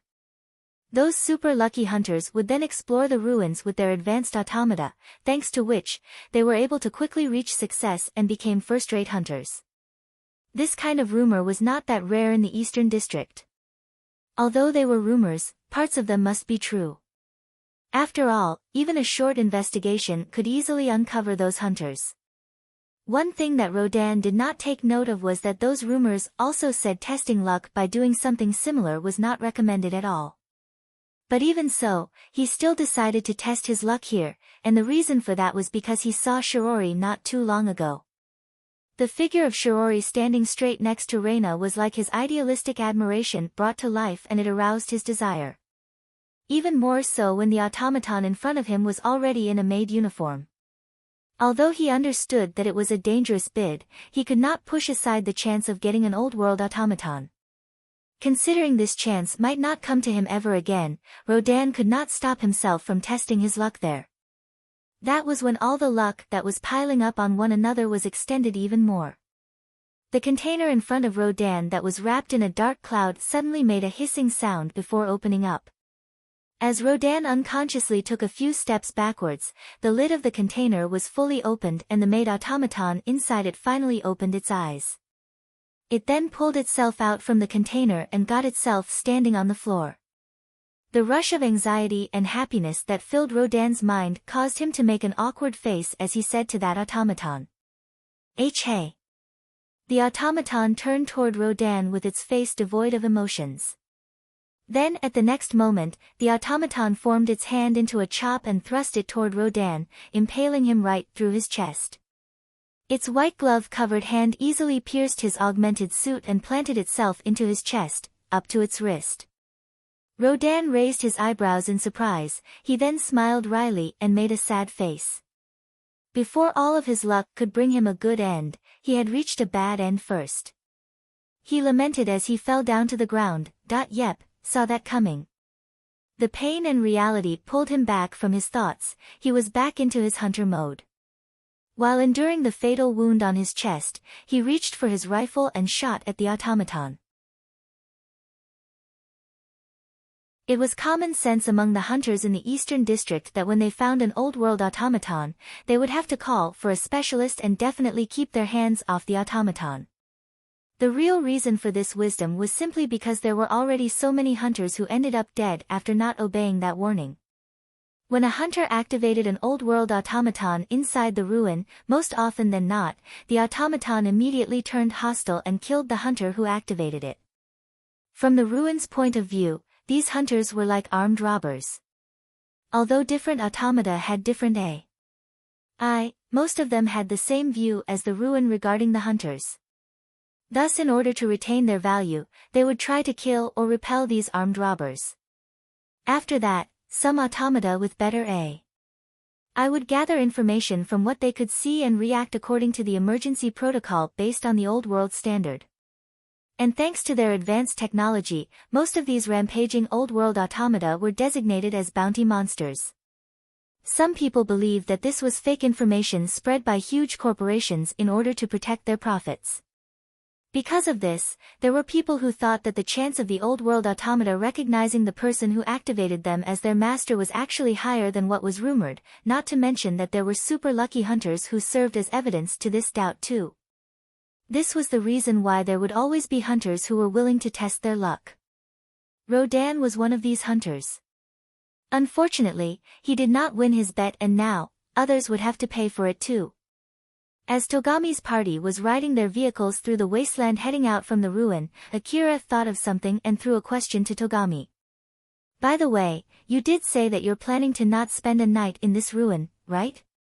Will that still be true if we had found an old-world automaton? It seemed that those guys were standing inside that room for quite some time, you know? I bet they've been there for more than a day.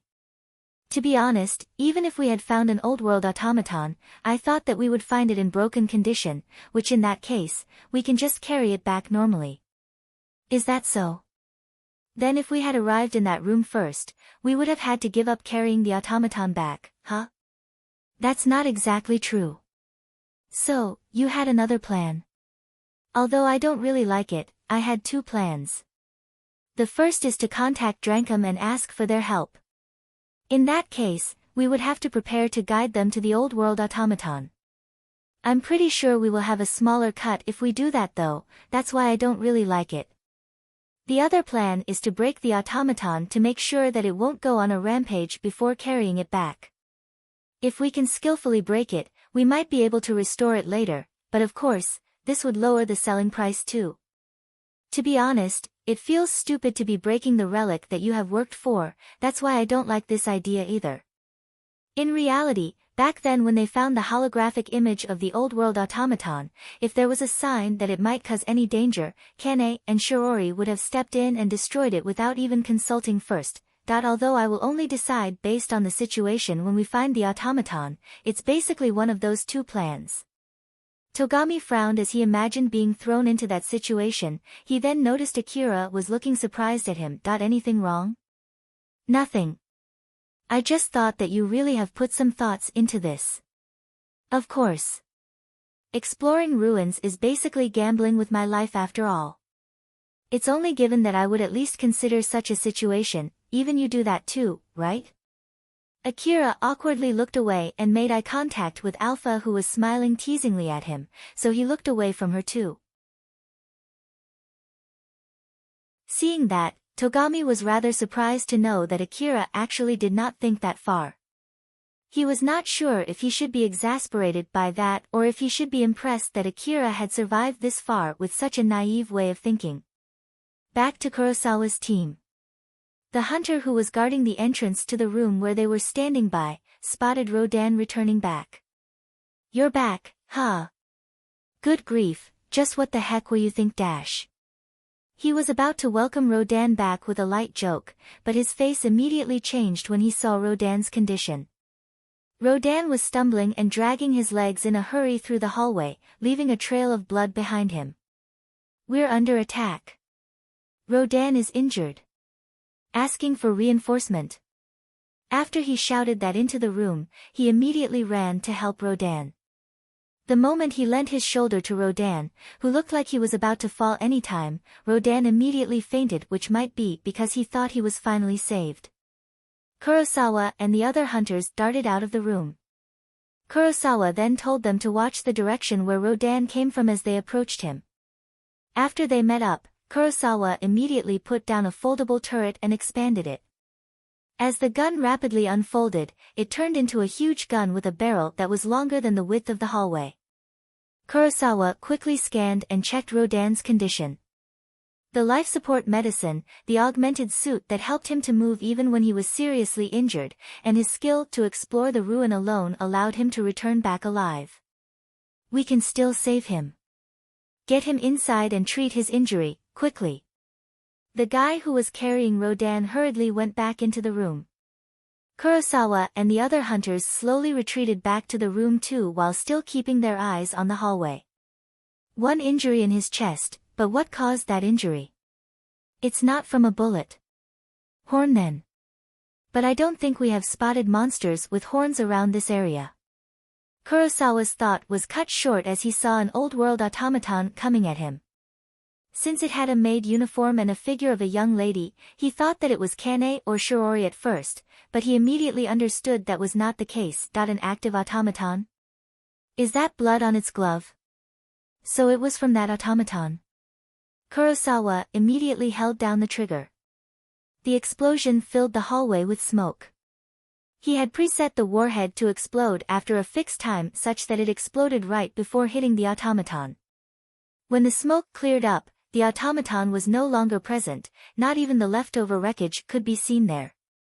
Kurosawa frowned and clicked his tongue. It got away, huh?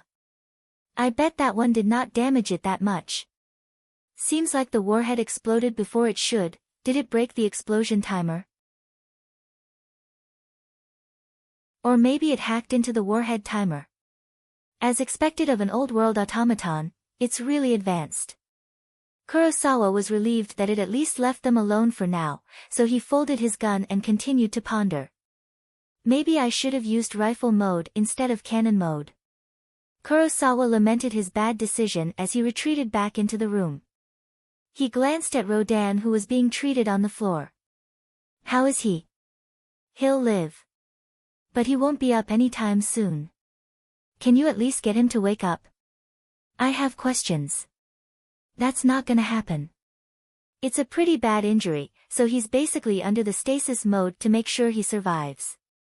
If we wake him up, it might cause his situation to worsen, he might even die. I see. Now Kurosawa had to think of another approach. The other hunters who saw him at a loss got curious. Is there something you need to check as soon as possible? Yeah, I want to know what happened when he got attacked. This is just my guess, but I bet he got attacked by an old-world automaton.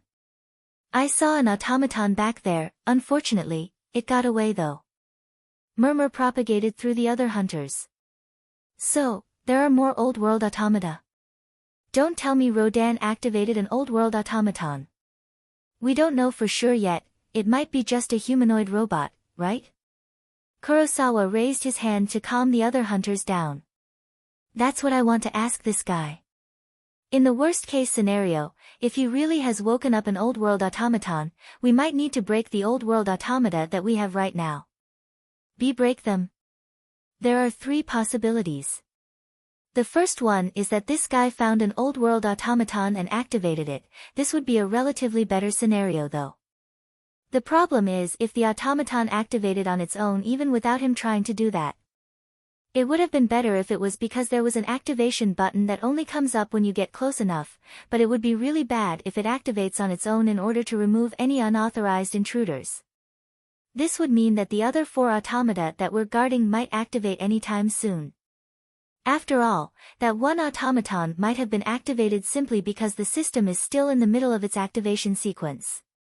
A full-fledged old-world automaton is often designated as a bounty monster, and we have 4 of them down here with us. If we have to fight them, it would be super tragic. The hunters looked at each other worriedly. Although they understood that the 4 automata with them were a huge liability, they did not want to break the expensive relics that they had found if it could be helped. But it's just your guess, right? It's not like we have to break them just because we considered the worst-case scenario that is unlikely to happen, right?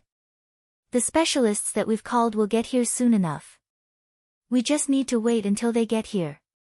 Kurosawa threw a death glare to the hunter who was voicing out that naive thought and immediately shut him up. I'm sure some of you think that I can do something crazy since I was only paid to lead the team, so I have no business regarding the profit that you can get from this exploration and whatnot. I won't deny it, that's why you decide what to do. As I thought, the amount of money in line here is just too huge, so it's not for an outsider like me to decide. Wait, it's your job as the leader to make that decision, right? If it's up to me, then we'll break the automata. Are you okay with that? After Kurosawa warned the hunters as such, they staggered back and went silent. I'll go watch the hallway, so you guys can take your time to make your decision. There are too many things that we don't know at the moment. The situation might get worse the longer we delay, or it might not. We might be able to wait for the specialists to get here first, or we might be already too late now. Just remember that when you take your time discussing. Kurosawa then turned around and headed to the entrance as the other hunters behind him started debating.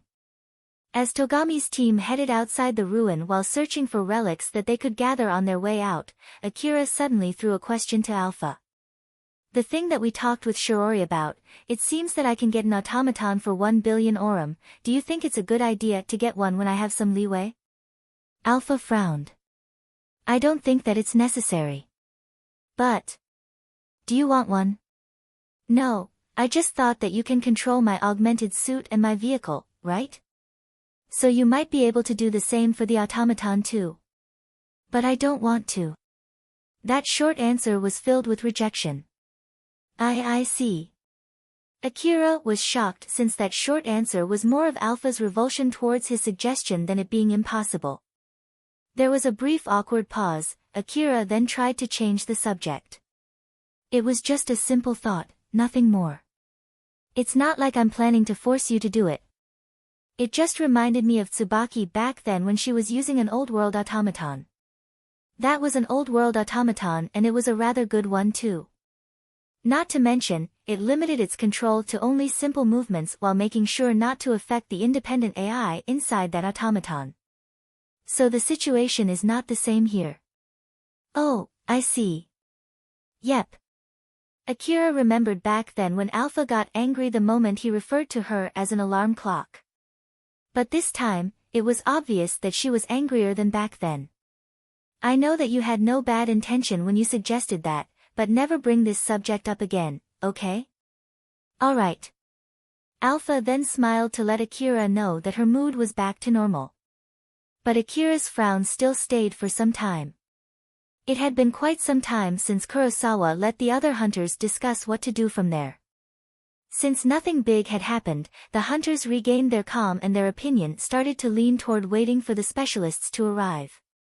Even Kurosawa himself started to think that he might have been a bit too paranoid. It has been quite a while since we repelled that automaton and it did not return back to attack us, not even once. Does it really plan to leave us alone? The reading from the containers inside the room also does not show anything suspicious. It doesn't seem that they'll wake up anytime soon. I might have gotten a bit too paranoid back then. Well, either way, we know for sure that there's an active old-world automaton roaming outside and that in itself is already dangerous enough. But as long as it doesn't come for us, there's no need to deal with it. I'll at least let the specialists know and leave the rest to them. Kurosawa did think for a bit about where the automaton was at now and what it was doing at the moment. His sight slightly shifted up while he was still looking toward the small room that he and his team was securing. That was when he spotted the automaton in a maid uniform standing on the other side of the ceiling on top of that small room. It was sending some data into the automata inside that small room. But it was not a simple activation signal. The automaton was hacking through the container. Of course, the container was secured with old-world technology. Normally, it would have been impossible to try to break through it. But the Old World automaton used its own communication device to access the ruin's signal receiver to imitate it using its advanced computation ability. It was only a matter of time before it broke through the security system. The automata inside the small room opened their eyes. They then broke through the container using brute force by banging and kicking the lid away. Kurosawa immediately noticed the signal coming from the information-gathering device planted inside the small room and sprung into action. The automata are activating. Get to your battle station. Although the automata were activated, they might not be hostile. But Kurosawa did not hesitate to throw away that possibility and changed his rifle into machine gun mode. The moment it finished changing mode, he immediately started blasting. The bullet storms ripped through the door and straight into the room. He could hear the sound of bullets ricocheting from inside the room. Even if the door opened, Kurosawa would not stop shooting in order to prevent the automata from leaving that room, as well as to buy some time for the other hunters to finish their preparations. The other hunters present there were not amateurs. Although they were surprised by that sudden change of events, they immediately got to their positions. Kurosawa just had to buy them a few seconds. But those few seconds were hard to get when Kurosawa had to face 4 Old World automata. The door was blasted away, followed by containers flying out from inside the room straight in Kurosawa's direction. Kurosawa understood that it was impossible to shoot them down, so he leapt aside to avoid them. In the middle of that, he saw 2 automata hiding behind those containers to block the bullet storm. Kurosawa was about to shift his focus to those 2 automata that were aiming for the exit, but the remaining 2 automata left inside the room immediately started to move and took his attention, so he had no other choice than to let the other 2 pass by. One of the 2 automata threw the container at Kurosawa, while the other one used the broken container as a blunt weapon against the other hunters. Kurosawa jumped aside one more time to evade the incoming container. He aimed at the automaton attacking the hunter to try to stop it. But that created a small opening in which the other 2 just blasted past Kurosawa and escaped the room. Damn it, they got away. No, I should just think that it's a good thing we have fewer automata to face now.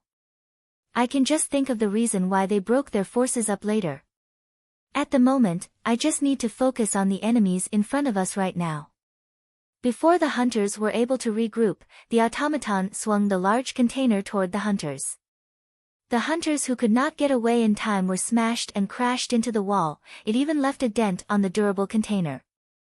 The hunters who were finally ready started shooting one of the automata, but it was closing in too quickly. It was clearly aiming for close combat. In that situation, the hunters might shoot their friends by mistake. The hunters had to pay for their mistakes by destroying the automata that should have been an expensive relic.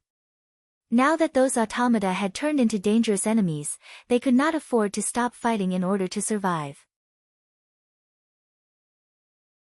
Even with its long skirt that extended down its ankles, the Old World-made automaton blazed through the ruin. Its long hairs that were present more as decoration than for anything else, would have normally tangled up here and there, but it agilely moved around while making sure that would not happen. It was all possible thanks to its advanced computation ability as an Old World automaton. Shortly after, the other 2 automata that had gotten away from Kurosawa appeared behind that automaton. The other 2 automata just followed that single automaton as if they were under its control. While they were still running through the ruin, the maid automaton grabbed something from under its skirt and threw it at the other 2 automata. The other 2 automata naturally received them. The 3 automata then moved through the ruin as if they were a single team.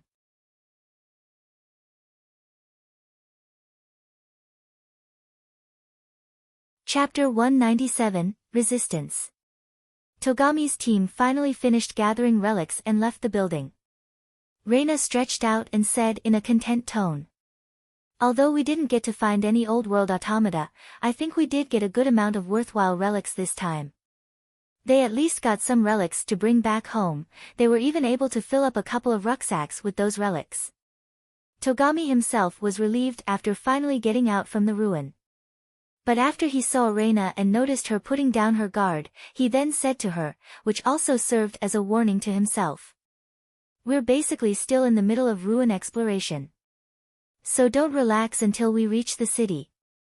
Being a full-fledged hunter also means that we have to make sure we can exchange the relics for money afterwards. I know, we're technically still inside the ruin after all. Ah, right, Akira. Can we ask you to carry some of the relics? Compared to your APC, our vehicle is a little small after all. Sure. Thank you. With this, Reina shifted the relics, which were a little embarrassing to carry around, as she smiled happily, but of course, she hid that smile inside his heart. They then quickly finished their preparation and got on their respective vehicles. Kurosawa's team somehow managed to destroy the remaining 2 Old World automata. Although they got some of their team members injured, they quickly regrouped and focused their firepower to corner the automata to the point that their bullets literally formed a wall. They riddled the automata with bullets and pushed it to the wall in order to seal its movement. While the other hunters suppressed the automata's movements, Kurosawa swapped his rifle to cannon mode. With the automata unable to move, it was quite easy to shoot a warhead that could even destroy a tank at them.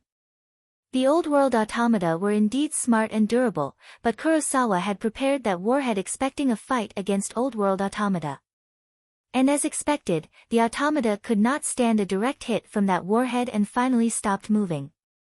Although they were destroyed, they still retained their original shape. From outside, they still looked like they could move.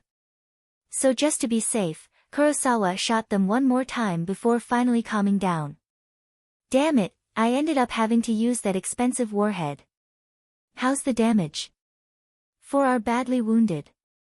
I'm not sure if the automata did that intentionally to make others cover for them or simply because it only aimed to make them unable to fight and there was no need to kill them. It doesn't matter, get them treated now. Don't let them die if we can save them. Check how much ammo you have. If some of you are low on ammo, get those who still have a lot of ammo left to share theirs. The hunters immediately sprung into action. Kurosawa returned back to the entrance of the room to stand watch, and one of the hunters then approached him. What's wrong? Is there a problem? Not really. I can stand watch here by myself, go get some rest with the others if you have nothing to do.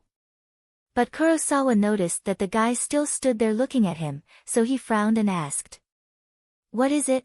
Well, sorry, we should have listened to you and destroyed the automata. Don't mention it. Choosing not to destroy them at that time was not the wrong decision. It's just that you lost the coin toss, that was all there was to it.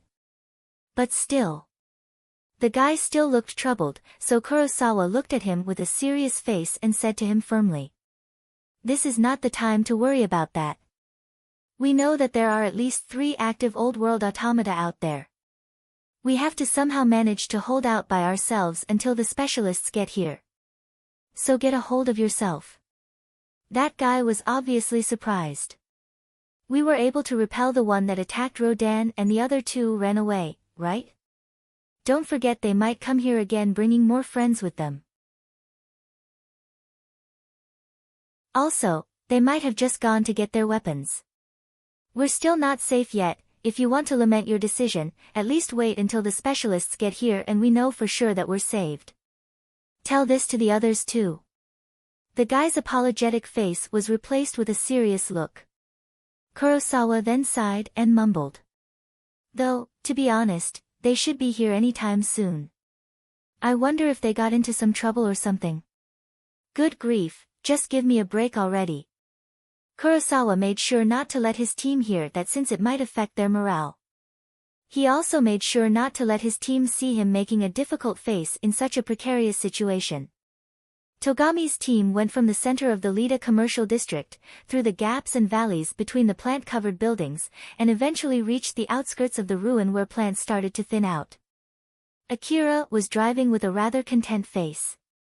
Well, I did get some good loot for today, although I went out to the wasteland with no particular plan. Alpha, who was sitting on the driver's assistant seat, smiled at him. There was a slight trace of exasperation in her smile. Akira, just to make sure that you understand, this doesn't mean it is a good idea to keep exploring without a plan, you know? I know, but it's fine to celebrate for a bit since it has been quite a while since the last time I managed to do a successful ruin exploration, right? Ah, we're still basically not done until we reach the city, huh? Akira was not that serious when he said that. But Alpha suddenly made a serious face. Akira, who saw that, immediately tensed up. Akira, be careful. I know, there's no need to make that face. No, we have a company chasing from behind. Seeing Alpha making a serious face when she said that, Akira immediately switched to battle mode. Monsters? It depends on what defines a monster. We have 2 humanoid signals, they're closing in on us at a high speed. It's as if they're either cyborgs or using augmented suits. But if they are hunters and they want to talk with us, they should at least send us something beforehand through close-range communication.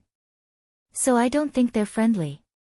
Akira left the wheel and let Alpha take control of the vehicle as he went to the back of the APC. He then took his equipment and checked their condition before opening the back door of the APC and sent a call to Reina. As Akira opened the door, Reina's vehicle came into his view. Reina, who was driving the vehicle, and Togami, who was sitting next to her, looked confusedly at him. Akira's gaze shifted from Reina's vehicle to behind it and focused his information terminal in that direction. He then could see a male and a female in an old-world-style dress running at a high speed from behind Reina's vehicle, although the plants that covered the ruin made it difficult for them to even sprint. Togami, I don't know what's going on here, but someone is chasing us from behind. Tell me what you want to. Watch out. At the same time Akira shouted, Alpha suddenly accelerated the APC. His body obeyed the inertia and swayed. In the midst of the swaying vision, he could see the female carrying a cylindrical object in her hand, and a blade of light extended from that object the moment she swung it. A few minutes before Akira contacted Togami and Reina, Kane also noticed that signal. In-san. Someone is chasing us. Indeed. Shiori tensed up while also impressed by how sensitive Kane was as always. She then looked back to check what was chasing them. Not monsters. People? It seems to be people, but those are not hunter equipment. At this rate, they'll eventually catch up to us. They don't look like the kind of people who would try to get something that we dropped by accident though. Milady, there are dash. When Shiori was about to let Reina know, she could hear Akira's voice shouting at them through the vehicle's information terminal. Right at the next moment, Shiori grabbed Reina and Kane grabbed Togami from behind and jumped off from their moving vehicle. A split second after that, the light blade swung by the female chasing them split Reina's vehicle cleanly into 2. But even after it was split, both the right and the left sides of the vehicle that were separated from each other continued moving forward due to the inertia. It then rolled over a few times before finally stopping. Both the male and the female humanoids chasing Togami's team were old-world automata in butler and maid outfits. The female one once again swung its blade chasing after Shiori, while the male, which was carrying a rifle, went for Kane. Shiori covered Reina as she repositioned herself for battle while Kane signaled Togami to stand back as she focused her attention on the incoming automaton. But suddenly, a storm of bullets swallowed both automata and threw their bodies back. It was Akira shooting at them with SSB rifles in both hands. The normal bullets were released at a minigun-like speed, emptying the magazine in a flash. Alpha. Did that do it? Unfortunately, that didn't hurt them by much. Akira ejected the empty magazine. Using his time compression, he let go of his rifles, reached for nearby magazines, threw them up in the air, grabbed his rifles back, agilely pushed them against the flying magazines, and finally completed the reload. I know they were just normal bullets, but that was a highly compressed barrage, you know? What the heck is with them? Aren't they just too durable? I bet they are old-world automata, and they're high-quality automata on top of that. Akira then remembered back when he had to fight old-world automata in the Kuzusuhara ruin and could not help but nod with a rather conflicted face. That would explain their durability. Are they here to get back the relics since we took too many of them? Just keep shooting. If we can destroy them, we can bring them back as relics too. Oh, that's a good point. Akira reactivated his time compression. He thought back to how relaxed he was, and that ruin exploration was not over until he arrived safely back to the city. This made him believe that he might have jinxed it as he smiled bitterly. Akira was successfully able to provide suppression and prevented the automata from making any complex maneuvers, but that was not enough to destroy them. Reina and Togami were so surprised that they were late to digest what just happened. Shiori considered all her options there as she glanced at Akira. Akira was shouting something. Although she could not hear anything from that distance, she judged that Akira was telling them to get to him as fast as they could. She then glanced at Kane with a serious face. Kane looked back at her and smiled. "Milady." "Excuse me. Togami boy. Make sure not to bite your own tongue." Shiori grabbed Reina while Kane grabbed Togami. Then without any prior explanation and without asking for permission first, they threw Togami and Reina straight at Akira. Reina and Togami were still having a hard time following what was going on when they were flying through the air. Akira realized what Shiori was trying to do. Although he was surprised, he immediately stopped shooting and threw his rifles up. He then caught Togami with his right hand to make sure that he would not crash into the APC, while he caught Reina with his left hand in a gentler manner as if he was hugging her. He then quickly let both of them go and caught his rifles back. Akira's focus returned back to Shiori and Kane, who were facing the automata. Shiori and Kane stayed behind to buy some time for Reina to get away, and now both of them were already approaching their respective opponent. Akira understood that Shiori and Kane were prioritizing on getting Reina to safety first. But he then looked back at Reina and Togami, thought for a bit, and walked past them toward his bike. Reina, while still confused from being thrown, could not catch up with the information flooding her five senses. When Akira walked past her, he was in a rush which caused her to follow him with her eyes. She saw him get on his bike and the next moment he had already jumped out of the APC, landing smoothly on the ground and blazed straight in Shiori and Kane's direction. As the scene of Shiori and Kane, who were left behind, got smaller and smaller with time, and the back of Akira, who was riding his bike straight at them, made Reina feel like they were leaving her behind. It felt like she was running away while they were buying time for her. It replaced her confusion with frustration and hopelessness. Reina, who was crushed under her emotions, stood up and walked as if to jump off the APC and rush towards Shiori and Kane. Togami, who noticed that, flusteredly stopped her. "Let me go." "Wait. What are you planning to do after you jump off? Just calm down for now. Let me go. Just let me go. If I run away here, then Again. With teary eyes, Reina flailed her arms to get away from Togami. Seeing that, Togami tried to stop her with a stern face. Togami understood Reina's feelings well. That day, back in Saranthal building, when he got a good view of how weak he was, he felt as if all that he had gone through to get stronger were in vain. It felt like all the hard training and achievements that he had gathered as a hunter which supported his confidence were being shredded to pieces. He thought that he had become strong, but it was nothing but his imagination. When push came to shove, he was still part of the group that was being protected. That feeling of hopelessness when he realized that he could do nothing to fight back against that fact was crushing his spirit even at this moment. Togami and Reina both felt the same right now. The only reason why Togami was able to somehow get a hold of himself was simply because he thought that in the worst-case scenario, he should at least get Reina to safety. It was the least he could do as the team leader. His duty as the team leader was to somehow manage to prevent himself from being crushed by his hopelessness. But for Reina, who did not have that responsibility, she had nothing to defend herself from her feeling. Shiori and Kane stayed behind to buy her time. Akira also decided to join them, while she was the only one who stayed in safety. The merciless time did not stop as she was stuck in that situation where she did not have the power nor the skill to fight back. Even if she jumped off the vehicle, she could not provide any help at all against those automata. She would be nothing but dead weight, and she would pull Shirori down even more if she stood in a dangerous place thinking that it was safe. That truth was breaking her heart.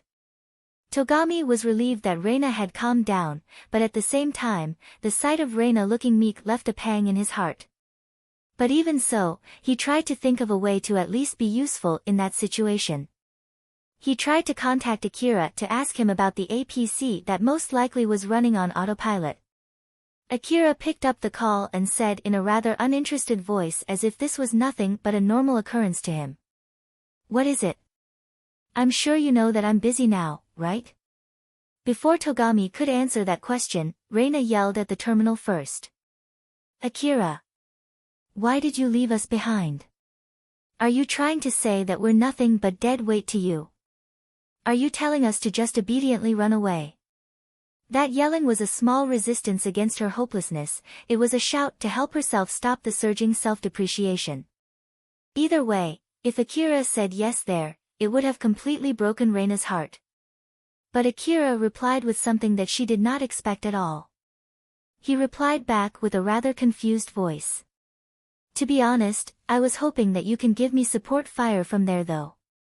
Judging from your skill back when we were exploring the ruin, you should have no problem shooting from that distance, right, Dade?" Reina paused for a bit after giving that short answer, which sounded as if she returned back to her confused state. Hearing that, Akira then said curtly. "Don't give me that, I've set the APC to just go around randomly after it gained some distance from me. If it got too far, give me a call and get on the wheel yourself. You can also use the gun on the APC, but I haven't done any readjustment, so make sure not to shoot me by mistake." Okay. I know that you might not be happy after getting sent flying like that, but I bet Shirori and Kane did that because, unlike both of them, you guys are nothing but dead weight in close-range combat. If you have any complaints, you should voice that to them later. It's not like I can do anything about it even if you vent that onto me, you know? Right, sorry. You can use the ammo there too, I should still have quite a lot left over. So if you say that you'll run away since you have no ammo left, I won't accept that excuse, okay? Reina immediately raised her voice. Who would say, "I'll run away, huh? Don't look down on me. I won't run away, okay? Is that so? Well, then, I'm counting on your support." Akira then closed the call. Reina knew that he could no longer hear her as she shouted.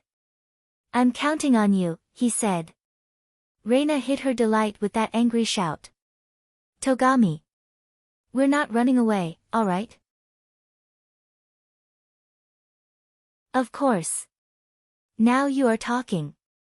Strong will filled her body, she took in her surging resolve and let it course all the way to the very end of her limbs and hairs. "Let's show them what we are made of."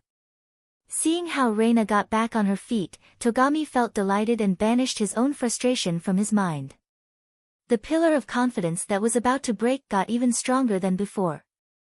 Although the situation had not changed at all, Reina and Togami no longer allowed themselves to be swept by the situation, they now stood to fight back against the flow. Akira was riding on his bike with an SSB rifle in each of his hands. Alpha, who was floating beside him, looked a bit surprised and asked him. "Akira, are you sure you're okay with that? I did fulfill my responsibility. If they decided to stay and join the fight then get killed by that, it's not my fault. They didn't pay me to be their bodyguard and I don't remember ever accepting something like that, right? If he ran away from that place after leaving Shirori and Kane as decoys, it meant that he would be indebted to them, and that was doubly true if Shirori or Kane got killed because of that. At least, that was what he thought. But with this, even if Reina got killed because he went to help Shirori and Kane, then it would not be his fault though Shirori and Kane might get angry because of it. Or at least, it would not bother him as much. He followed that egocentric line of thinking as he jumped out of his APC on his bike. Alpha let out a big sigh. "So, how much support are you expecting from me this time? Enough not to get me killed?" "Roger that." Akira only gave a vague answer and Alpha did not ask for more than that. Shiori activated her blade while she approached the female automaton. Her blade then started vibrating and gave off a dim glow. She gracefully and agilely swung that sword with her augmented physical ability thanks to her augmented suit. The swing sent out a wave of glowing particles which could cut any matter apart. It was as if she sent off a sharp blade flying. It was actually a killing move since the average person would not be able to evade it and be sliced up by the wave. But the female automaton jumped away as if she knew the nature of that attack and used her own blade to block the wave and dispersed it. The dispersed light particles shone on their faces. In contrast to Shiori, who had a rather grim expression, the automaton was emotionless as if she felt no danger from Shiori at all. The difference in their expression showed the gap between their strength. The automaton swung her blade to counter. Shiori, who was using an accelerator drug with suppressed side effects and prolonged effect duration in exchange for its power, saw the incoming blade. She aimed to throw the automaton off balance by parrying its blade using the solid portion of her own blade. But the moment she realized the slight movement of the incoming blade, she immediately switched to completely avoiding it. The automaton's blade went through Shiori's blade without any resistance and sliced everything beyond it. Although her blade was not damaged at all, that attack left a scorched slice marking on the ground and the plants that came in contact with it. That blade is the type that can alter its physical existence at will. This is getting troublesome. The blade that the automaton was using was a relic that was like a retractable baton. It was using the energy source from the automaton to overcharge its attacks. Because of that, it had enough slicing power even when in its retracted state. The opponent was strong. She would not have enough leeway to fight such an opponent while protecting Reina. That was why she threw Reina to Akira's APC. Then in order to prevent that automaton from destroying Akira's APC, and in order to get Reina from that place safely, she decided to stay behind. She was relieved that it was the right choice, but at the same time, she was also hard-pressed since the automaton was stronger than she had expected and knitted her eyebrows. Shiori and that automaton exchanged slashes in an intense close-range combat. Every time they swung their blades, there was a trace of light in the air which demonstrated how intense their exchange was. While on the other side, the male automaton took a kick from Kane. But as that kick landed on its body, it also jumped backwards to reduce the damage from that kick. As the kick sent its body flying, it thrust its leg to the ground as a brake and drew a long straight line on the ground. When it finally stopped, it had fully recovered its balance and aimed its rifle at Kane before releasing a few shots of beams at her. Kane accurately judged where it was aiming and blocked the beam with the force field armor erected from the equipment on her right hand. The beam was deflected by that force field armor and vanished into the wasteland along a straight line. The automaton then released 3 more shots. This time, Kane blocked it with the force field armor on her left hand. The automaton then stopped moving. Still, there was no change in its emotionless face. In contrast to that, Kane was smiling menacingly, but she suddenly sighed and mumbled. "Ah, this isn't fun at all. Even if it's a humanoid robot, fighting against a robot still feels like I'm just fighting against a punching bag." As her expectation that this might be fun melted from her mind, she let out a chilling cold aura and her smile faded from her face. "I guess I'll just break it and get this over with." Kane said so with a cold emotionless intonation as she quickly closed the distance between them. Another beam was released at her. Kane accurately predicted where it was aimed at, but unlike last time, she took the minimal move to evade it as if to intentionally graze the beam and closed the distance between them in an instant. The moment she got close enough, Kane released a punch with her right fist straight at the automaton's torso. Since she no longer had any fun fighting that automaton, and she had lost any interest in it, that fist was purely aimed to break it. And as expected, it ripped through the durable old-world automaton's torso, dealing significant damage.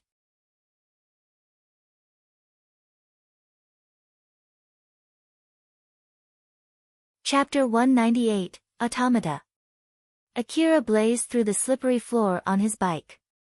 Vines and moss covered the small rubbles, making it even easier for the tires to slip. But with the ability of Akira's advanced bike designed for use in wasteland together with Alpha's support, he was able to keep driving at a high speed as he kept his eyes on Shirori with a grim face. Once he got relatively close, he aimed both of his SSB rifles at the female automaton and released a barrage of armor-piercing rounds. The expensive extended magazine housed way more bullets than a normal magazine, and he emptied it in that barrage. Right after that, the female automaton noticed the incoming bullets and jumped away while swinging its blade as if to cut down the bullets. The light particles left from those swings turned into a wall. It then reacted with the colorless mist in the atmosphere and transformed it into a force field. The force field killed the momentum from the bullets and deflected them away from their original trajectories. The automaton also actively evaded the already deflected bullets, thus allowing it to survive the barrage without even a scratch. Akira was surprised by that, but he immediately changed his aiming from targeting at a single spot to indiscriminate shooting. After all, even an old-world automaton would not be able to evade all of those bullets coming at it like a wall. And as he expected, some of the bullets landed. But with the lower firepower, the landed bullets could not damage the automaton.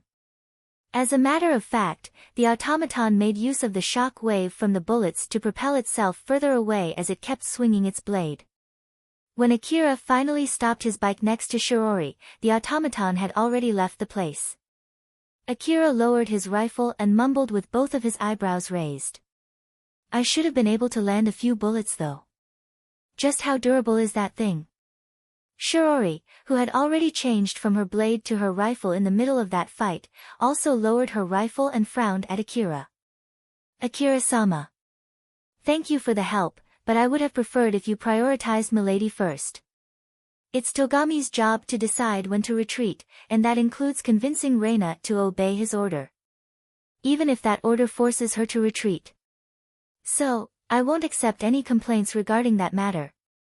Shirori sighed and smiled wryly. Maybe I should hire you as a bodyguard next time. Yeah, you can do that. But either way, I'm sure Reina would not be happy. Don't worry, it's my duty to convince Milady in that case, and Akira-sama would be the decoy. I see. Shirori lightly smiled. Akira also replied with a smile. That was when Kane returned back to them. Akira, there you are siding with Ain-san again. That's not good, you know. Not really, it seemed that you're doing fine, that's why I went to help Shirori instead. How about the other automaton, by the way? Just like the one that you faced, when you arrived, the other automaton also ran away. I didn't give chase since it seemed to be too much trouble. Akira then remembered the time when he fought Old World Automata back in Kuzusuhara Ruin, that the other one also got away, huh? To be honest, I feel like that kind of enemy would keep coming until they are killed though. It's not like I can do anything about it. You're right. Alright then, let's go back. Ah, sorry, by the way, this bike is only for one person. So the both of you need to use your legs. Kane exasperatedly sighed and shook her head. Akira, you really don't know how to treat a lady, huh? This is where you should let the lady take the bike, you know? I'm sure if it's only me and Ain-san, we can somehow fit on that seat. No. Shirori smiled seeing Akira reject that idea almost instantly and Kane's exasperated face. Akira, keep your guards up. During that small breather, Akira suddenly returned back to his battle-ready state. Shirori and Kane, who noticed that, immediately scanned their surroundings. Alpha, where is it? From the ruin, and there are a whole lot of them. Akira glanced at the ruin and could not help but frown. A swarm of monsters, including the plant-type monsters from the ruin, was heading towards him. Whoa, how did we not notice that swarm at all? It is probably because of the interference from the other plants. So basically, those plants are of the same type as the ones inside the ruin, huh? Good grief, what a pain in the neck. But still, what the heck is with the size of that swarm? This is just another guess, but I bet the automaton summoned them. It's difficult to detect monsters in this situation, but it's easy for the monsters to detect us. I bet those automata broadcasted a signal to let them know our location. Old world automata have the energy source to do that after all.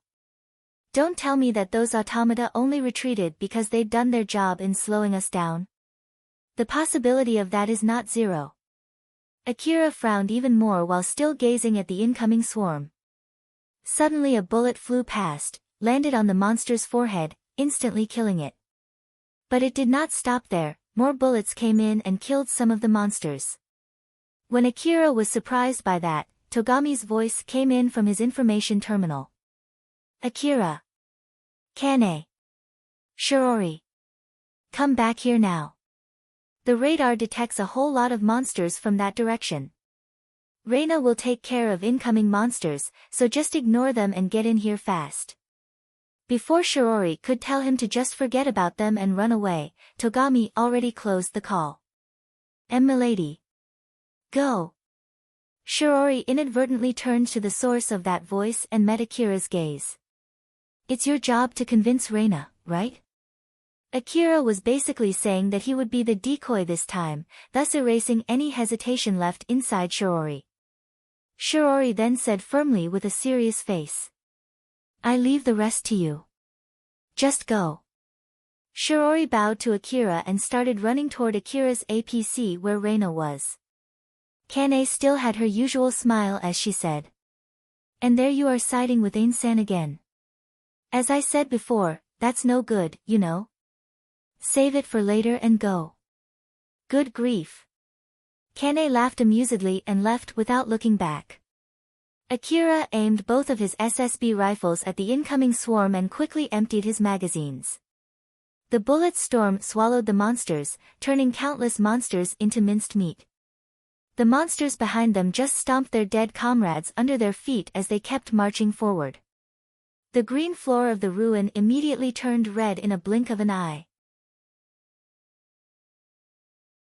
Since Reina switched her rifle's mode to sniping in order to provide support for Shirori and Kane, she was able to quickly detect the incoming swarm.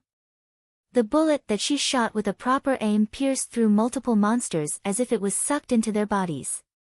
The power of her rifle, her talent, and her calm aiming, the experiences from all the training and battles up until now, all of these factors combined into one, allowing Reina to release high-performance sniping with an exceptional firing rate. Shirori emphasized long-range sniping for Reina in order to keep her away from danger while still allowing her to provide support when she was together with Kane and Shirori. After all, Kane had a habit of jumping into danger. The result of that training was fully showcased in this situation. Reina could see Shirori and Kane running in her direction while making sure not to obstruct her aim, while Akira was following not too far behind them while shooting at the incoming swarm. Seeing that, Reina felt that she was finally no longer a dead weight. Although it was a special circumstance, she was able to move on from the one being saved to the one who was saving others. That was when she ran out of ammo. As it pulled her back into reality, her smile turned into a slight frown. She realized that she had used all of the reserve ammo. Togami. Bring me more ammo. Something that my rifle can use. Togami put a magazine that he found inside Akira's truck beside Reina. Seeing that magazine, Reina could not help but crack a smile. Oh, he has some rather nice things here. Akira did say that we're free to use anything inside his APC. But if he gets angry later, you should apologize with me, alright? Reina put that magazine into her rifle while smiling teasingly. Oh my, that part is your job, no? That kind of thing is the party leader's duty, you know. Geez. Togami smiled wryly and returned back to shooting. After loading the new magazine, Reina carefully took another aim, aligned the crosshair with her target, and pulled the trigger. The bullet that Reina released soared to the sky and unnaturally made a turn, seeking its target. The power of that bullet was also as strong as she had predicted. She then took aim and released another shot. Homing AP bullet. Size-wise, it was more or less as big as a mini-missile. And the magazine that Reina was using was an extended magazine of that bullet. It was an expensive magazine for Akira even after applying the special discount for hunters above rank 50. He had originally saved it for emergencies. Akira watched the bullet fly past above his head and zoom at the monster in front of him. They're using it. My special ammo. That was expensive, you know. And I haven't even used it myself. Not even once. Alpha, who was next to Akira, smiled at him. You did tell them that they were free to use any ammo inside your APC. So just think of it as a good thing since it's worth its price. My reward, I'll make sure that they'll pay for my ammo first before dividing the reward this time. Akira said so to get his mind off that matter for now as he gazed at the expensive bullet that blazed through the air and struck down the monster in the front line. But still, isn't that just too many of them? Alpha, as I thought, something weird is going on here. You're absolutely right. Even if they came here because those two automata summoned them, there should not be this many. As long as we don't include the monsters from the inner part of the ruin, there should not be this many monsters. But even if we understand the reason now, it won't help us in our current situation. So just focus on the monsters in front of you for now. I know. I guess I should get a little bit closer. Akira then accelerated his bike towards a part of the swarm that was less dense and kept his finger down on the trigger. The bullet storm released from his SSB rifles killed so many monsters, but it was not significant when compared to the entirety of the swarm. There's just no end to them. I left the rest of my ammo back in my APC, this might be a good time to return back. Akira made a 180-degree turn and headed back to his APC while wondering if he was cursed to encounter a monster swarm no matter where he went. Meanwhile, the old-world automaton in a maid uniform stood in front of one of the countless semi-sphere structures scattered in the Lida commercial district. It then used its communication device to send a signal to that semi-sphere structure. Not too long after, a flood of monsters appeared, all of them were aiming toward that automaton as it escaped. The monsters were chasing after the automaton, but suddenly, that automaton vanished before appearing again somewhere further outside the ruin. The swarm of monsters was baited outside the ruin just like that and then baited further toward Akira's direction. Shirori eventually caught up with Akira's APC and jumped to board the APC. The first thing she did after that was to check on Reina. "Milady. Are you alright?" Reina seemed to be smiling amusedly as she replied. "Shirori, that's my line, you're indeed right, milady. I am alright for now." Kane also jumped into the APC not too long after that. "This place is so cramped, make some room, will you?" This means that Akira is the only one left, huh? Togami then looked back at Akira and saw him accelerating his bike right toward the APC. Whoa, wait a sec. Don't tell me that he's planning to jump in with that bike. As if Akira was affirming it, he accelerated his bike even more. In front of the panicking Togami, Akira used the control device of the bike to spring it upward before it landed on top of the APC, making a bang sound. Reina and Togami looked at the ceiling and mumbled, "That was amazing. That guy is good with basically anything, huh?" Kane smiled at that amazing performance from Akira, while Shirori looked worriedly at Reina, hoping that Akira would not be a bad influence on her. Akira stepped down from his bike and looked back at the monster swarm coming at him while still standing on top of the APC. The monsters seemed to be chasing vigorously, as a matter of fact, they were running faster than the APC. These guys really don't know when to give up. "Alpha, can you drive the APC faster?" "Unfortunately, no. The ground is not suitable for high-speed driving, and the APC is filled with heavy armor tiles, relics and ammo too. Although the APC has high horsepower, it's not that much." "I see, well, it can't be helped then." "Oh, are you planning to throw away some weight?" "That would be a huge waste, you know." "Not that, I'm going to shoot at them." "I'm just kidding." Akira heaved a huge sigh in reply to Alpha's inappropriate joke and aimed his SSB rifles at the monsters. But in the next second, his vision blurred. Akira's augmented suit suddenly moved with its full power. Akira tried his best to match his body movement with his augmented suit, he could even feel the air resistance from making such a sudden move. But in the midst of all of that, he still could see Alpha's grim face, which was more than enough to know just how grave the situation was as he immediately went straight at the incoming enemies. The two automata that had run away suddenly landed on top of the APC as if they were warheads. The shock shook some of the armor tiles off the APC and even broke through the APC's force field armor, which could even withstand a tank shot, leaving a huge dent. As the broken armor tiles flew around in slow motion, the male automaton quickly aimed its pistol at Akira and released a beam shot.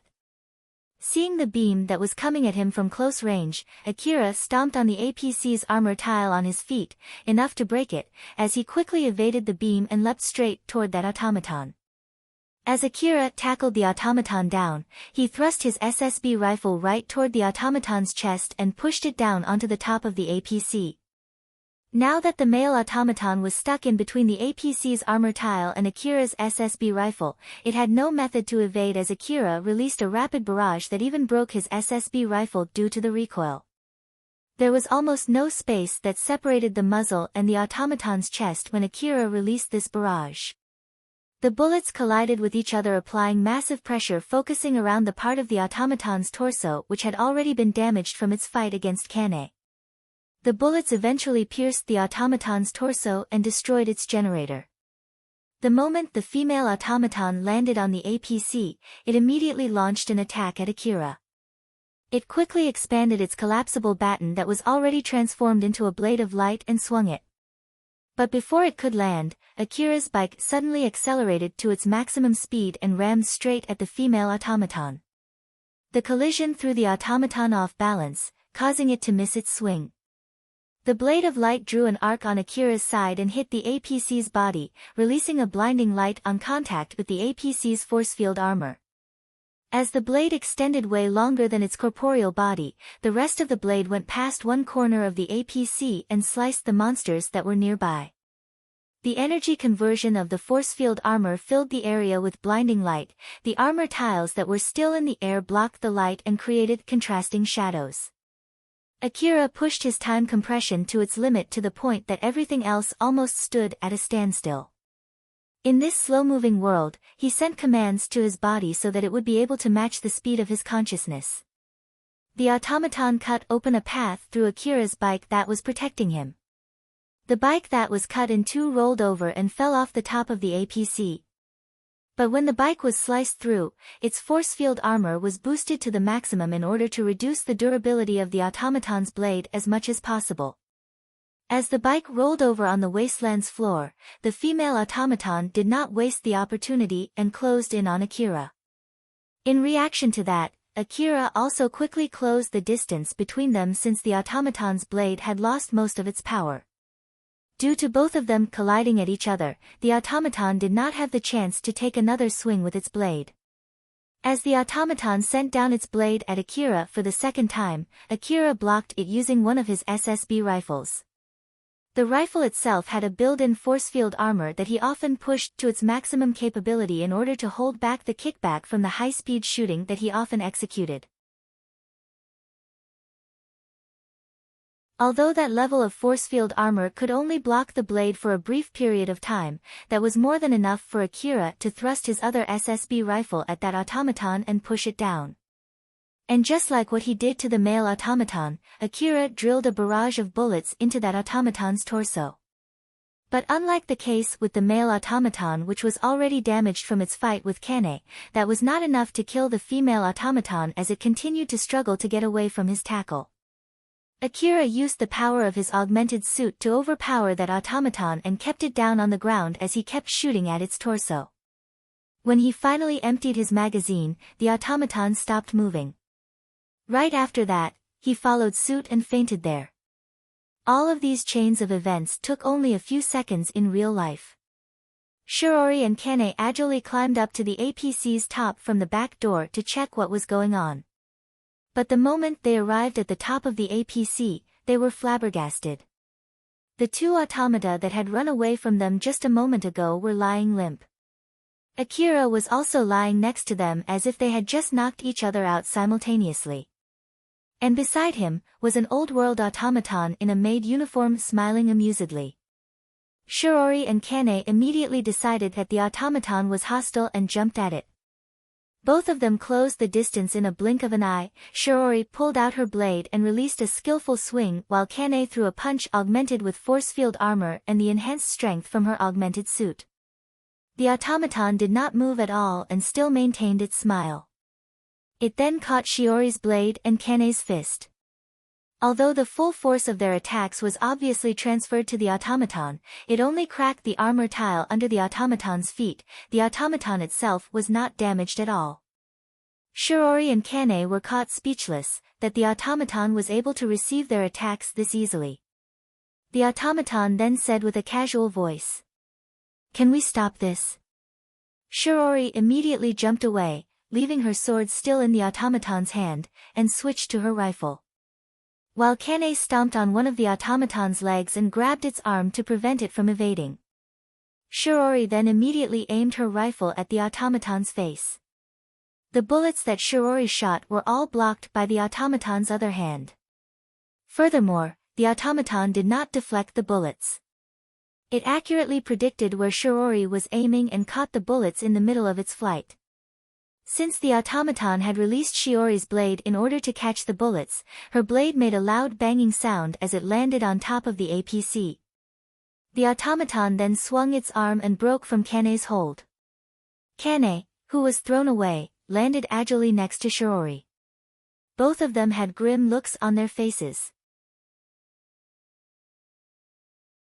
In front of them, the automaton threw away the bullets in its hand, picked up Shiori's blade, threw it in Shiori's direction as if to return it.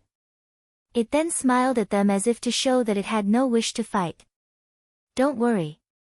We no longer have any wish to fight you. I've done more than enough for what I've been paid for." Shiori picked up her blade. She still looked confused as she sheathed her blade. Seeing that, Kane also lowered her fist. Although she was no longer in a battle stance, she still had her guard up, and that was true for Shiori too. This was a situation where their opponent was strong enough to easily overpower both of them. However, since Reina was still inside the APC, Shiori was ready to jump into action anytime. "If you really have no wish to fight, it would be great if you could at least introduce yourself." The automaton bowed deeply. "Lion Steel's General Purpose A. I, Olivia, at your service. If fate has it, I'll look forward to your patronage." Shiori and Kane could not hide their surprise. Olivia pulled out a white card from her skirt and lightly threw it at Shiori. Shiori caught that card and took a closer look at it. Once again, she could not hide her surprise. "This is... It's not for you. If this boy wakes up, please give it to him." "I shall take my leave then." Olivia pointed to Akira, then bowed once again and suddenly vanished. Shiori immediately scanned her surroundings but she could not find Olivia anywhere. A hologram. "Since when?" Kane smiled amusedly and lightly frowned as she said, "Probably since the time when it threw that card. I bet it used some kind of camouflaging device to hide while leaving behind a hologram and already left the area. Moreover, right before that hologram vanished, I was still able to feel its presence somewhere nearby. A hologram that can even fool me, it's a pretty advanced decoy. I'm sure it is an old-world automaton." "Phew, seriously though, that was dangerous." Kane hid her disappointment by complaining instead. Reina's voice could be heard coming from the APC. "Shiori. What's going on up there? We're coming down now. I'll explain the rest later. Milady should focus on the monster swarm. They'll catch up with us at this rate." Reina and Togami, who had stopped shooting due to the surprising turn of events, flusteredly started shooting again. Kane sent a suspicious gaze at Shiori. "So then, Ain-san, what's the plan now? For now, we need to get back down from here." Shiori understood what Kane was actually asking her and refused to give a straight answer. Shirori and Kane returned back inside the APC. Kane just threw the inactive automata inside the APC while Shirori gently placed Akira down. Shirori first calmed Togami and Reina, who were restless to know what just happened. Please calm down. Akira-sama is just unconscious.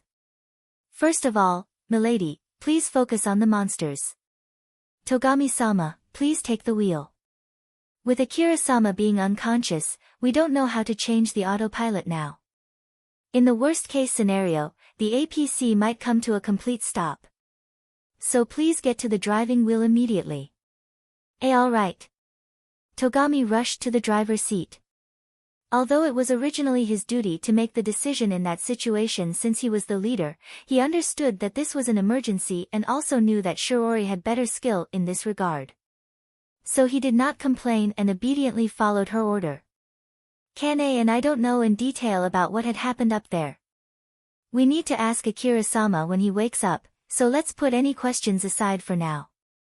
Until then, milady, please take care of the monsters. Kane and I will have to take a short break, we're pretty much spent. Me alone? Reina was bewildered, seeing which, Kane teasingly said to her. Milady, are you planning to act spoiled again now that we've returned to you? I'll do it. Reina replied back by pure reflex which she regretted inside her heart. It was definitely not an easy job to fill in because of Togami and Akira's absence. Reina had a grim look as she started shooting at the monster swarm that was creeping closer and closer to the APC. When she glanced at Kane and Shirori, they were really taking a break and even Kane was lightly waving at her. Alright, I'll do it. It was definitely the result of them treating her as a full-fledged hunter. But Reina was not sure if she was to be happy because of it, as she kept shooting while gritting her teeth. Shirori glanced at Reina and then looked back at the white card. She was seriously evaluating her options there.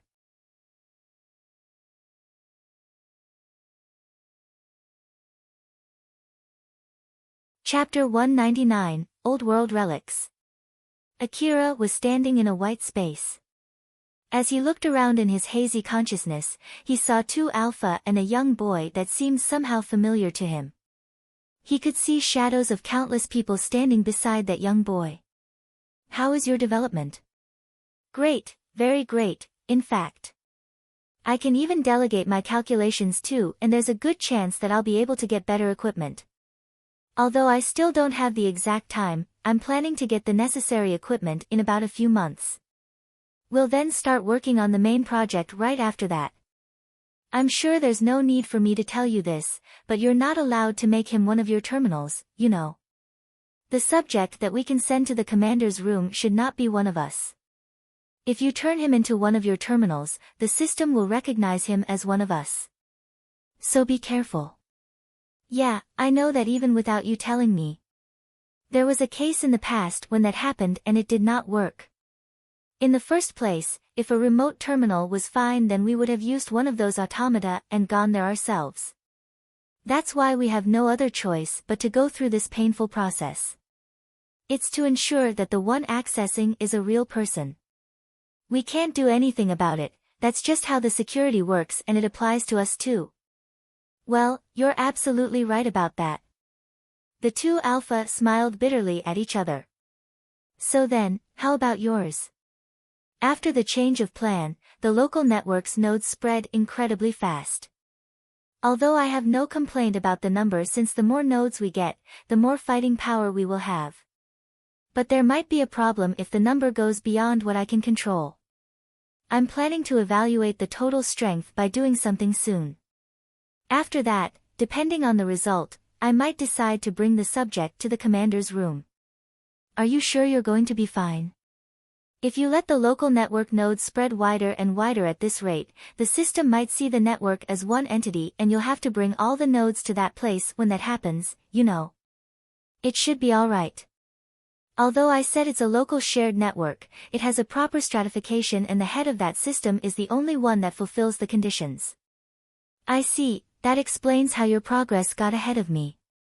Well, that's perfectly understandable. Alpha seemed a bit disappointed. The other Alpha then frowned and asked, "Does your subject not show any sign of forming a local network?" "Nope, none at all. After all, he was originally a loner and the thought of forming relations with others never crossed his mind, that's why I can't use that method. But I'll be the one managing him after the connection, so don't worry about it." "I see.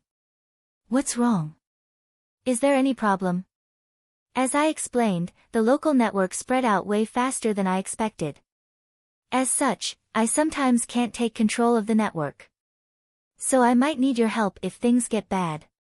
The first Alpha agreed to help the other Alpha, but she also blamed the second Alpha. "Sure, I don't mind, but you should do something about it first before it comes to that, you know. Unlike the subject under you, I still haven't even received the consent for the contract from my subject. So it might be not that easy." As I thought, doing this with an uncontracted subject is not ideal. This is also an experiment. Regardless of the result, it'll be useful for our future trials. Well, that's true, but still. By the way, about Tsubaki. While the two Alphas were still talking to each other, Akira's vision blurred. Akira finally woke up. He felt that weird feeling as he realized that he was no longer in the same place as where he last remembered and immediately scanned his surroundings. Where am I? Shiori noticed Akira waking up and spoke to him. "You've woken up, are you alright? It doesn't seem that you sustained any injuries from the outside, but, just to be safe, I gave you some medicines. I'll bring some more if you're still in pain. Where is this place?" "We're inside Akira-sama's APC. Since we found you fainted on top of the APC, we brought you in and let you lie down until you woke up. Are you alright?" Akira's consciousness was still hazy, although there was a slight trace of calmness in his mind. The haziness prevented him from being fully awake. That was when suddenly Alpha appeared. "Akira, good morning, Alpha. It seems that you're a bit flustered there. How about you take some deep breaths first? It'll calm you down, you know." Alpha was smiling gently at him, just like usual. Judging from how Alpha was smiling at him, Akira understood that he was in a safe place for now as he took a deep breath. It was a short ritual that helped Akira reset his state of mind. But as he regained his calmness, the hazy memories of what he saw when he was unconscious was lost in the exchange. "Alpha, give me the status report for now. You fainted after fighting two automata on top of the APC. You don't remember that, right? I was fighting those automata, so I fainted after that, huh?" Akira thought that the weird feeling that he felt was the leftover adrenaline rush that was cut short when he suddenly fainted in the middle of that fight. He then noticed Shiori, who was looking worriedly at him. Right, I'm fine. I fainted up there, so it means that you must have saved me from falling over. Thank you.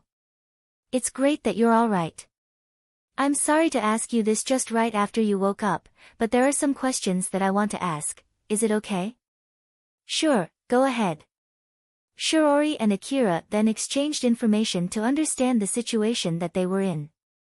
While Akira was unconscious, they were able to successfully get away from the swarm. Right around the boundary, when the green plants that covered Lida Commercial District stopped growing, the monsters also stopped chasing the APC.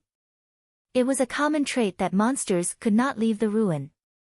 That was why people used to call them biological security drones guarding the ruins. The vehicle was on the way heading back to Kagomayama City at the moment. Togami was driving the APC while Reina was sitting and resting on the driver's assistant seat. After carrying Akira in, Shiori and Kane really did not help Reina at all. Although Kane was standing next to her, she was only there to guard Reina while sometimes making idle talk. To put it in a better light, it might have helped Reina not get too tense, but it might be just Kane having nothing else to do to waste time.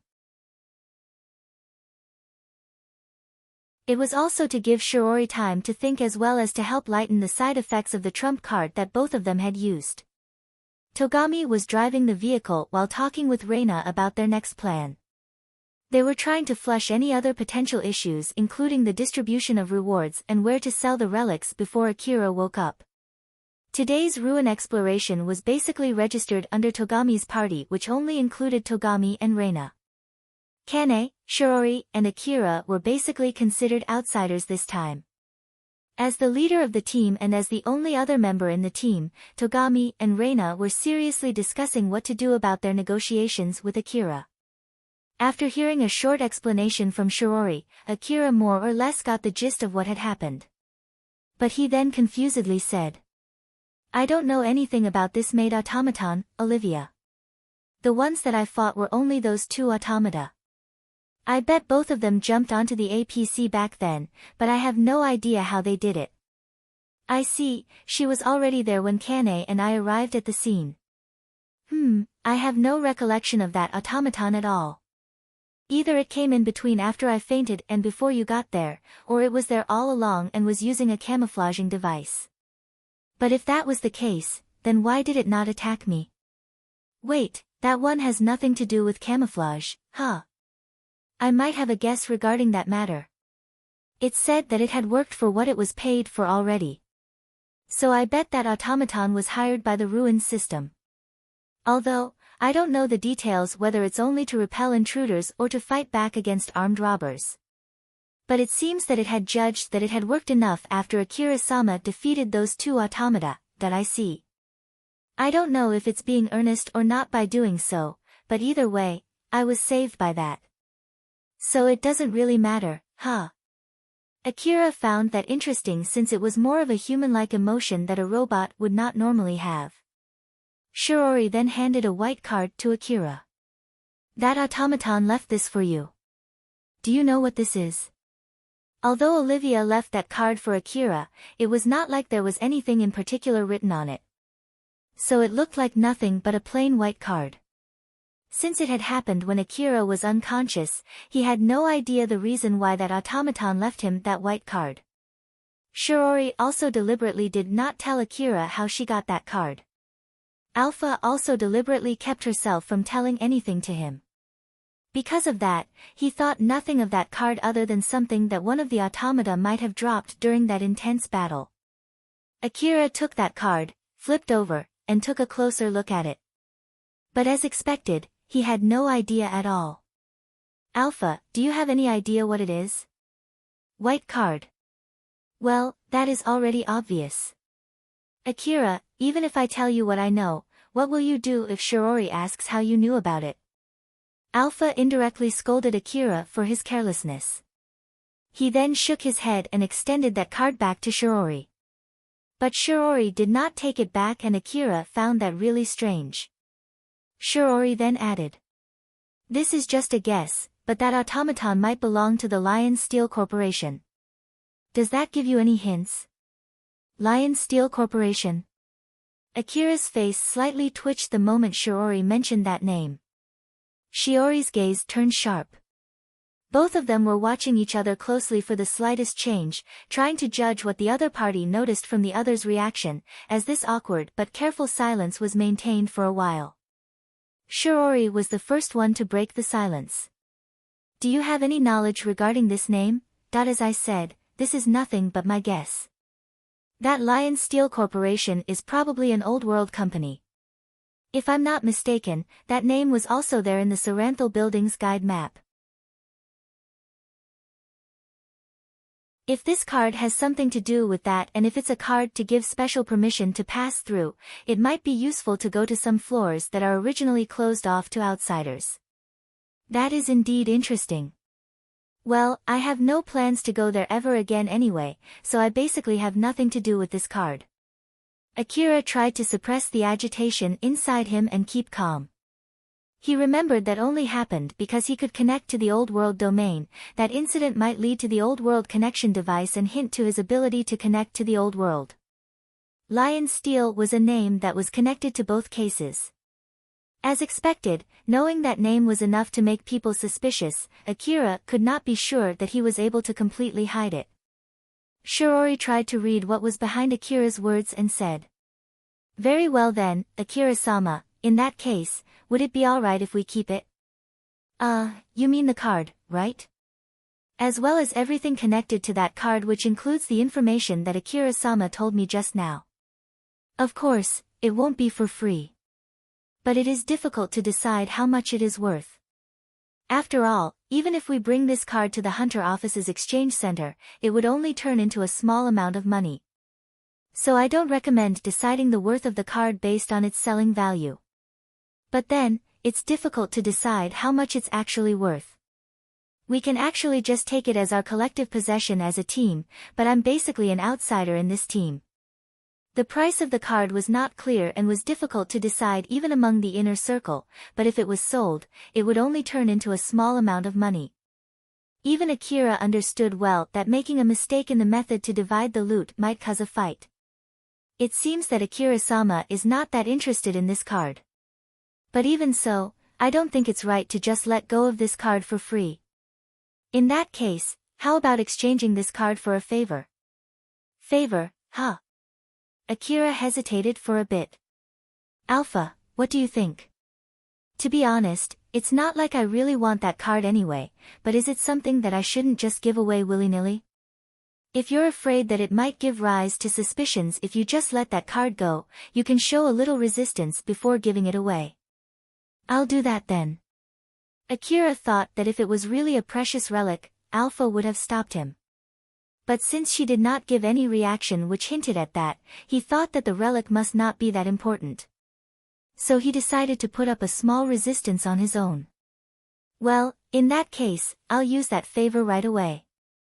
Before dividing the reward from this exploration, I want you to first subtract it based on the ammo that we have consumed during the battle just now and pay me that money up front, and inform that to the other two. With all that happened today, I'm sure we'll fight over how to divide the loot anyway. So in exchange for giving you that card, I want you to do this. Is that alright? Very well. I'll convince Milady and Togami-sama regarding this matter. In case if it doesn't work, I'll take responsibility and pay it with my own money. We have a deal then. Akira smiled and handed over the card. Shiori politely received that card, put it in her pocket and smiled. Indeed, we have a deal. The card that Olivia left for Akira now had turned into Shiori's possession based on a deal that Akira had accepted. That meant Akira had transferred all the rights coming from that card to her. During that negotiation, Kane was looking at them with a rare serious face. Shiori and Kane then went to Togami and Reina to tell them about the deal. Akira, who was left behind, sat down and looked at Alpha. Say, Alpha. Did you do something to me during that fight on top of the APC? Yes. I boosted your time compression. I always wanted to do that and finally, I was able to. Thought so. I felt something was weird back then. What can I say? It felt like all my 5 senses suddenly turned so sharp that everything around me seemed completely different than usual. That's simply because the information that you received during that brief period of time was multiplied. The difference is similar to looking at a blurry picture and a sharp picture. I see, that's kind of true, it felt exactly like that. Akira, let me at least warn you about this. You should not use it too frequently. It places too much burden on you after all. It has the same effect as taking a strong accelerator drug. In the worst-case scenario, it might even kill you. Akira slightly frowned, that I did something that dangerous, huh? But still, I've already done things that dangerous so many times before and I know it's way better than getting killed because I didn't do it.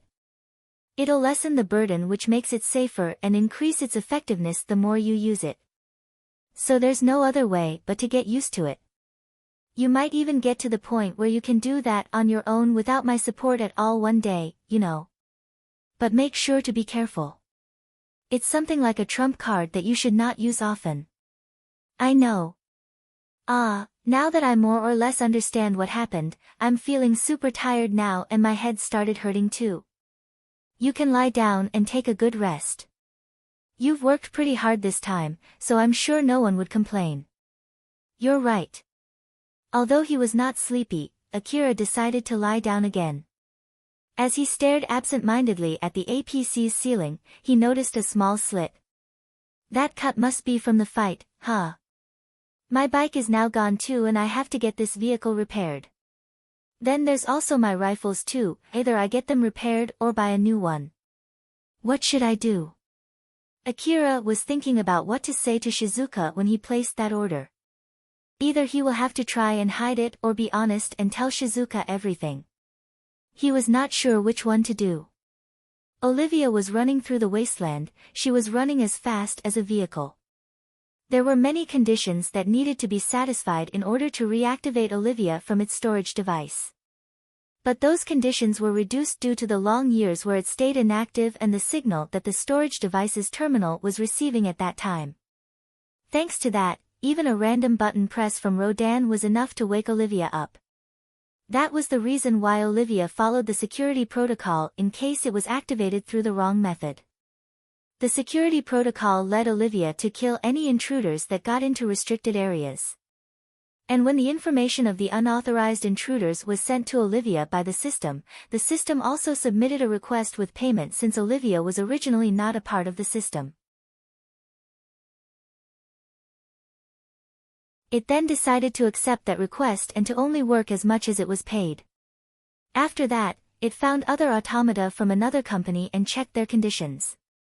It then judged that those automata would be either destroyed or misused, thus it changed its view of the automata and decided to turn them into its own terminal in order to use them to take care of the intruders. The reason why it baited the monsters to attack Akira was nothing more than a decision made by its AI side, it was something that was built into it as if it was its personality.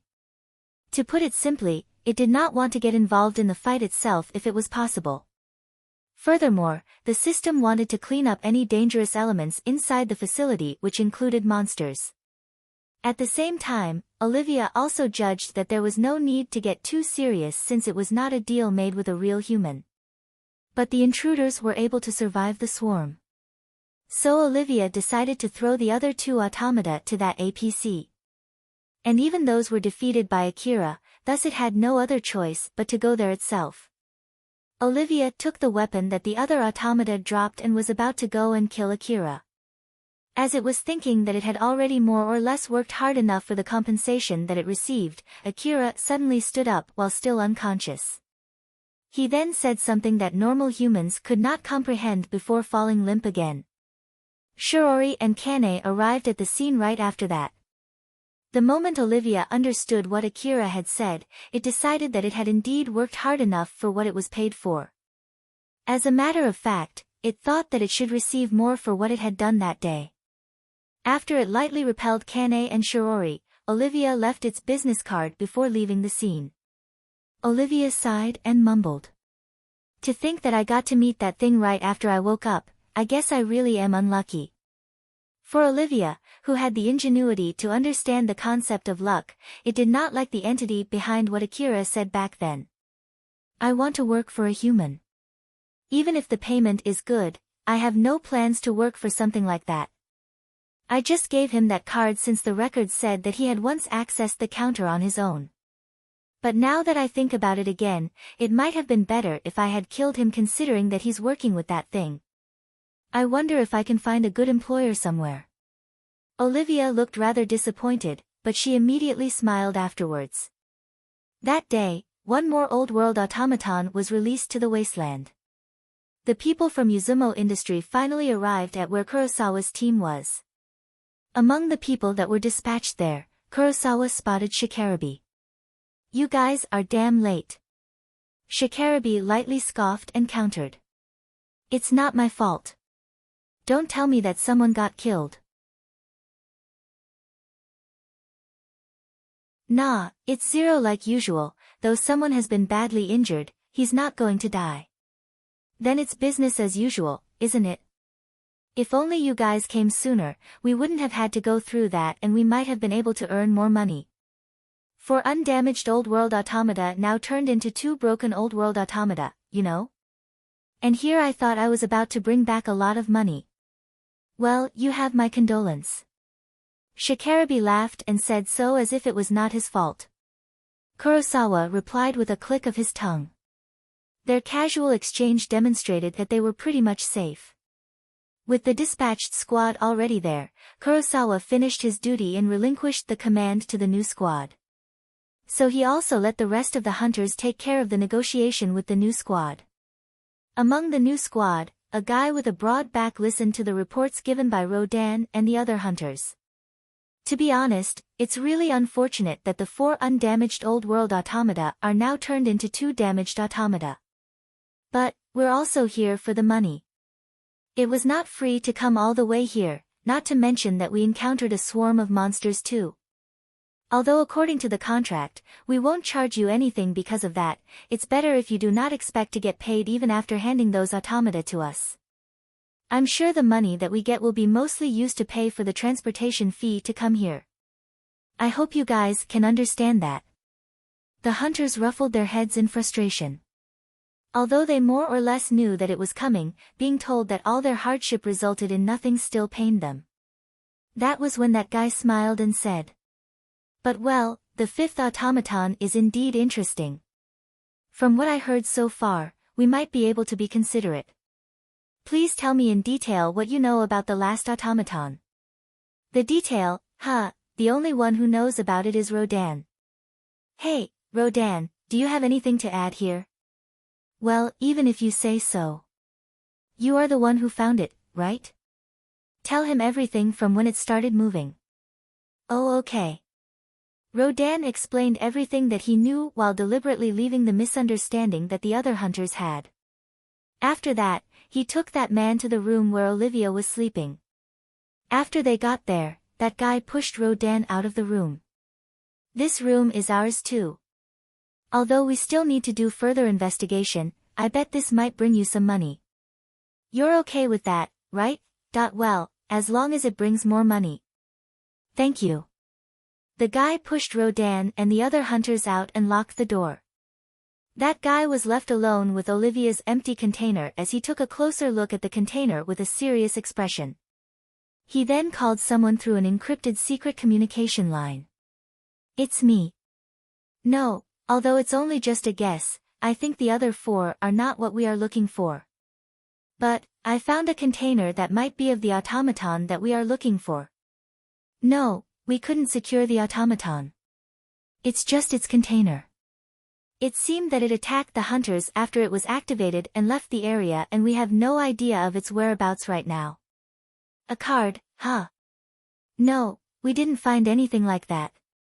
Alright, we'll search the area assuming that it's not in the possession of the hunters. Yes, please excuse me then. The guy cut the call and turned towards the empty container. Lion steals automata, huh? It would be strange if we had found it way sooner. But up until now, it always killed the person who activated it before returning back to its container though. Is it because this one had looser restrictions? If that's true, it means that it should be easier to communicate with. If that rumor is true, this might turn into a small war. A long time ago, a certain hunter found an old world automaton and opened a business based on that automaton. Then that hunter climbed the ladder in no time until their company reached the upper echelon of the corporate government. It was the result of him trying to reopen a certain old world company in the current era, and right now, that company was providing maids for the rich and received their support in exchange. The hunters were nothing but decorations as the main functions were all run by automata. Even the maids were nothing more but an imitation of the old world lifestyle, and since it was difficult to find good automata in the current era, they employed skilled people in their place. The rumor had it that the said automaton was made by Lion Steel Company. It was a common rumor in the Eastern District that a huge corporation had some kind of connection with an old world company. As it was nothing more but rumors, there was no concrete evidence regarding that matter. But it was indeed a profitable rumor. After Akira and Togami's team arrived back in the city, they disbanded the team. Until they agreed on how to divide the loot, all the relics were handed over to Shirori to hold on to. Since Akira also decided to lend the APC to them, he asked them to take the APC to the repair shop in order to get it repaired. He then headed to Shizuka's shop while Togami and Reina went to Drenkum to give their report. As Shirori was driving the APC, Kane suddenly asked her a serious question. "Ain-san, was that really okay? Although we didn't tell a lie, we still tricked him, you know? What's your plan if the cat is out of the bag? That when that happens, Milady would be disappointed in me and Akira-sama would hate me. That's all." Having Reina disappointed in her carried a huge implication for Shirori. Kane let out a big sigh and said, "Well, if Ain-san did that fully knowing the risk, I have no plans to say anything." Kane then returned to her usual self and smiled. "Well, if Ain-san gets found out and has to fight Akira, do tell me. I'll be more than happy to help. Before it comes to that, I'll do my best to solve it peacefully. I'll apologize after telling him everything and offer him peace money. And if nothing works? If nothing works, I'll use you as a decoy and take Milady to safety. I know that you always wanted to fight him. So it's a win-win solution." "Yeah, that's so cruel." Shirori said so jokingly. Kane laughed and replied with a grunt. In reality, if either one of them had to stay behind in that situation, it would have been Shirori, and Kane would be the one taking Reina to safety.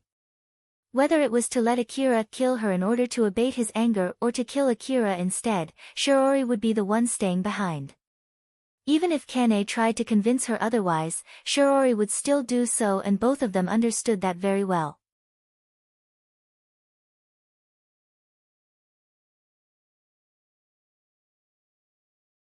Chapter 200, The Result of Coincidence and Prediction. Akira was dipping himself inside the hot bath in his house to melt the exhaustion that had accumulated that day. Today was too tiring, so many things happened.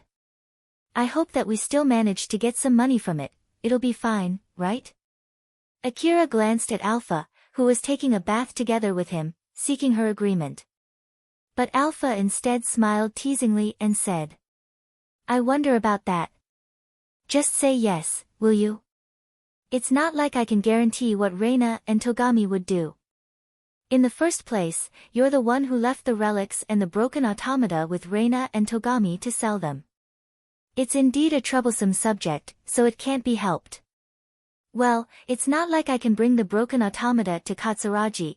I feel like Katsuragi won't buy them after all. So I thought leaving that to Reina, who seems to have connections, will be able to sell them at a much better price. It's not like I'm blaming you. It's just that I can't guarantee that it would be all right." "I know, but still." Akira lightly sighed. He then relaxed back as if to have given up on that matter and said to himself, "It's all right, it'll be fine." Shirori also said that she'll take responsibility if it doesn't work out. So I'm sure she also believes today's loot can sell for quite a lot of money. It should be all right. Well, in the worst case scenario, we can go to give our complaint to them after you get your new equipment. That's a good idea. Equipment, huh? Although Akira seemed to have moved on once before from that subject, he once again made a difficult face. "What's wrong? No, it's nothing." After Akira again lost most of his equipment, he went to Shizuka to get new equipment with the current money that he had. First of all, he prioritized rifles and put in an order for 3 fully modified SSB rifles. Shizuka's expression when he placed that order left an impression in his mind. Akira had decided to be honest and told Shizuka everything in case she inquired, but she accepted his order without saying anything. But in place of that, Shizuka looked slightly surprised and exasperated at the same time. She then smiled as if she had given up, but there was pity mixed in her smile. Akira thought that Shizuka would at least say something about him already breaking his rifles in such a short time, but she instead continued talking without even touching on that subject. He felt something was not right about it. Shizuka-san did not say anything, so it should be all right. Yep. Let's just hope that it's not a smile of exasperation, since she had worked so hard to get the equipment that was originally already outside the range of the shop's products, but you keep breaking them in no time and you don't show any remorse at all when you place an order for replacements. But as a weapon merchant, she doesn't have a good reason to stop you since it contributes well to the shop's revenue. If you don't know for sure, then stop scaring me. I only said that because you seem too stuck on that matter. You should just move on. If you keep yourself bothered by it and it ends up making you use your equipment too carefully, you might end up hurting yourself, which would defeat the reason why you got them in the first place, you know? I know, but still. It doesn't matter if your equipment is broken as long as you, yourself are safe. It does contribute to her shop's revenue and it's not like you are breaking them intentionally anyway. That's why it doesn't matter. If Shizuka is worried, it is either because you use your equipment without care or because you keep getting yourself in a situation where you have no choice but to do something that destroys your equipment. This is not something for you to worry about, or more like, it's way too late for you to start worrying about this, right? That you have a point there. Akira smiled wryly as he asked himself if deep inside, he wanted Shizuka to worry about him. Which in that case, he might have been intentionally going to dangerous places wishing that Shizuka would worry for him. He told himself that desire was too greedy and smiled wryly, he himself knew that very well. He then decided to talk about something else to move on from that subject. By the way, about that white card though, what exactly was it? That is a business card. You can use that card to contact that Olivia automaton. If you're someone who can connect to the old world domain, you can use it to directly get in contact with Olivia, and if you can't do that, you can use an old world communication device instead. I bet it left that to you hoping that you would hire it. Akira immediately turned to Alpha. Alpha, you knew all of that? Yep, why didn't you tell me back then? Can you keep that a secret? Alpha smiled as usual. Although Akira understood that she had a good point there and agreed with her, he was not exactly happy to admit it. Was that thing actually a very expensive object? That depends on how much price you would place on a method to contact the old world side in a friendly manner. In that case, that should be a pretty pricey thing, and I ended up giving it away thinking that it wasn't worth that much. I guess that was a big blunder, huh? It's the opposite. You did great getting that object away from you as fast as possible. In order to be able to use that card, you at least need to have the knowledge on how to connect to the old world domain. If you try to keep it for yourself, in the worst case scenario, others might get suspicious thinking that you might know. That's why I didn't tell you back there. Like I said before, I don't think you can keep it a secret, right? Yeah, I don't think I can. Shirori obviously noticed when he had a small reaction the moment she mentioned the name Lion Steel. If he had known just how valuable that card was, Akira did not think that he would be able to let that card go. Thought so. Let me at least tell you this though, make sure not to get too hung up on that. Instead, think of it as pushing that problem to them. If you insist on keeping it, people might get suspicious. You have a point there. I have no plans on getting captured after all. Having suspicion of being someone who could connect to the old world domain was enough for the Hunter office to dispatch a capture warrant. Since Akira was really someone who could connect to the old world domain, even if that suspicion came from something completely unrelated, he could not afford to get captured by them no matter what. With this, any regrets that he had regarding that card was completely gone. In the first place, you don't have any Chrome with you anyway, so it's not like you can hire Olivia. The only people who could do that are the super rich or huge corporations who have Chrome. Exactly. That's just way out of my reach. I guess this means I have no connection with them right from the start, huh? Wait, this is just my guess, but it felt like Shirori knew about that card though. I wonder if she has any connections with that world. Well, she's exploring ruins in a maid uniform and she calls Reina, Milady. It won't be strange if she does have some connections with that world.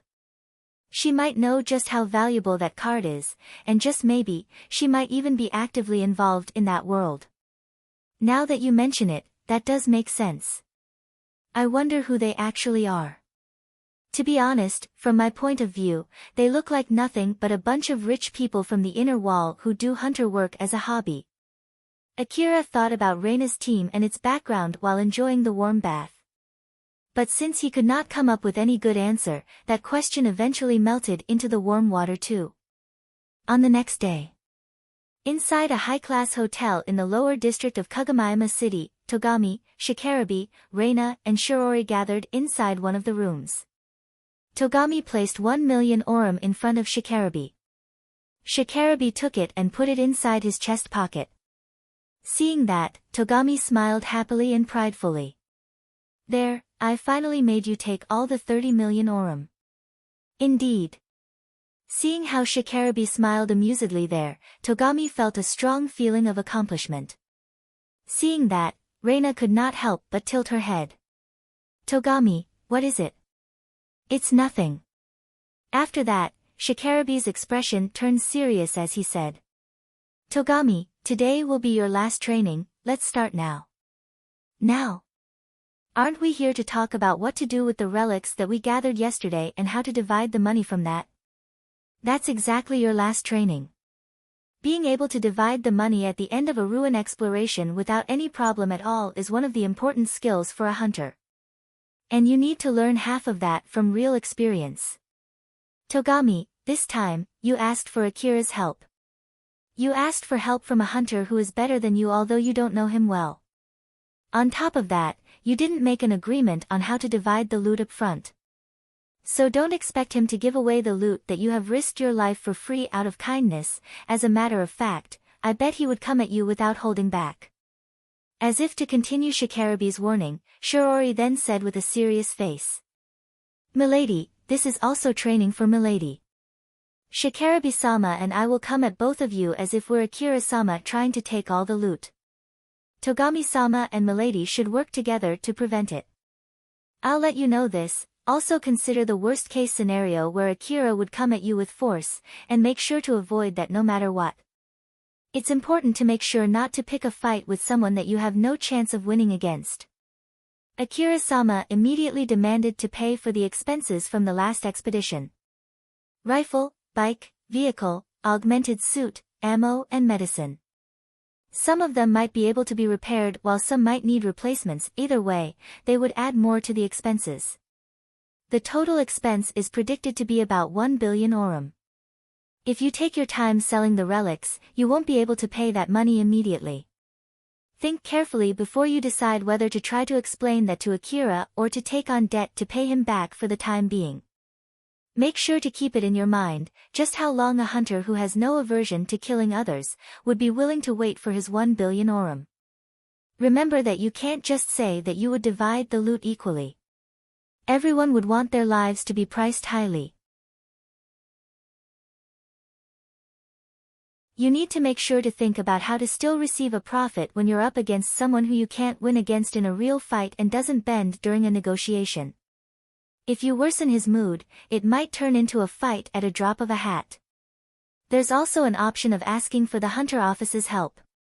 But of course, that won't be free and it's not like it would convince him. I bet he would still have some grudge left if you do that. Although it's not a good choice, sometimes, you have no other option but to do it. Do remember that it might not even be needed at all in the first place. It's not a method to guarantee your safety. So please be careful. Now then, let's start. We shall start now. Shikarabe and Shirori seemed to be serious. Togami and Reina looked at each other with worried smiles. Dividing the loot was the last step before a team of hunters finally disbanded. Togami and Reina did their best to face that final step with their own abilities. It made them understand why hunters would hire negotiators and how much Drankum had been helping them in that regard. The real reason why Drankum was formed in the first place was simply for the sake of helping injured and retired hunters. After all, even a careful hunter would be able to rely on things that needed trust if it was between hunters that he or she knew very well. Although it was significantly changed since its founding, that part of the organization stayed the same. Togami and Reina had a hard negotiation practice as they only reached a deal around the end of the day. Of course, both of them were literally spent at that point. In the end, the deal was for the loot to be divided equally after subtracting the battle expense and that there was no rush in paying for that money. So in short, it really was nothing but training which did not mean anything toward the real deal that they still had to face. When they knew that, Togami and Reina could not help but complain. In the headquarters of a certain company inside the inner wall, the officers from the upper echelon of that company gathered in a huge meeting room. Inside that meeting room, Yanagisawa did not look happy at all as he said, "What do you mean you're going to stop extending the supply route?" As Yanagisawa's anger was clearly expressed, in contrast to his usual lack of emotion expression, the other people inside the room started to tense up. Yanagisawa was responsible for the operation to extend the supply route from the Kuzusuhara ruins frontier base into the deeper part of the ruin. And now, he had received an order that not only interfered with his job but even obstructed its continuation. It was not strange for Yanagisawa to take it personally. It would not end up with only mere bruises when someone who was merely an administrator over a piece of land picked a fight against someone who was under the corporate government. A mid-rank officer from the city management tried to calm Yanagisawa down. "We're not stopping it completely. It's just a temporary thing in order to lighten the worries expressed by some of our customers. They thought that the recent incident was caused by the aggressive expansion of the supply route deep into the ruin. There's no evidence connecting the expansion and that incident. And even if that's true, that's still within our predictions. We did expect something like that to happen when we started this project. So there's no reason for us to stop the expansion now. This is also for the sake of the frontier base, which is under construction right now. Even during that incident, we also obtained good results. If that was not enough for you, you should increase the budget just like I suggested last time, although, someone rejected that suggestion." Yanagisawa's mood worsened even more. There was no one present to stop him, even among those who were above him position-wise, no one was willing to become the martyr to overrule his opinion. "Calm down. We were attacked twice in such a short span of time. It is not strange that our sponsors got worried." Among those present, few people knew that the first swarm was because of Yanagisawa's doing. So Yanagisawa lowered his shoulders. The reason why we're expanding the supply route is to create a secured route through the ruin, so that we can excavate the expensive relics more easily. Rather than the voice of those cowards cowering within the inner wall, isn't it more important to prioritize our original goal? I know. We also don't want to stop the expansion. In the end, this is nothing but a temporary pause. The sponsors are afraid of a third attack, and that worry also stems from the lack of power in the city defense squad. If the city defense squad could repel those swarms with no problem at all, they would not care how many times those swarms might come. Moreover, you want to get that new equipment out, right? This is the perfect chance for that. We can dispatch that new equipment to the frontier base for securing the supply route. It will take some time until they can completely dispatch the new equipment. So, in the meantime, we can take a break from expanding the supply route until then. We agreed to dispatch them just like you had asked. I hope you can make a compromise with this. If the third attack happens after that and the new equipment can easily repel the swarm, then it would be attributed to the dispatching of the new equipment for the city defense squad. Is that good enough for you?" Yanagisawa did not give an immediate reply. The silence in the room continued.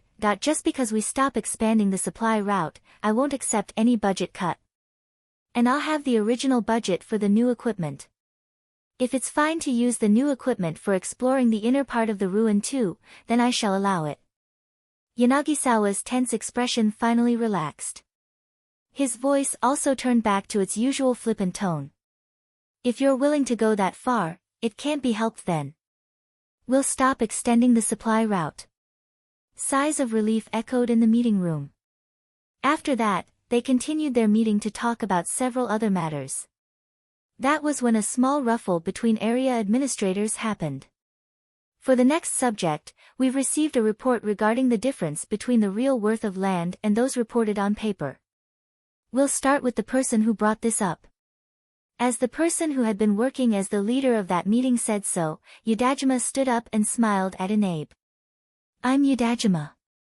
As everyone knows well, the inner part of the Kuzusuhara ruin is divided into smaller sections and each section is assigned to a different administrator.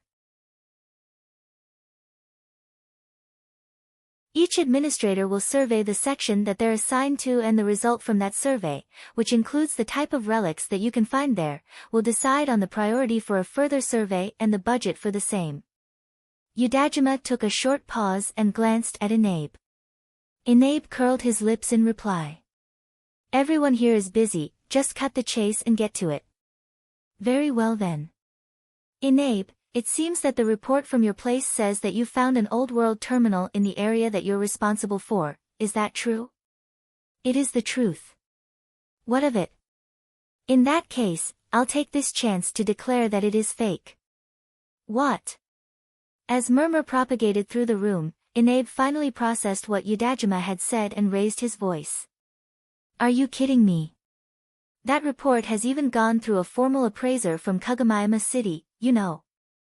Are you seriously saying that I'm faking that report? Those relics are really old world terminals. This is a slander. I'm not saying that they are not old world terminals. So what's your problem then? The problem is where you found them. There's a good chance you got them from another place outside your section. And you brought them there in order to increase the value of your section. What are you even talking about? Inabe showed a slight panic. But in order to hide it, he immediately raised his voice. That's a baseless accusation. Where's the evidence? Of course, I have some with me. I bet you just faked them too. You're planning to pull down the value of my section by causing fictitious trouble, aren't you? If you only have vague pieces of evidence that might as well be fake, you can excuse yourself by using that as a reason to run away from the repercussions after all. Well, I know you would say that. Seeing how Yudajima was smiling as if he had already won, Inabe felt unease. But even so, he retained anger on his face.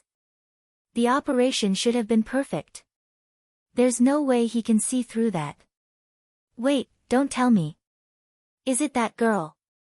Inabe started to doubt Viola's intention in having given him those relics. In short, it was nothing more than a strategy to trap him. But Inabe made sure not to show that on his face.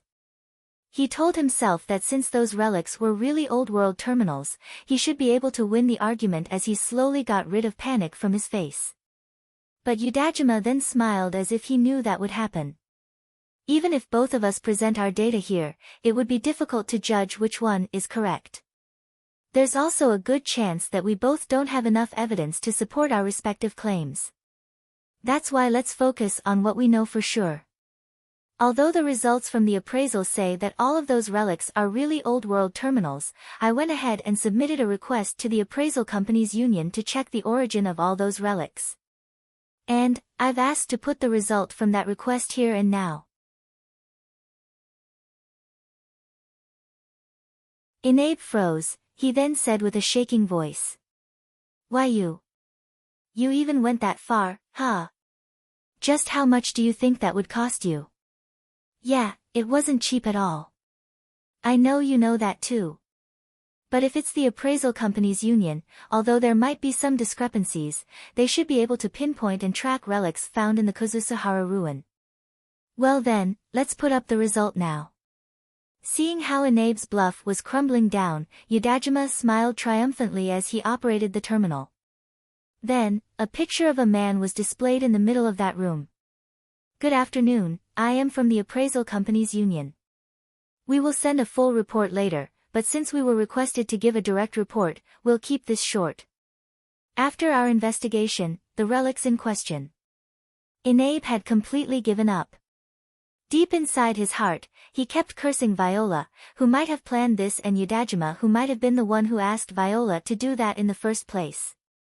Yudajima was smiling triumphantly, at least, that was the case until he heard the continuation of the report, is highly likely to be found in the reported location. Yudajima and Inabe could not hide their surprise. If there's no other question, we shall take our excuse here. Yudajima finally returned back to reality as he immediately shouted. No way. That can't be right. It must be some kind of mistake. It's the real result from an investigation done by the union. Please check the report for further detail. The build fee will not be reimbursed even if you find the result unsatisfactory. So please keep that in mind. Are there any other questions? Very well, please excuse me then. The display vanished. Yudajima mumbled as if he just saw something that he could not believe. No way. That's impossible. Those relics should have come from the Higuraka residence ruin. Even if it's not, one thing for sure is they can't be from Inabe's area. Inabe. Don't tell me, you actually found them in your area and took them out first before bringing them back in. Did you do all of this just to trick me? Inabe reeled back from that accusation. He then smiled while hiding his own thoughts as he said to Yudajima. What are you even talking about? That's obviously not true, just cut it out already. Then, why were you so panicked? Anyone would panic when they find out someone is trying to frame them. Well, although, it seems that you've blown yourself up this time. Inabe and Yudajima's positions were reversed. Inabe was smiling triumphantly while Yudajima was badly flustered. It showed who had won and who had lost the argument. The leader of the meeting tried to calm the situation down. Both of you, get back to your seat. Inabe, make sure not to do anything suspicious from here on out. I don't remember ever doing anything suspicious though. But it seems that some people just can't leave me alone, huh? I'll be more careful next time. Inabe calmly sat back on his seat. Yudajima, this should clear up your suspicions. Keep in mind not to do something like this again. Yudajima did not reply as he meekly sat back. Well then, let's move to the next subject. It seems that there's a report saying someone has claimed to have gotten in contact with the ruins manager. Yanagisawa will give the detail.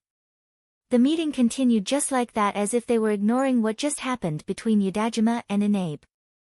After the meeting, Inabe, who had returned back to his private quarters, smiled and said.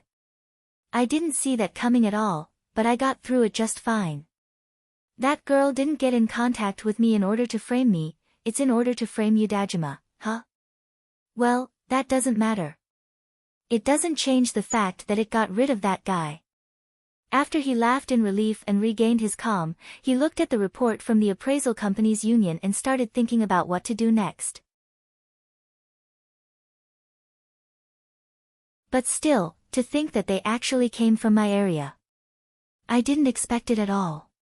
To be honest, it's only near the borders of my area that we haven't explored. But that Yudajima, I bet he thought that it was fine as long as it was outside the Kuzusahara ruin and set the investigation area range a bit too big. Now that Inabe had regained his calm, he started to string together the information that he currently had. That hunter. Akira, was it again? If I'm not mistaken, he's strong enough to even make the city management force him to take a rank-up request. It won't be strange for someone as strong as him to return back from unexplored ruins in the future. And if he had found a secret passage to an unexplored warehouse, it wouldn't be strange that he would be hiding that too. After all, if the location of that hidden passage leaked and hunters start to flood the area, there's a good chance someone would find that hidden passage too. Inabe then remembered something about Akira and opened his information terminal. If I'm not mistaken, during that ruin exploration in my area, it seemed that the humanoid monsters focused on this hunter. If this was because his face got recorded by the ruin's security system the moment he took those relics from that undiscovered location, and if this is the reason why he was treated differently compared to the other hunters whom the ruin management only views as suspicious armed individuals, then it would mean the location where he found those relics should be somewhere nearby. The union also said there's a good chance those relics really came from this area according to their investigation. Although, since Yudajima did not pay the full fee, the method that the union used to confirm it was not written in the report and I have no idea how the union did that.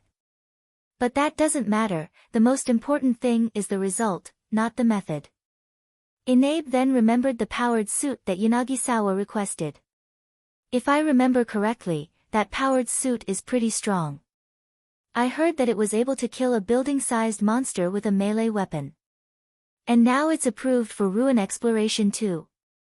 It doesn't matter how dangerous that unexplored place is, it should be alright if I bring a couple of that powered suit with me. After all, I need to find relics in my area, and if that unexplored place still has a lot of relics. Then, if I can get Akira involved too. And those people from Drankum too. I should have enough manpower to explore it. Inabe combined all kinds of information in his head. Wait for a sec, doesn't this mean that it's my time to shine? Inabe smiled widely, it was a deep greedy smile. You're tuning into the Blissful Bookshelf YouTube channel. We're so grateful for your support, and don't forget to subscribe to join us on this incredible journey through captivating stories. Your generosity through donations truly makes a world of difference, as it's the primary source of revenue that allows me to expand and enhance this channel for you. Thank you from the bottom of my heart for being a part of this adventure.